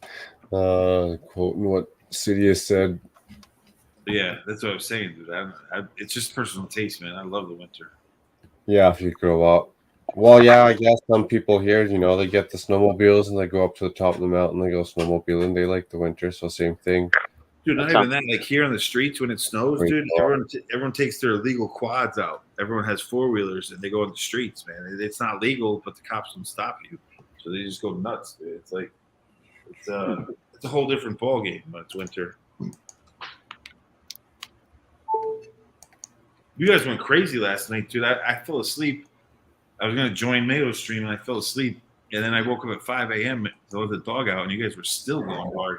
Oh shit! Yeah, man, it is 12 hours. I hung around for, I think, 8 or 9 of them, and yeah, I was too tired. That's just crazy, you guys. I mean, they went like 11, 12 hours, dude. I was shocked. I wasn't expecting that. I mean, this one's approaching 4 hours, and that's like, yeah. Well, I'll be sitting here doing this by myself for 4 hours anyway. No. I know. But 12 hours is holy moly. Yeah, that's insane.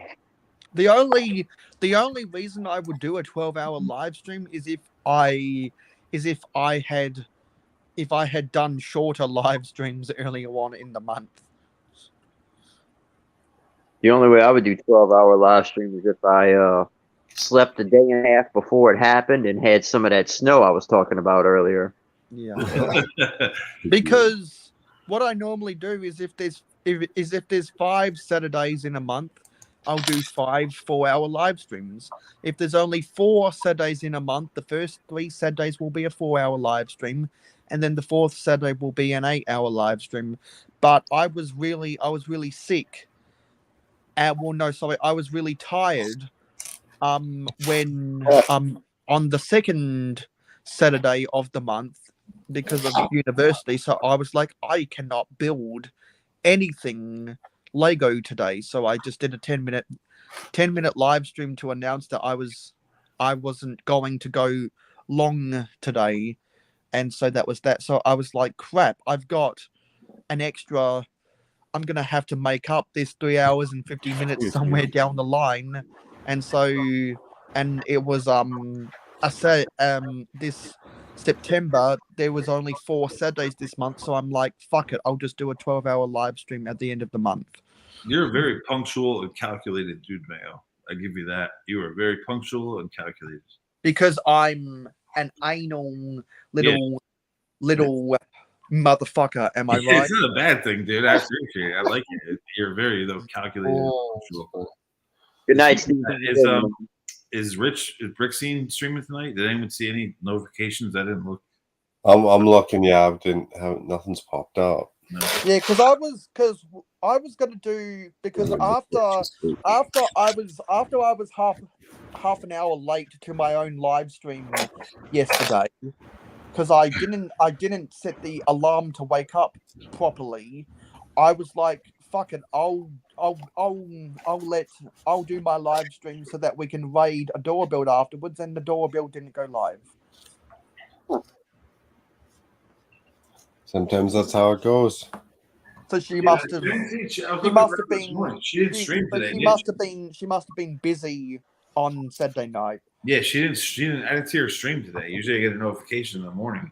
And also Taz, man. Usually, he was always doing like the hour of power or whatever. And yeah, Taz is in the house right now. He's he said he was in the comments for the last hour of my 12-hour live stream, and he said that he should be finished, or I guess he'll be finished moving at the end of next week because he said he'll be going to the hour of power next week. Yeah, I forgot he was moving. He's doing Saturday mornings.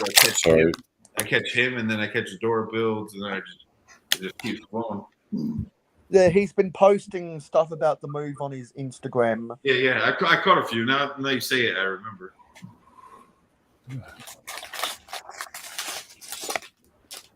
Because I follow his mock of a mock. I always follow that.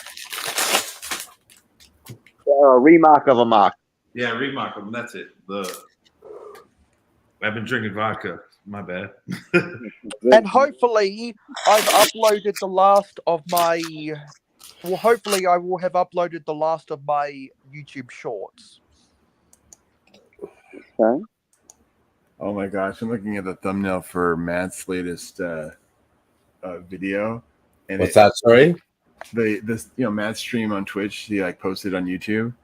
and it like randomly picked, you know, a still from it or whatever, and of course it's the Barney Greg, you know,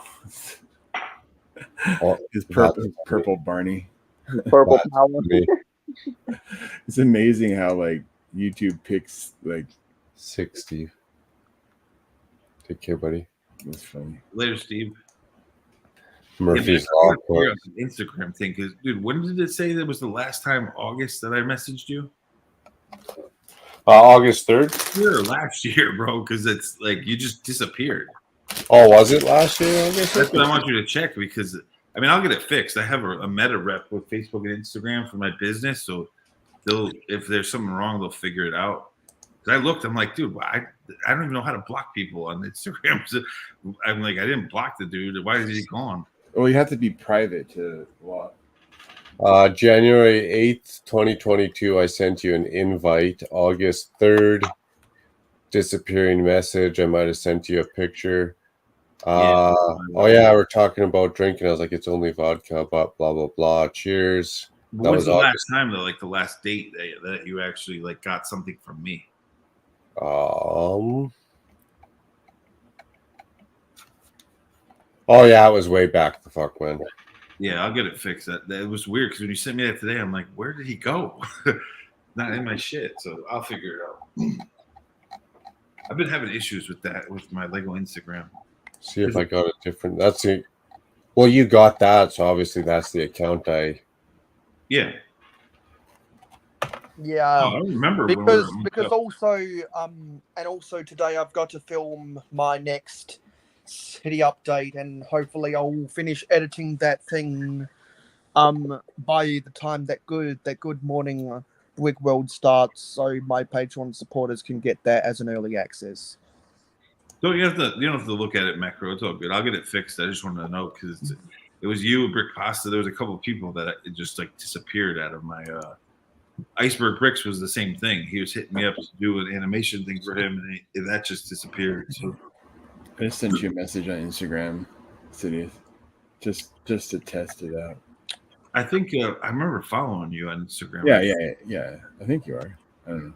But that's the thing. It's weird that my messages aren't showing up. The followers show up, but like I could see him as a follower macro, but his DMs don't show up to me, which is weird. Like that's what a lot of people are saying. So did you get my message I just sent you? Or no? Let me check. Hold on.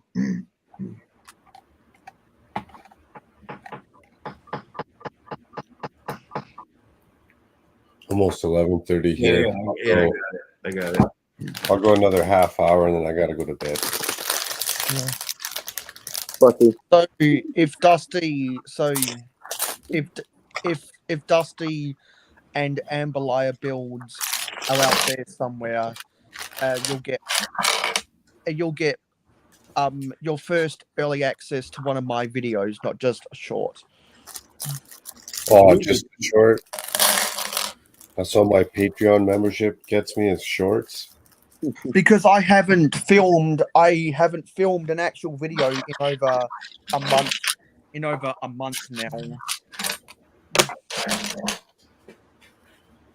You're a busy man. That's all right. University goes for yes, right? Yeah, and so now that my shorts. Now that I've decided in October onwards, I don't want to do any more shorts ever again. I've got to start filming. Got to start filming more videos, and I want to change the focus of my channel to my city rather than just my Lego collection. Yeah, but I hate to tell you, Mayo, that the short-term videos aren't going anywhere. That's like the trend of social media, bro. Like even all the advertisers, like when I was still working at ad agencies, all the brands are moving towards that because the social media platforms are kind of force handing it. Like, well, they're not go away. They're not going to force everyone, and they're not going to force. They're going to make you do both, though. That's the problem. Like slowly but surely.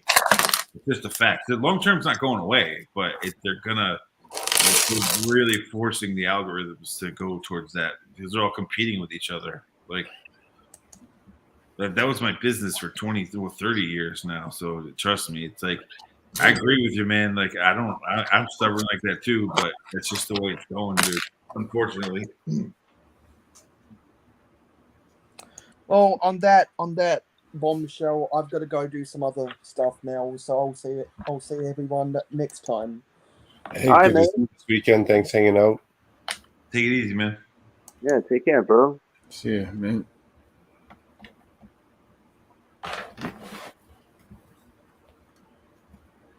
That's the weird thing is like, I don't have my Lego account. It's just like a pure passion, just for fun. It's not, and I have my business accounts through like Facebook, Instagram, TikTok, YouTube for my businesses, and like it's different when you have paid ad accounts with them. They give you a rep. You can call, like I can get in touch with Meta and Facebook and talk to them, and like that's who I'm going to talk to about this disappearing message stuff. But they're trying to tell me on my Lego account, they're like, oh, your reels are doing well, so you should turn it into a business page and monetize it. And I don't know anything about that. I'm used to paying them money to run ads for my business and put my videos in other people's streams, not the opposite. So I'm not there like on the Lego page to make money. And they're ever since they've been hitting me with these monetization messages, it's been screwing up my Lego account. Like, and I never changed it. They want me to change it to a business account, and I won't do it. So it's just been really weird, man. I don't get it. Like, it's supposed to just be like a fan page, not a business page. So they're not listening, is what you're saying. I just don't want to put people's ads in my reels that are just supposed to be like passion for art. I'm just making mocks just to have fun. I'm not there to make money off of it. So it's I just blame Canada. I blame Canada. One thing I will say is kind of lame is these shields are stickers. Oh no. Yeah, buddy. Ooh. Womp womp womp. Good luck on that one. Well, I'm just saying that I'm going to judge. I'm just giving you preempted, You might want to put it in a minifigure's hand and then have them hold it. Put a micro X-Acto blade in the minifigure's hand, then put Windex on it and the micro blade, and then do it. Right, like you're tinting a window. Dude, Richard, that would be awesome, man. Your city is sick, man. That's awesome. That's why I don't do stickers, bro. It's like, and it's ironic because I was a designer. I designed stickers, but I hate putting them on. And I'm pretty good at putting them on for mock-ups, and like for business, but I don't like doing it. Oh, that's good. That's money, bro. You're right on smack in the dab in the middle, bro. Yeah, that gets an A+ in my book. Nicely done. Thanks for the pep talk, Eric. I really needed that, buddy. Hey, if I can knock you down, I'm all for it. What I can't stand, and they still do on Technic sets, is when they cross a sticker over multiple bricks, dude. That drives me insane. That's crazy. Oh, wow. Oh, that works too. Put it in a snot brick. That works too. I always break everything down, though, so I don't ever. There's no point to put the stickers on because I'm always going to break it down for parts. That's why I gotta put my stickers to use and give them to somebody that actually is going to use the things because I have a stack of them, a huge stack of them. Yeah, I'm just shopping on Blueberries right now. Oh shit! A danger pass. Here we go again. I've never checked out that brand, dude. I need to check that brand out. Is that where you got the cabin from? Well, we were talking yesterday, like the big ugly, bricks and all that and whatnot. Yeah. Well, apparently, Blue Brick sells them in like a bazillion colors, and they sell them in 40 packs. Ooh, that's crispy. Yeah, you're on the money twice, dude. 2 for 2, bro. 2 for 2. But they sell them in 40 packs for like $29. Like burp pieces? Yeah, the burp pieces, 40 of them for $29. In like assorted colors? Yeah, they have. Oh no. You pick one color. Oh, all right. You pick one color. Like they have like dark bluish gray, light bluish gray, white, tan, dark tan.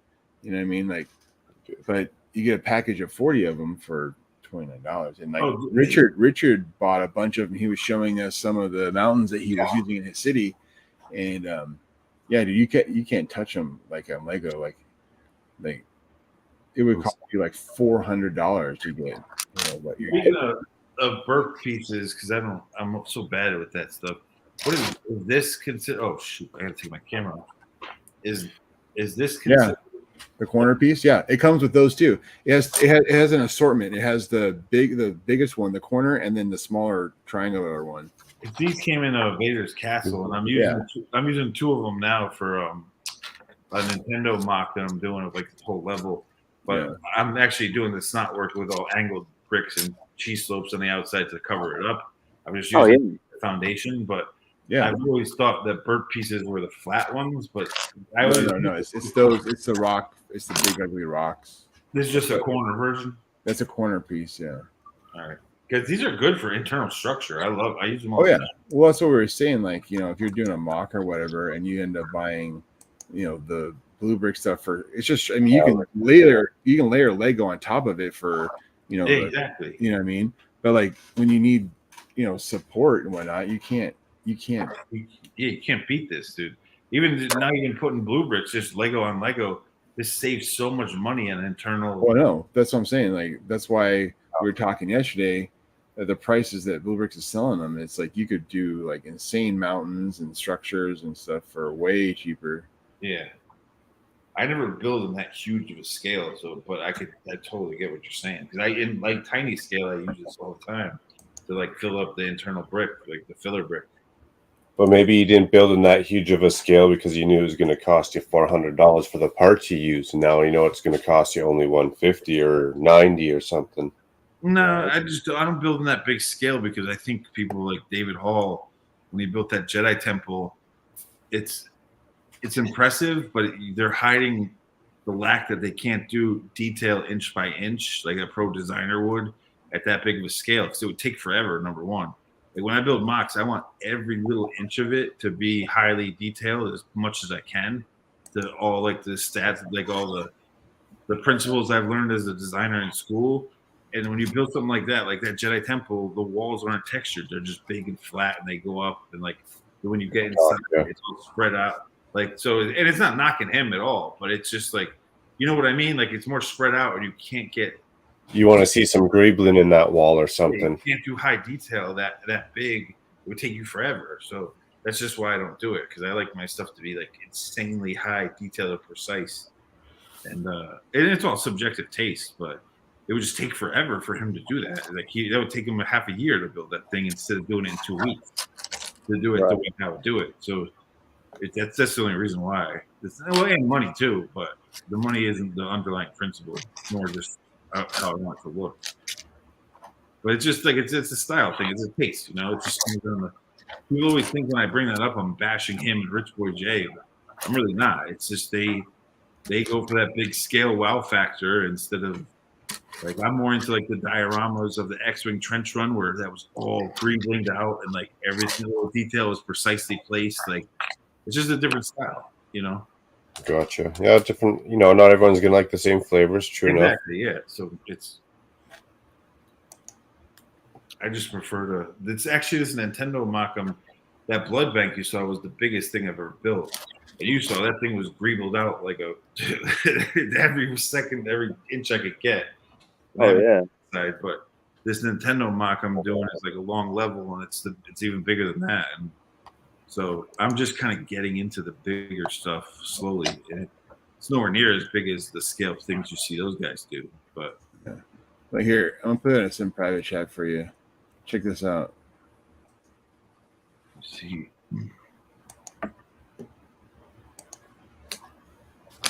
Oh damn! Yeah. I didn't even know they had the variations like that. Yeah. So you got 3 different styles. You get the whole kit for $29.99. Basically $30. And how many color comes in like different colors too? That's there's bluish, light bluish gray, dark bluish gray, tan, white, and dark tan. That's awesome, dude. Like here's a link to them all. Here's all the colors. There's 5 colors. You know what I'm gonna do then? Here. If you want to bookmark it, Macro. No, I'm just gonna go buy them now. Yeah, definitely.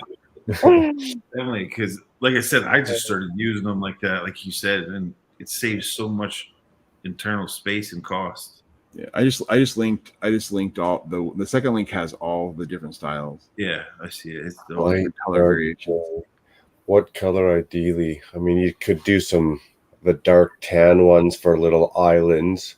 Ideally, a mountain, you just want to load up on the dark gray and the light gray. Well, if you're doing a dark tan, you could do dark tan on the base and then work to the regular tan as you move up, and then it depends how big. I guess you're right. Yeah, it depends on how big the structure is, but like sometimes if you're going to cover them with other texturing, sometimes having maybe one of the light color mixed in, and then you cover it with greenery and just kind of add some variation.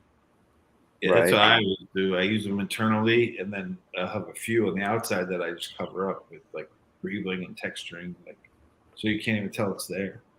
But that's you're right, man. That's a huge savings to have those for all your filler brick needs, man. It's great. Yeah, no use for the white ones. I don't think I do. Yeah, these packs bro. It doesn't matter when it's on the inside what color it is. Like you just. Oh yeah, a little bit with you. I'm just thinking of projects that down the road that I'd use them for, right? Because I'm just trying to decide, like, would I use tan or would I want to go for, like, say, 3 of the dark gray, 3 of the light gray? Oh, they're coming soon. What the hell? The light blues are coming soon. Yeah, my guess is the next month or so they'll be out. But because if I don't need the tan, that's more I could get of the other colors. The dark bluish gray is in stock, Richard. They're in stock. The dark ones. Oh, I better get on there before Richard snags them all. Yeah, Richard probably buy them all. The only one that's not available right now, it looks like, is just the light bush because it hasn't come out yet. Yeah, all the other ones are available. So was it 40, 80? Shipping costs. Yeah, it's like you say, you might as well buy more because the shipping cost is a shipping cost. Yeah. Well, that's why I'm buying one train car. Yeah. It's too bad you missed out on that Boston Castle, though. Shoot. Yeah, dude, that'd have to be a display piece kind of somewhere on its own. I'm running out of room even for that medieval scene, sad enough. Yeah. I might have to start doing it in sections and find a way, or like little bookshelf cubby holes to store 48 by 48. Those white ones would have saved me a ton of money on this. Oh yeah, exactly. That's the whole thing. Is like you could have used their white ones for the main, for the internal, then layered on top of it to get whatever else you wanted, and just greeble it. Instead, I had to. Well, this thing's modular, so it pops off. But still, I could have just had like 4 of them on the outside. Yeah, it would have easier access and all that. Yeah, because I have to rebuild this anyway. Like this was just a rough draft, and it's a little too crazy greebling, but. Those would have definitely, like you said, helped out. I could have just had an easy structure to work off of. Dude, the parts packs that they sell on Blue Bricks are like ridiculous. They sell parts that like Lego doesn't even make. You know what I mean? Yeah. Like they have like over 500 chrome plated pieces.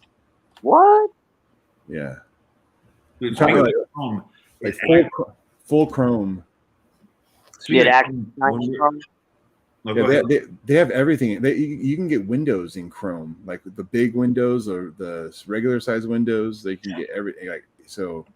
Wow, dude. Speaking of Chrome, it aggravates me so much. Like in that $600 UCS Razor Crest, I would expect at least for them to have done chrome dipped armor that snaps onto Mando, a chrome helmet like his Beskar, and actually do it like how a $600 UCS set should have, where he's got a chrome helmet, chrome armor that goes over him. Like you could have easily made those molds and done that, like so that you get the upgrade to the Mando figure, and it's chrome Beskar armor, and it snaps into him, and like it's like, come on, man, because I know that I used to work for Lego. I know the designers are pitching that idea, and the marketing team's just shooting it down. It's like, are you kidding me? On a $600 set, like there you go, Scotty. There's all their chrome pieces.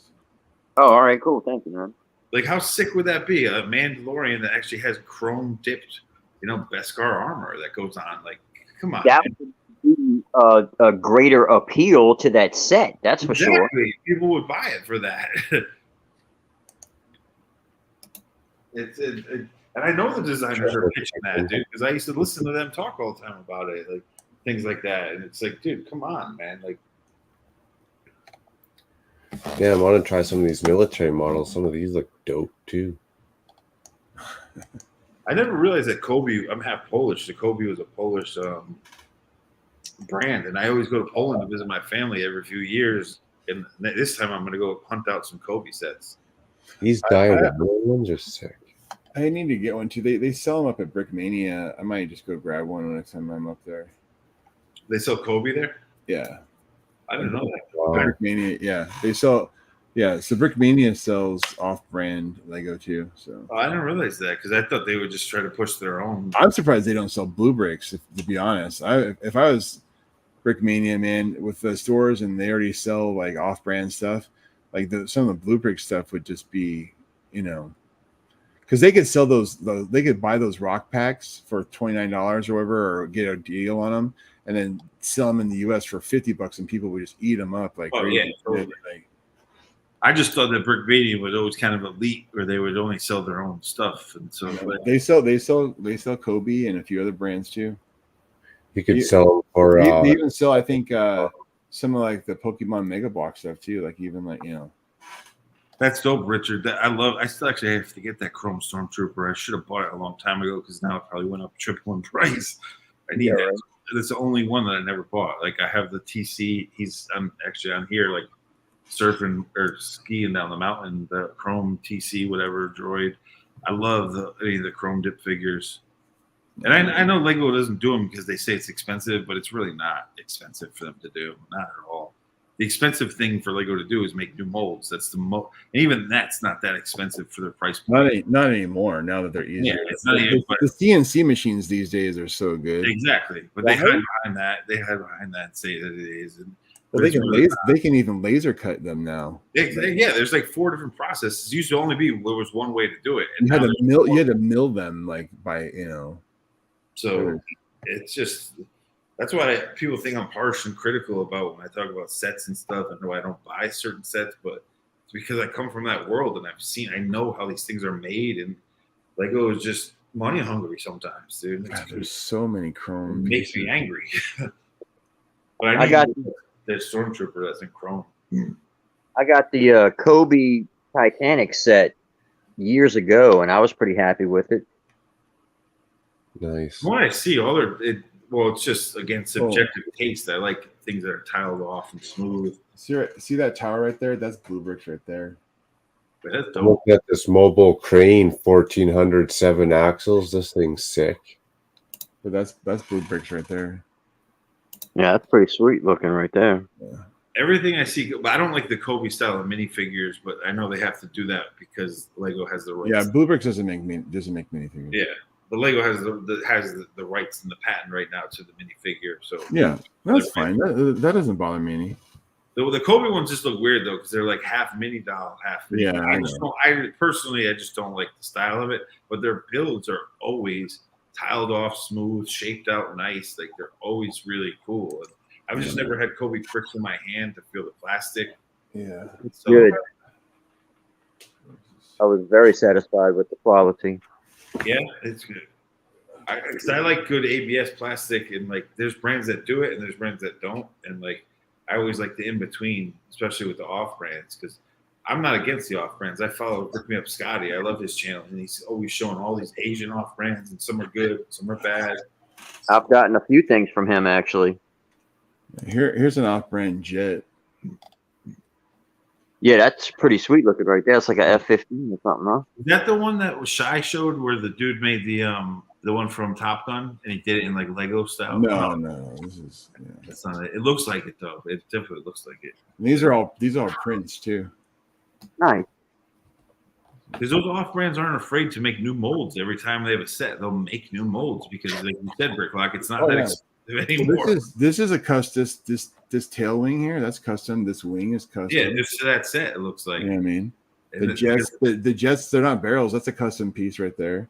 The nose cones. That's my point. Is Lego can do that easily. They just refuse to because it eats their profit margin. Yeah. See right there. That's a custom piece. Yeah, but if they can do it, obviously it's not that hard, right? No, not at all. Lego just wants to stay in their ways and not. They want every penny of profit they can squeeze out, so they don't do it. Well, what are they doing with it? Spending it on that same white powder that Scotty's got over there, or what? They're keeping it, bro. They're just keeping the money.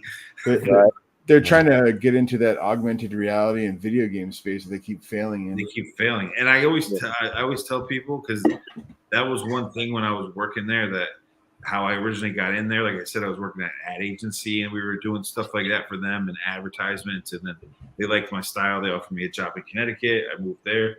I was in Connecticut already, but they would always talk about that, and I would always tell them, I'm like, you guys need to hire an internal team. You fired your internal team that used to make your video game. You need your own department of media, guys that are professionally trained from places like I worked at an ad agency in there, and they wouldn't fail. If they had their own team in-house and didn't keep farming it out to all these weird tech companies, they would actually succeed in that. Yeah. I think ID Games has done good for them though, for their they have. They're I think they definitely have hit a niche for Lego games that have been popular and well sold, well received. You know, they have. But if Lego never got rid of everything else, if Lego never got rid of their internal department, it would have grown and acquired more people from that industry, that niche, and they would have a powerhouse inside their company. And they just keep, because when you go to the outside agencies, you're rolling the dice. Really, it's hit or miss. Some of them are good and some of them are bad. And Lego just keeps going on to these bad companies, and it's just they need to have control of it inside the company for it to be successful. Richard brings up, here you go.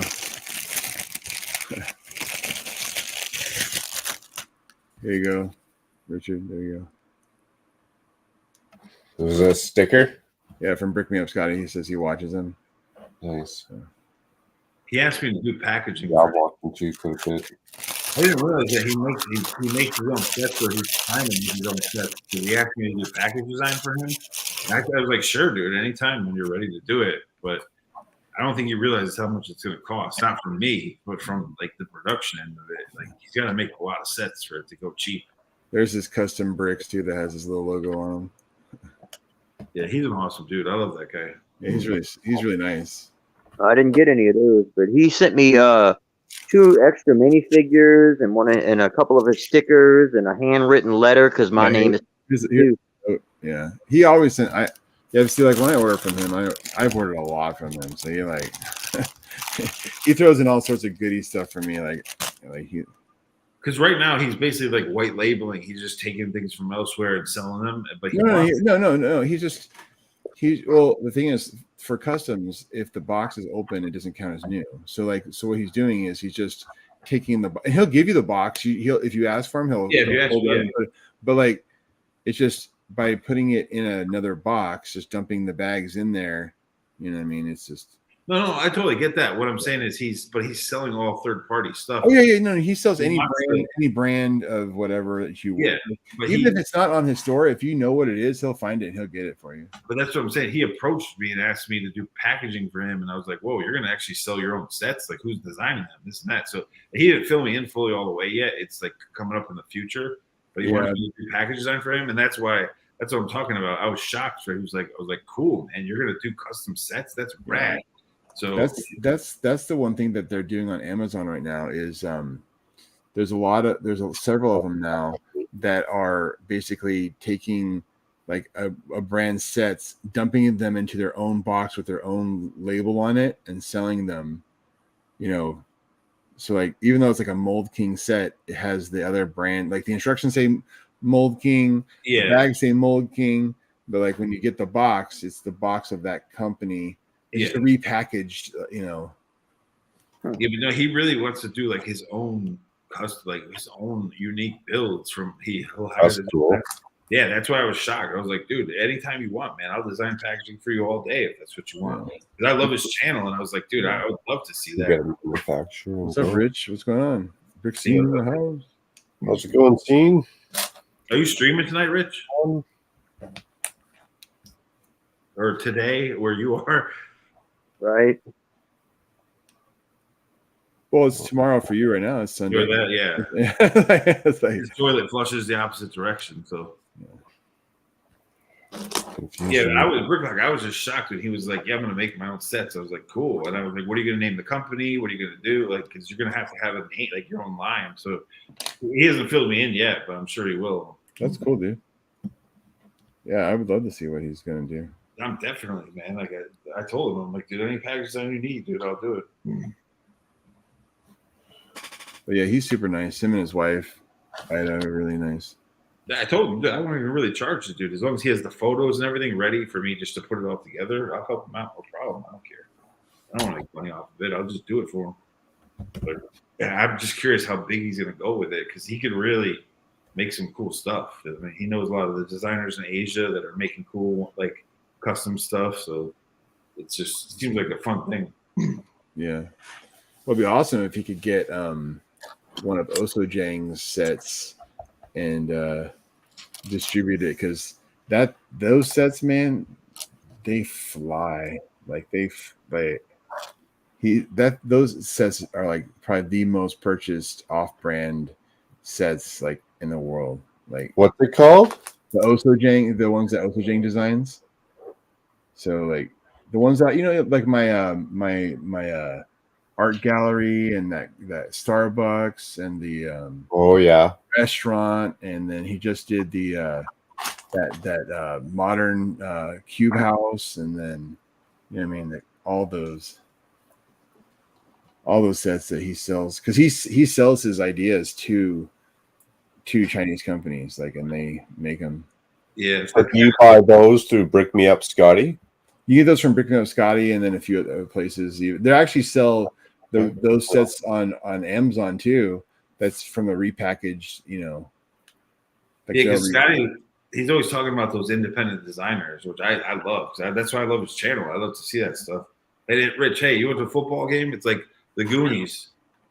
Hey, Mikey, gotta go to the bathroom? Hey, Mikey. I hope they do a Goonies set. I know one just made it through. Good times.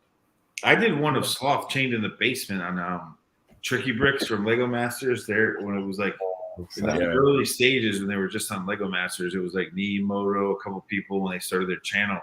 And so I was their challenges every week, and I did one. They loved it. It was just a tiny vignette, but it was Sloth chained in the basement. Mikey had his inhaler and all that. And they were telling me they're like put it on Lego on the Ideas platform, but I never did because it's a focus group to me. Like I don't like the way Lego does that, and I didn't think the IP would even make it through. So I was just like, I'm not even gonna try. But if they did a pirate ship with the Goonies as like like the pirate ship part, people would not only buy it just because it's Goonies. The ship, the ship parts alone. Yeah, that's where Lego needs to do is they need to do things like that where like they have a double use. Like you can buy it for the set itself, but like the parts are just awesome. Like everybody would go gaga. Mine was tiny. I'll send it to you in DMs on Instagram. It was just a scene of Sloth in the basement chained up, but it was and it was tiny. It was like 12 inches by 12 inches. But Moto was like, dude, you got to put that on Lego Ideas. But I'm not for that platform. I love the sets that come out of it. Don't get me wrong. I just don't like how Lego does it. Yeah. I don't think 10,000 votes is enough. I think they need to do a lot more and a shorter time frame too. They got to fix that, dude, because like my reels get 10,000 likes, and like if it's a good mock, it depends on the taste of people who like it, but I can get 10,000 likes on a reel like that. So it's just that's not enough. They need to triple that. Yeah. How long does it usually take? I guess we'll get it pretty quick, but on average, does it take a month? Does it take a week, or what to get the 10,000?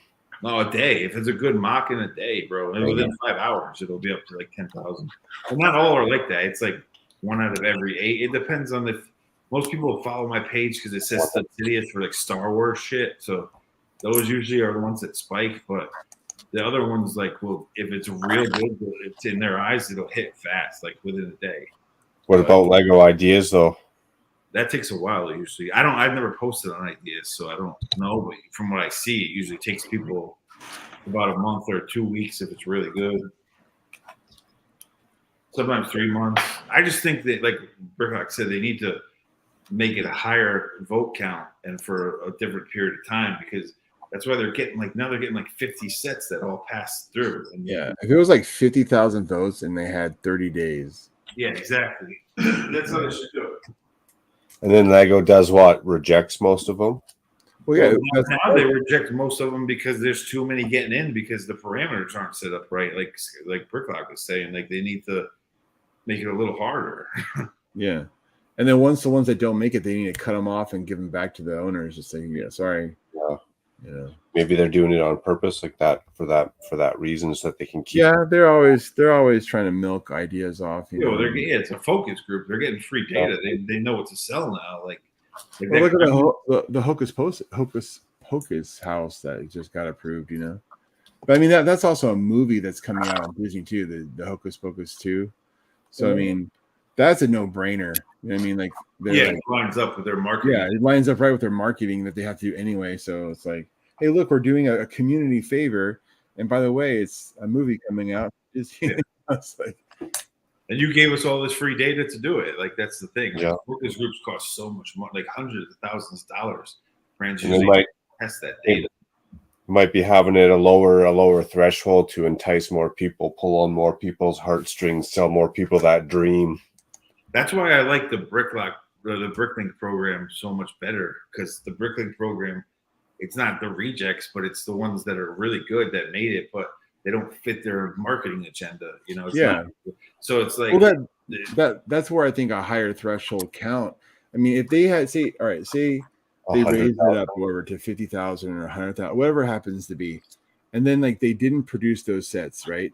Then if you only had 6 or 8 of those a month, and then you did a vote and you produced 1 or 2 of them on Bricklink, those would be, I think that would be better than what they're doing now, because 5 is too many. They need to just here's 6 sets and we're going to produce 2 of them. Yeah, but then if they did it the way you're saying too, they could actually release even more of that set. Yeah, they could do it more. They could do it more regularly. You could do it once a quarter. They're going to do a 2 sets that are Bricklink. You know what I mean? Yeah. And I just think they just don't have a clue. It's what they're doing. I mean, they kind of do, but they're, like I said, they're using it as a free focus group for data. Like for instance, that Gremlins set, that Gremlins idea set, which they already have the molds for all the minifigures, that would have been a dope winter village drop, right?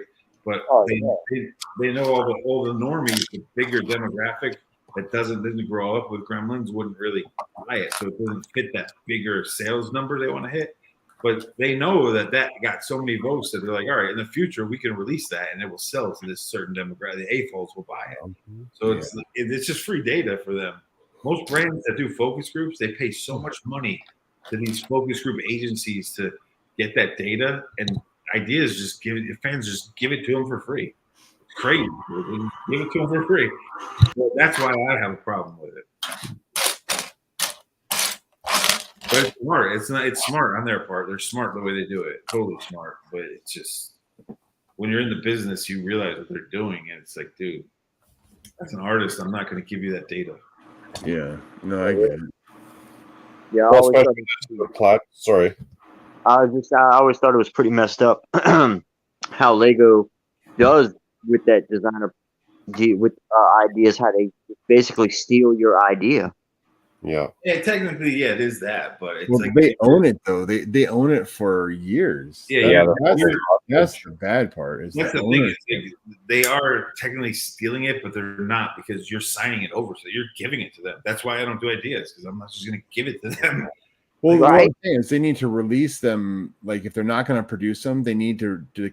You know what I mean? That's what I had the problem with. It's they hold on to the rights of it for so long. That's the shady part.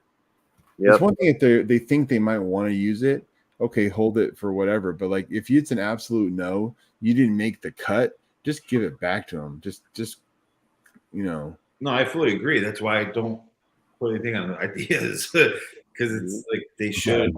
Florida, nice. It's you already got your data. You already know that it's going to sell. So just give it back to me, man. I don't if you're not going to make it, then you're going to make it down the road, or a version of it, because you saw that it got this many numbers. At least in the meantime, give it back to me.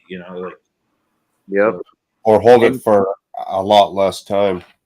Yeah, and it sucks because I wonder how many other good Lego builders out there feel the same way. So that's other builders that were missing out on seeing their stuff, you know? Yeah. Drop it on Rebrickable. There's still a lot of other platforms. If I came up with a balk and I was like, oh, this is sick, I'd probably put it on some of the other platforms or avenues before I went to Lego, at least for a couple of years. Right? Bricklock, I just sent you that Goonies thing I was telling you about on the on Instagram. That's awesome scene. Yeah. It's yeah. a scene, and I didn't really have good parts then, but I did what I could. Rocky Road. You see, I have a little he pushed the pizza. He pushed the pizza with the broom towards them and a little chocolate bar. I tried to get as close as I could. Yo, Mikey, you go to the bathroom? You see, I give Mikey the inhaler. He's got the map in his hand. Like, when Trigger Bricks saw it, they were like, "Whoa, dude, that's highly detailed." But at that time, I didn't really have good parts either. Like, I would have made the floor different. No, but it might have came out okay. That's cool. So, well, I'm gonna go to bed, guys. I'm gonna get a little more sleep than I did last night. Yeah, me too. I should probably jump off. I already a little deprived from last night too, and go hit the hay. So it's great hanging out with you guys. Yeah. Likewise.